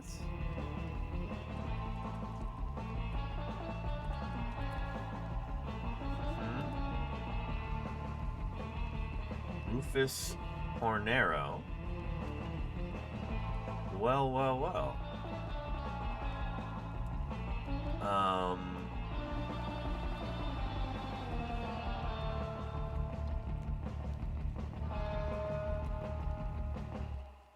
I could totally see that. What an introduction to the community. Ipachano. Very nice. Claro que sí. And there is that nest.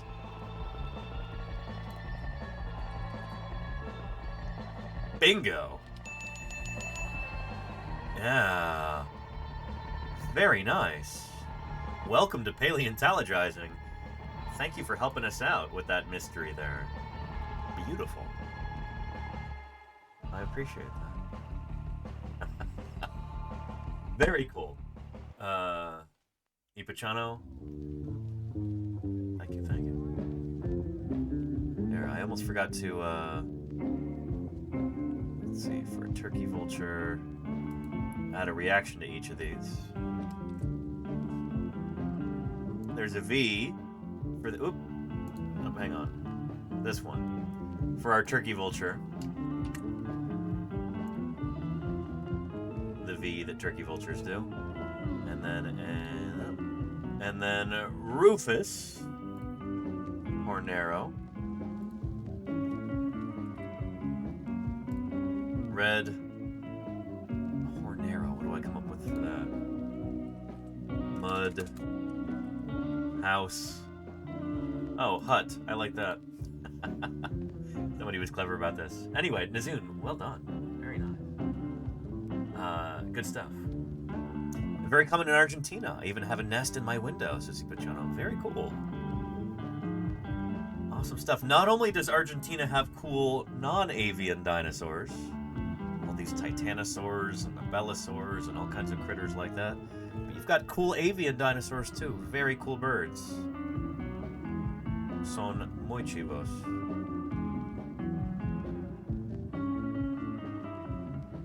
Excellent. Good stuff. And Neverwinter says, yes, these are turkey vultures. You can see they hold their wings in a dihedral V shape. What was I telling you, Chad? Neverwinter, the expert here. Thanks for confirming. And they're wobbly in flight. I can also see light-colored feathers on the underside of the wings. Yeah, unlike in a black vulture, as I understand. Yeah. What has Dinosaur Dave got for us here? Cool. Australian birds.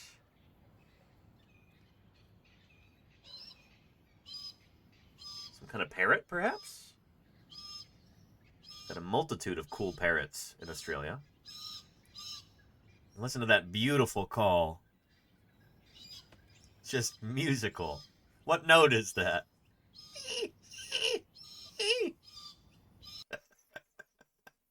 Only being a little bit sarcastic about the call.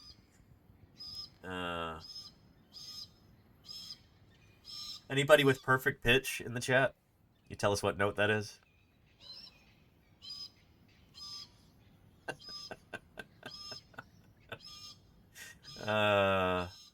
Seven notes at once, all played badly, says Rosie Ball.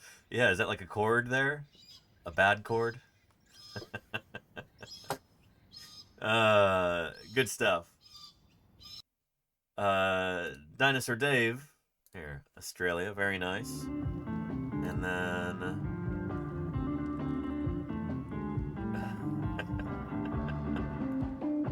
there we go. Excellent.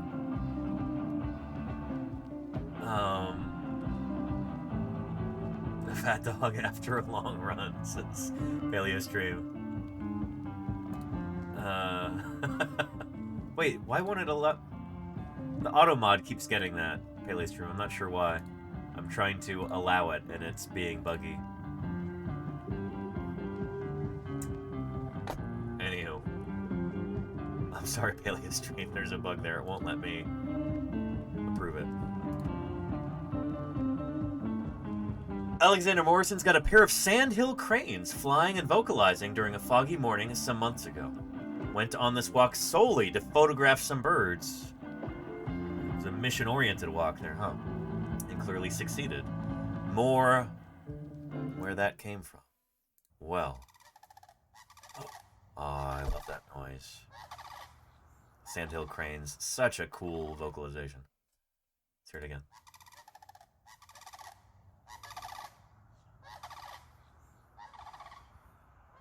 They sound like a weird squeaky toy.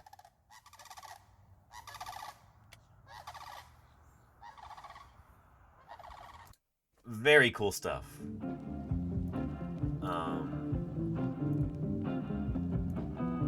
Thank you, Alexander Morris. Yeah. Somebody's beating me to this. Lenina with the sand in the hourglass. Sand hill.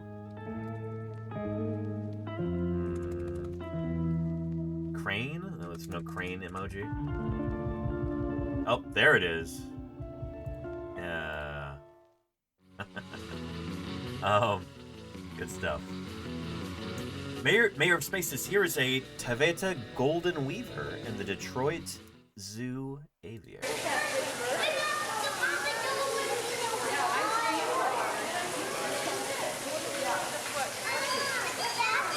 Beautiful bird. Very yellow.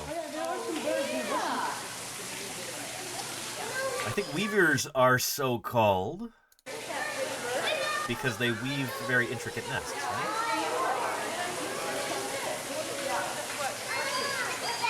Let's look them up on our tree of life here.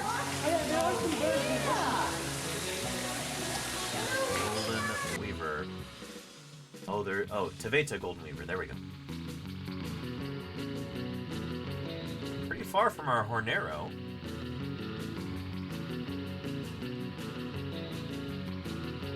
Plosius castaniceps. Huh.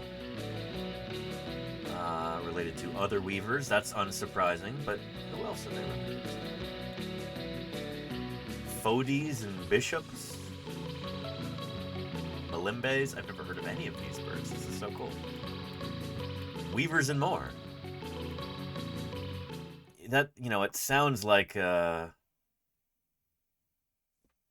don't know, like the name of a store or something like that, you know. Weavers and more. For all your weaver needs.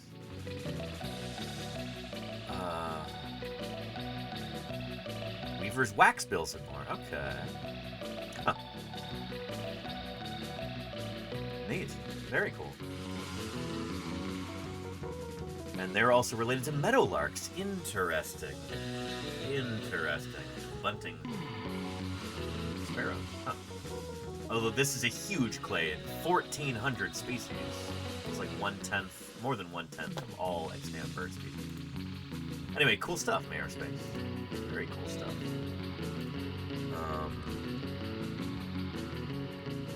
Basket there too for our weaver. But wait, there's more, Jazzy Cat. Yes. Call now and you'll get these Canada geese. From Miss Capri Kell. Canada geese are... They get a lot of attention on the internet for how ornery they are. They have a tendency toward anger, these geese, but it's understandable. Any kind of large bird that spends a lot of time on the ground, they're gonna be pretty tough. They're gonna be pretty angry. For a bird, especially, the ground is a tough neighborhood, you know? You gotta be tough to survive there. And geese are pretty good at that. So I don't blame them for being angry. Goose, Canada, and...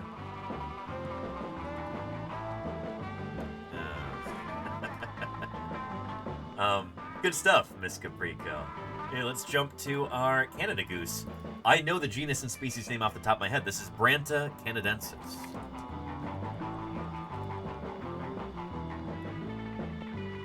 There we go. And they're going to be way over in Anseridae. In the geese. Over by ducks, like Gallo and Cenoformes. Canada goose, related to the Hawaiian goose. These other geese too. True geese. Anseridae.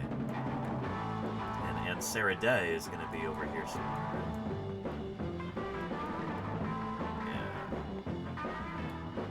Yeah. Ducks, geese, and swans.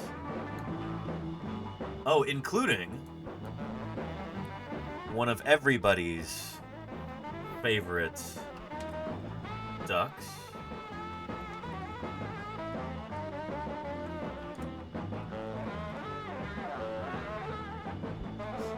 There we go.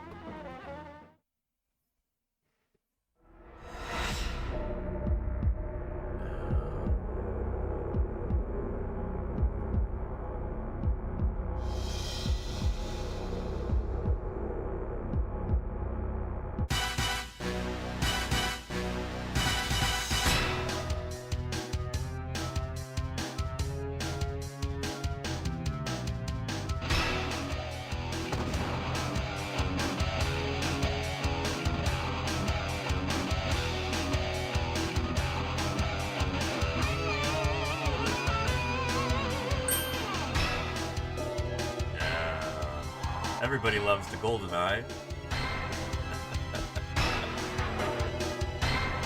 I should turn that into a cold open video. I made this ages ago. I think I originally made it for TikTok. I don't know if I ever uploaded it. But yeah.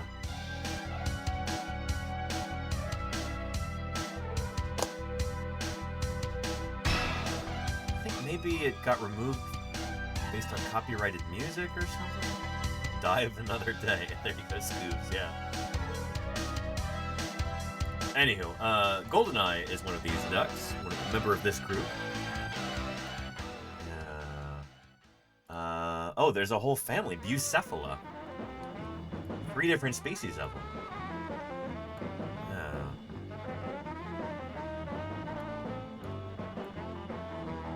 Barrow's GoldenEye, common GoldenEye, and Bufflehead. Good stuff. Anyway, Miss Caprical, thank you for your contribution there. Canada geese. This would be like the heavy that the GoldenEye would have to fight. Like, you know, it's the big scene. Yeah. And Suave Oreo. It's got the ever photogenic northern cardinal there. Yeah, good stuff. Here, let's Let's jump to our northern cardinals here on our Tree of Life. It's, of course, a male cardinal. The females are not nearly as red. More of a kind of yellowish brown. Oh, yeah. The man with the golden gall, Dr. Crow. There could be a whole series of 007 or bird-themed 007. I love that. Anyway, Northern Cardinal. Cardinalis cardinalis. It's a good name. Easy to remember. Good stuff there. Do we have a... Cardinal... No. Well, we'll have to be content with that. Do another red one. Here we go. Thank you, Suavo Oreo. Thank you very much.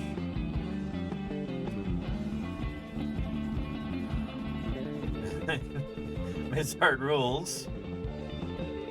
Evoking that classic soundbite.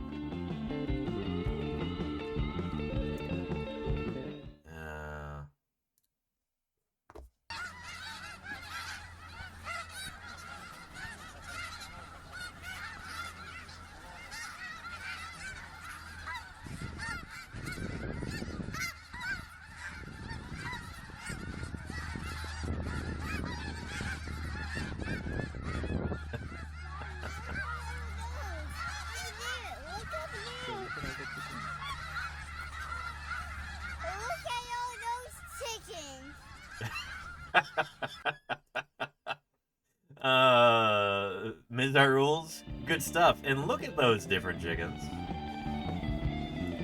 Well, thanks for posting.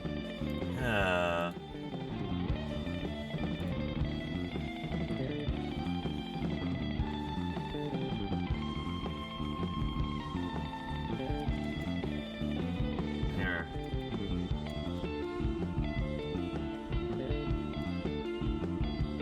We're looking at those chickens.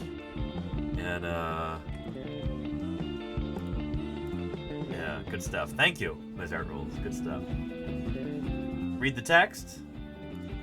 The Wyandotte chicken weighs 2.7 to 4 kilos, 69 pounds. Body's medium length. Broad skull with a rose comb. The skin and shanks are yellow. Earlobes, face, and wattles are red. Very nice. Lovely watercolors there. Thank you, Ms. Yvette, for your contribution. I appreciate it. Good stuff. Chaotic Time Traveler has got a mourning dove for us. Well, well, well. A mourning dove taking advantage of the same model of heated bird bath that was shown in the Wild Birds video that Danny shared. Nice. The Silurian limestone in the middle is there for stability, preventing mammals from dumping the bath. Well done. It also provides an island for the birds to sit on. Yeah, birds often love to have a kind of a central island there. So this keeps squirrels from knocking over the water bowl, I presume. Nice, and it's cool that you know the age of that rock too. It's Silurian. Lovely mourning dove here. Let's look them up on our Tree of Life.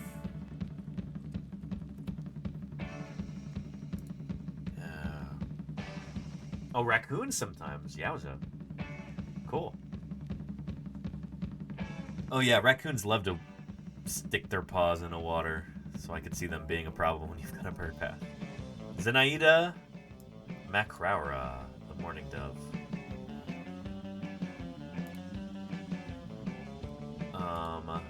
Good stuff. There's a bath. Somebody was here before with some clever reactions. Lenina.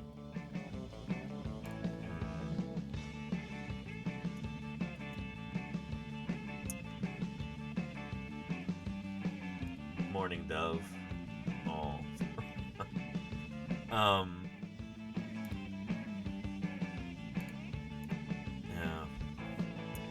Yeah. Thank you, Thing. I appreciate your contribution there. Scoobs has got, ooh, is this a sandpiper or a killdeer or who is this? No. An Australian magpie, maybe? Something like that? Ooh, got a worm there. Nice find. Oh, I love the zoom in. It's good footage. Australian peewee. Very cool, Nova Silence Twitch. Very nice.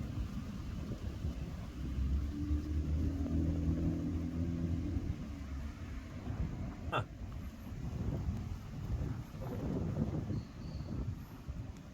Very cool.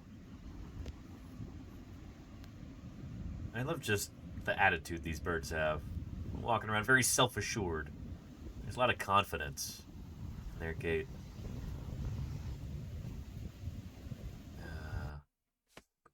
Good stuff.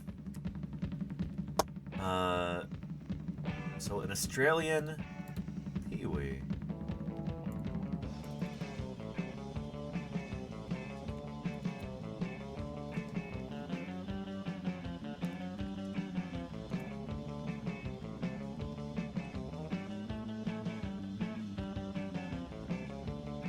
How do I spell that?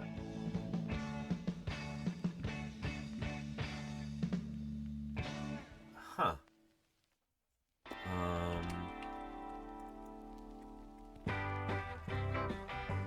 Magpie lark. Okay, that's what it's going to be under. Somebody typed that into the chat, too.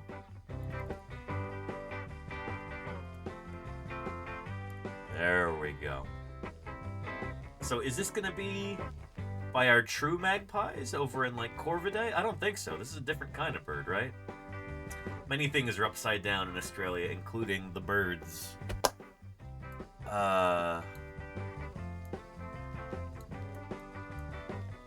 Monarchs. Interesting. Shrikebills, paradise flycatchers, monarchs. Birds of paradise. All these cool, like, Gondwanan lineages here. This is neat. But yeah, there's our magpie lark. Grillina, Cyanoluca. Cyanoluca, so blue and white. Interesting. Huh. Very cool, Scoobs. Very cool. I appreciate you posting.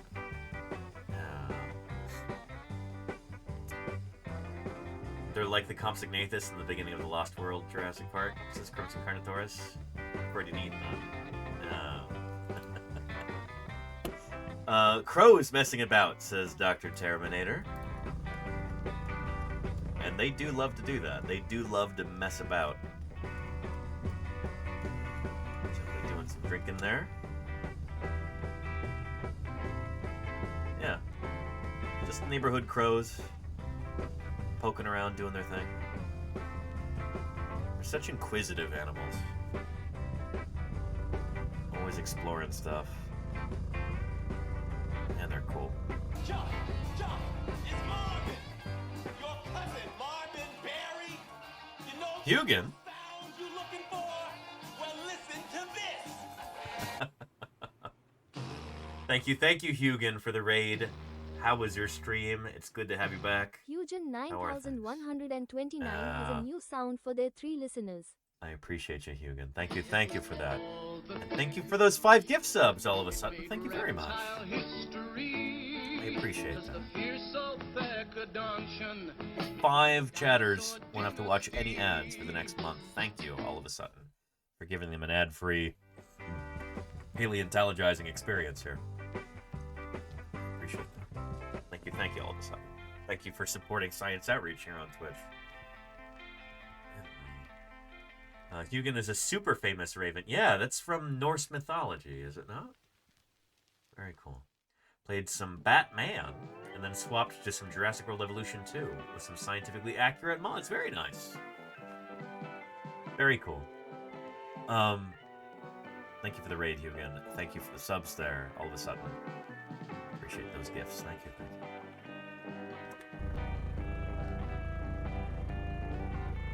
There's our crows. This is going to be Corvus brachyrhynchos, right?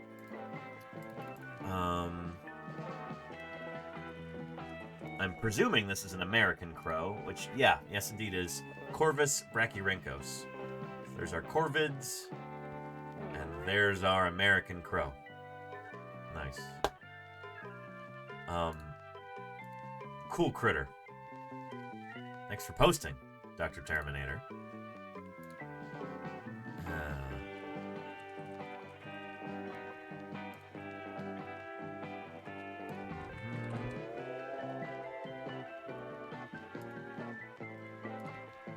Good stuff.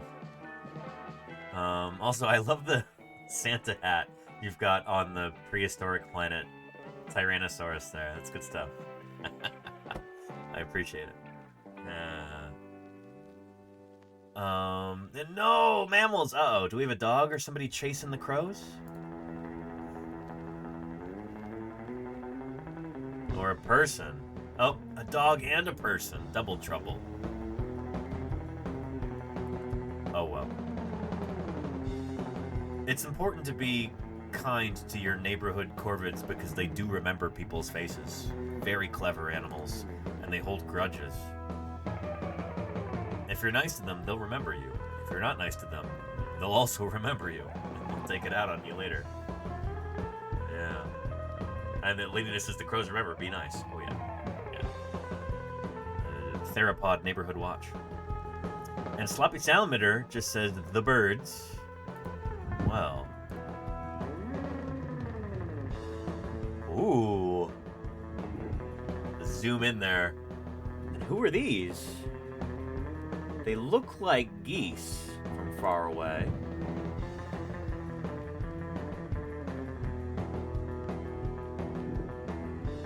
Oh, wow.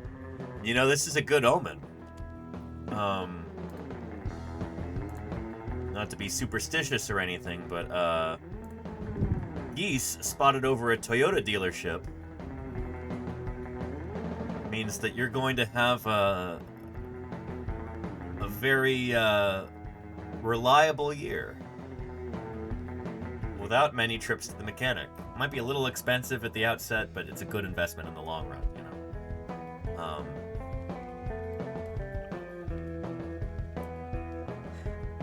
Just a little stitious, Ratio Ball. Fair. Yeah. Infinite money glitch found. Yeah, there you go. Anyway, good stuff there, Salamander. Birds, yes indeed. And yeah, we've got those in a V shape. Somebody was being very clever about this. Lenina, again. Yes, I couldn't do it better. I'll do a car.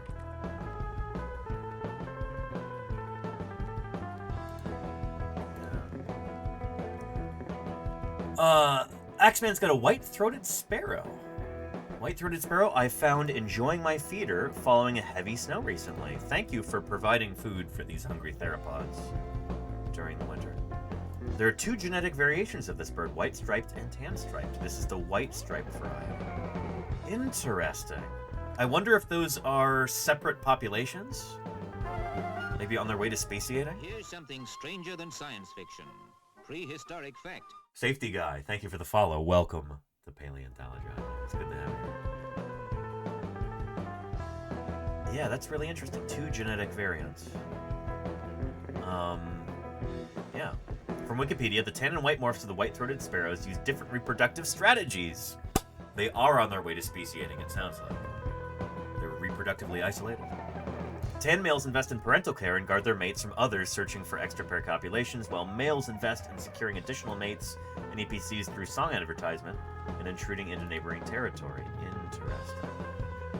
Oh, so maybe they're not speciating. If they're still sharing genes, huh? Female morphs have similar differences, where tan females invest in parental care and white females solicit EPCs and engage in brood parasitism, leaving their eggs in another's nest to be raised and fed. Mating with the opposite morphs and using alternative reproduction strategies helps maintain competitive equilibrium. Fascinating. That is really interesting. Huh. I wonder if this is... I bet you that, like, population geneticists are really keen on these particular sparrows. That's really neat.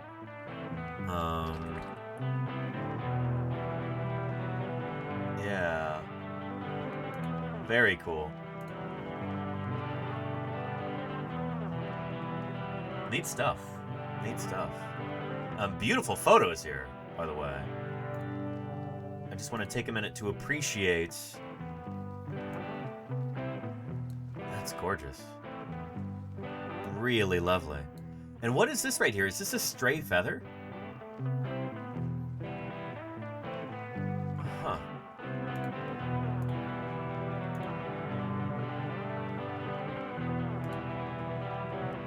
Look at that. Oh boy. Yeah. Actually, bud on a branch behind the bird. Oh, okay, and it just happened to be in focus because it was, it's immediately behind the bird. Yeah, okay, so there's one of the buds right there. There's another one. Thank you, Salamander, for pointing that out. Yeah. That's great. Yeah. You almost expect to see a reflection of the photographer in the bird's eye. The picture is that crisp. Lovely.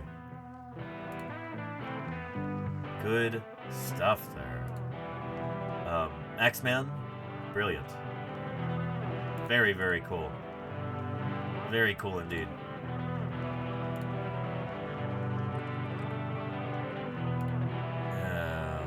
Lovely. Ribsta says, hello, new here for bird day. Welcome, welcome, Ribsta. Welcome to Paleontologizing. Welcome to Thursday Birds Day. Spotted these two at my parents' house over the holidays, West Tennessee. Make sure to zoom in a bit on the second. Who is that? Some kind of raptor here. And look at those eyes. Just staring directly into our souls there. Who is this? Might be a juvenile with all the speckling going on here. I don't know. My ID skills for raptors are not the best.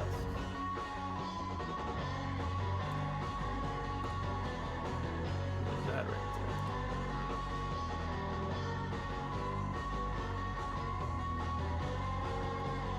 there? Anyway, cool stuff. I'm not sure who this is. I bet you somebody in the chat or in this thread has got an idea.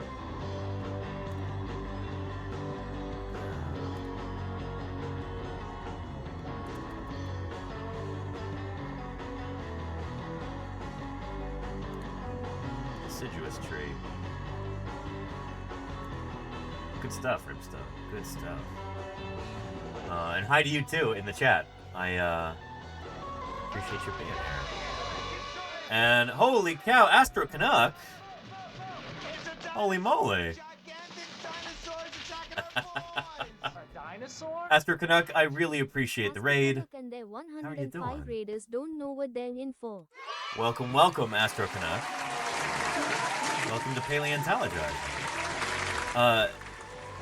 How did your stream go? I hope it was real good. Thanks for bringing everybody in. It's a big raid. Holy moly. If anybody's here for the very first time, let me introduce myself real quick. My name is Danny Anduza. I'm a dinosaur paleontologist.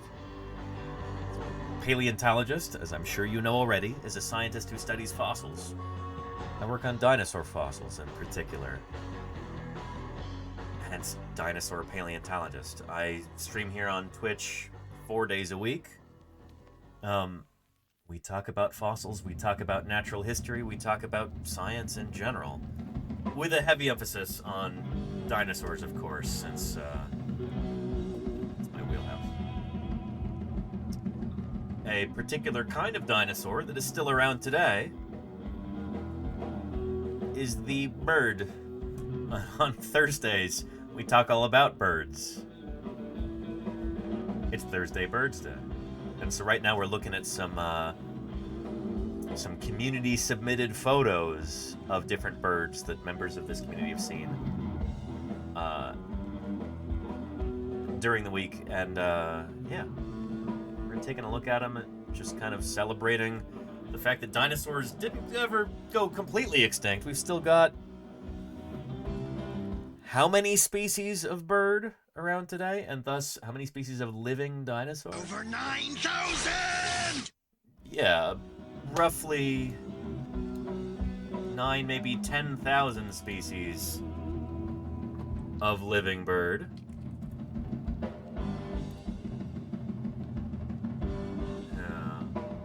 Mayor Space is what? 9,000? Yeah. Maybe 10,000. 10,002 according to this tree, but the exact number is a matter of a considerable discussion. Dispute, I'm sure. Anyway, Austin Struder, Emma22 Inc. Did we discuss dinosaur DNA? We did a little bit at the beginning of today's stream. We don't have any DNA of any dinosaurs except for birds. DNA is a very fragile molecule. It doesn't... Try as we might, we've not been able to find a single scrap of dinosaur DNA from the Mesozoic era. You know, from the age of dinosaurs. But yeah. Hope you've been having a good stream. Glad to send peeps your way. I really appreciate it, Astro Canuck. Sounds like you had a great stream. Thanks for bringing everybody over. I appreciate it. Yeah. Earlier on today's stream, we did a crossover with Rhacodactylus, who works in cognitive science. We were talking all about our different fields of science, talking about kind of the philosophy of science in general. It was a fun and very involved discussion. It was pretty cool. Looking forward to doing that again. Lost your mother's brother, there you go. The CMA, yeah. It doesn't quite work that way. And some weird nerd that... Don't you talk about Oh, this... You're being self-deprecating, Rhacodactylus, okay. I almost didn't recognize that was you for a second, but yeah. Anyway, yeah. We're talking about birds. We're talking about their evolutionary relationships. We're looking at photos of birds.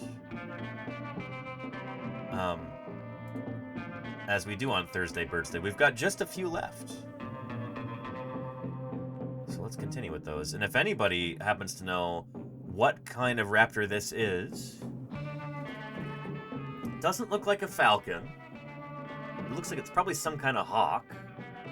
Might be a juvenile, though. Juvenile birds of prey.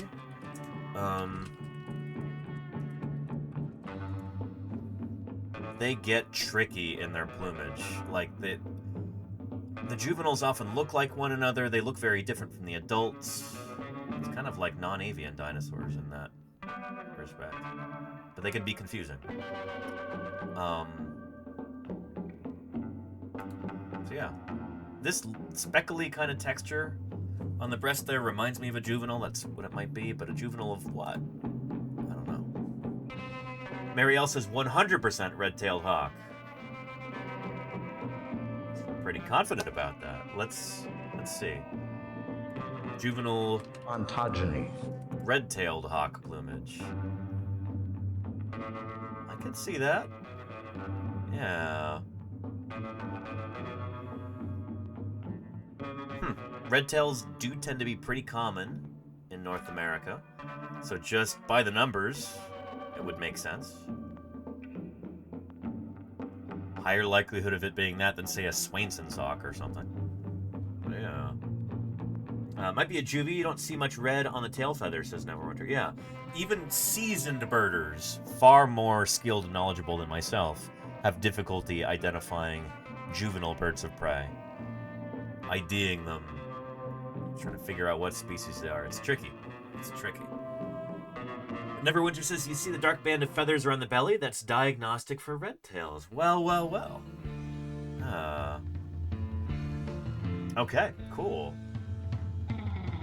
Oh, don't tell me it's not a juvenile and I just said that whole thing when it's clearly an adult red tail. Again, I'm not a pro here by any stretch of the imagination.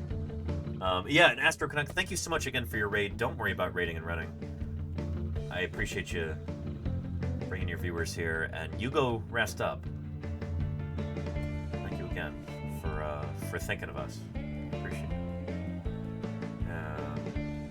And Mary L says the shortest tail I think indicates adult, but I'm not 100% sure. Okay. You need to get better at my raptor identification. I really do. I'm going to be doing a lot of that probably in North Dakota at the beginning of February. I'm going to be visiting Denver and Liz Friedman Fowler out there, and they're both very into birds of prey. There's a lot of telephone wires out there where you get all different kinds of birds of prey, so you should probably bone up on my raptor ID. Many hours at Hawkwatch is very cool, Mariel. Very, very cool. Neat. Anyway, thanks again, Ripsta, for sparking that discussion. Charcone has got a brown creeper. Photo is from a couple years back and was a lifer for me. Very nice. I haven't seen it since either. That's awesome that you got a photo of it, though. There's so many different birds that I've only glimpsed once and didn't manage to get a photo of. This is a good one. Let's look up brown creeper. American tree creeper, maybe?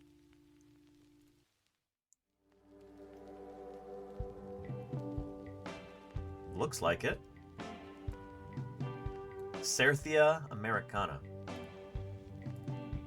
Good stuff, Charcone. Good stuff. Tree. Let's do a metal, too. Because that's a lifer there. Very nice. Very cool, Charcone. Very cool.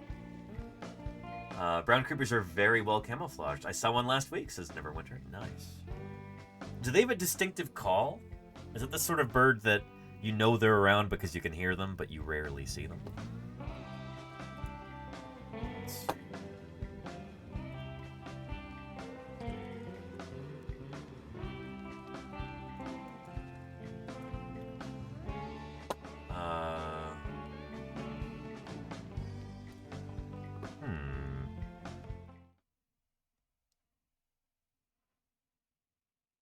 Get some sound here.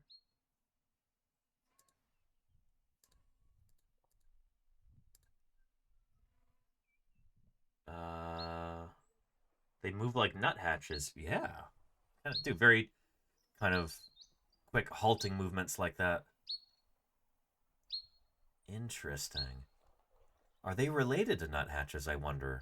Or is that kind of movement, is that convergent? Interesting.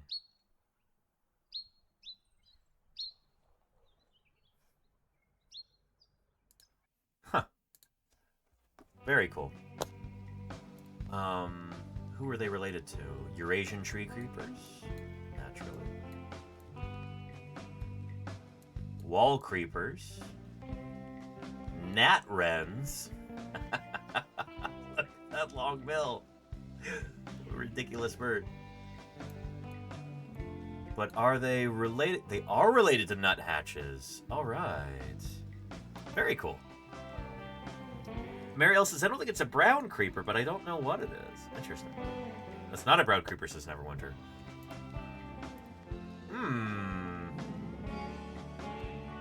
Well, okay. Huh. Let's zoom in and enhance. Or, at the very least, we'll just zoom in.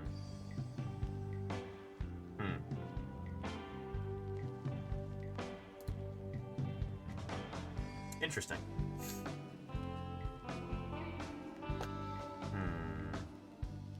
Nice dinosaur, says Anodyne Quinine. Thank you. Got all kinds of nice dinosaurs here. We're lucky that birds today are so diverse. Neverwinter's got a Prothonotary warbler. Protonotaria citrea from May 2021 at John Hines National Wildlife Refuge in Philadelphia, Pennsylvania. That is a gorgeous bird. It's just the way that the light plays off that yellow around the head, it almost looks like... Maybe this is me being hungry, but it almost looks like a piece of fruit, like a mango or something. They practically glow when you see them, says Marielle. Yeah, clearly. Here, let's take an up-close look here.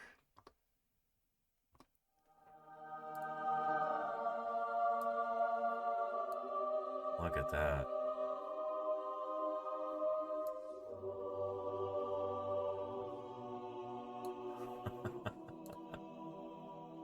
Just beautiful. Their nickname is Swamp Candle.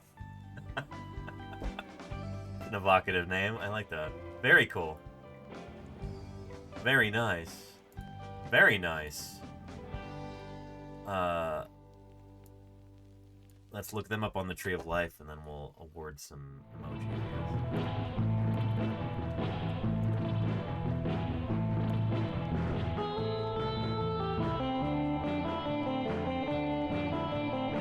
There we go. It's warbling time. Protho-notary warbler. It's quite the mouthful. Protho-notary. Where does that name come from? Is that like an anatomical term? The genus name is from late Latin protonotarius, meaning protho-notary, a notary attached to the Byzantine court who wore yellow gold robes. Interesting. So it's named after a bureaucrat. I gotta say, I like the bird more. Very nice. Yeah. And no worries, Lenina. It's. I'm not at all miffed that you get to the clever ones before I do. It's good stuff. Let's add a note for our protho-notary warbler.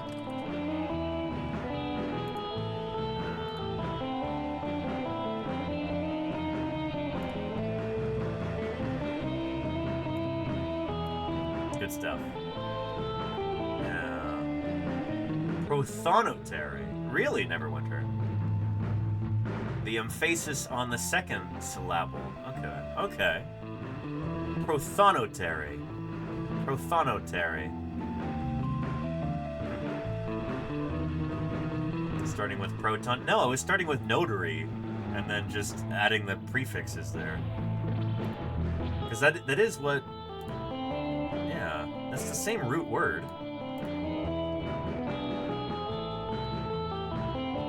Yeah, notary. Huh. Anyway, interesting stuff. Thank you, Neverwinter. This is gorgeous. Oh, and there, that's our last bird. That's our last one of the week. Well, thank you, everybody. This has been brilliant. How lucky are we that there's so many cool birds that we share our planet with? So many cool theropod dinosaurs flitting around and doing all kinds of goofy bird stuff. You gotta love them.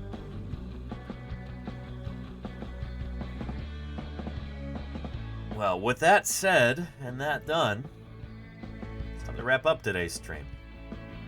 This has been a great one today, everybody. Thank you for watching. Thank you for your attention, for your enthusiasm, for your bird photos. Thank you for your questions and your kind words and your good vibes. I appreciate it very much.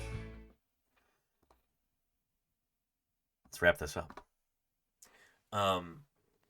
This is our last stream of the week. I'm taking tomorrow off to work on some science and some chores around the house and assembling more of that Tyrannosaurus skull too. So I've got a bunch of printed pieces that I've got to start gluing together. Maybe I'll even finish the Stegosaurus skull we did yesterday.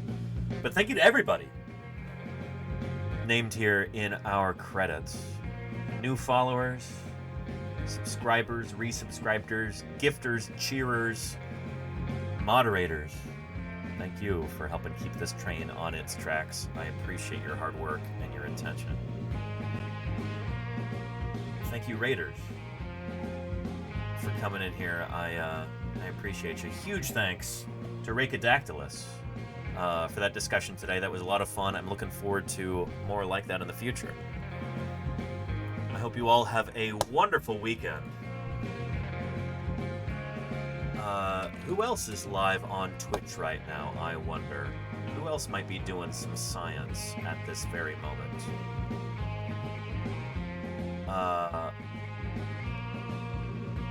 Well, if it isn't Science Streams, Science Game Night, and Nerduino. We haven't raided Nerduino in a while. Let's raid Nerduino. Yeah. I'm sorry, is that okay, Science Streams? I mentioned you by name, I'm sorry, I don't mean to...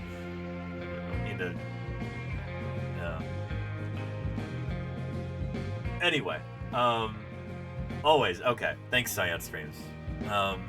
You're always here, okay. Oh, I appreciate you, Glenn. Nerduino is an astronomer, a former NASA scientist. He does some really cool stuff, and he's doing some space science chat right now. Ask an Astronomer. That is perfect raid target for today. Thank you everybody for another wonderful stream. I appreciate each and every one of you. The internet is a really big place. You could be just about anywhere, but you've been here spending time with me, talking about fossil science, talking about dinosaurs, talking about birds, living dinosaurs. I appreciate that time. I don't take it for granted. Thank you very much. And I'm looking forward to seeing a whole bunch of you again on Monday. Until then, you all take care of yourselves. Have a wonderful weekend. Let's go see what Nerduino's up to. Bye-bye.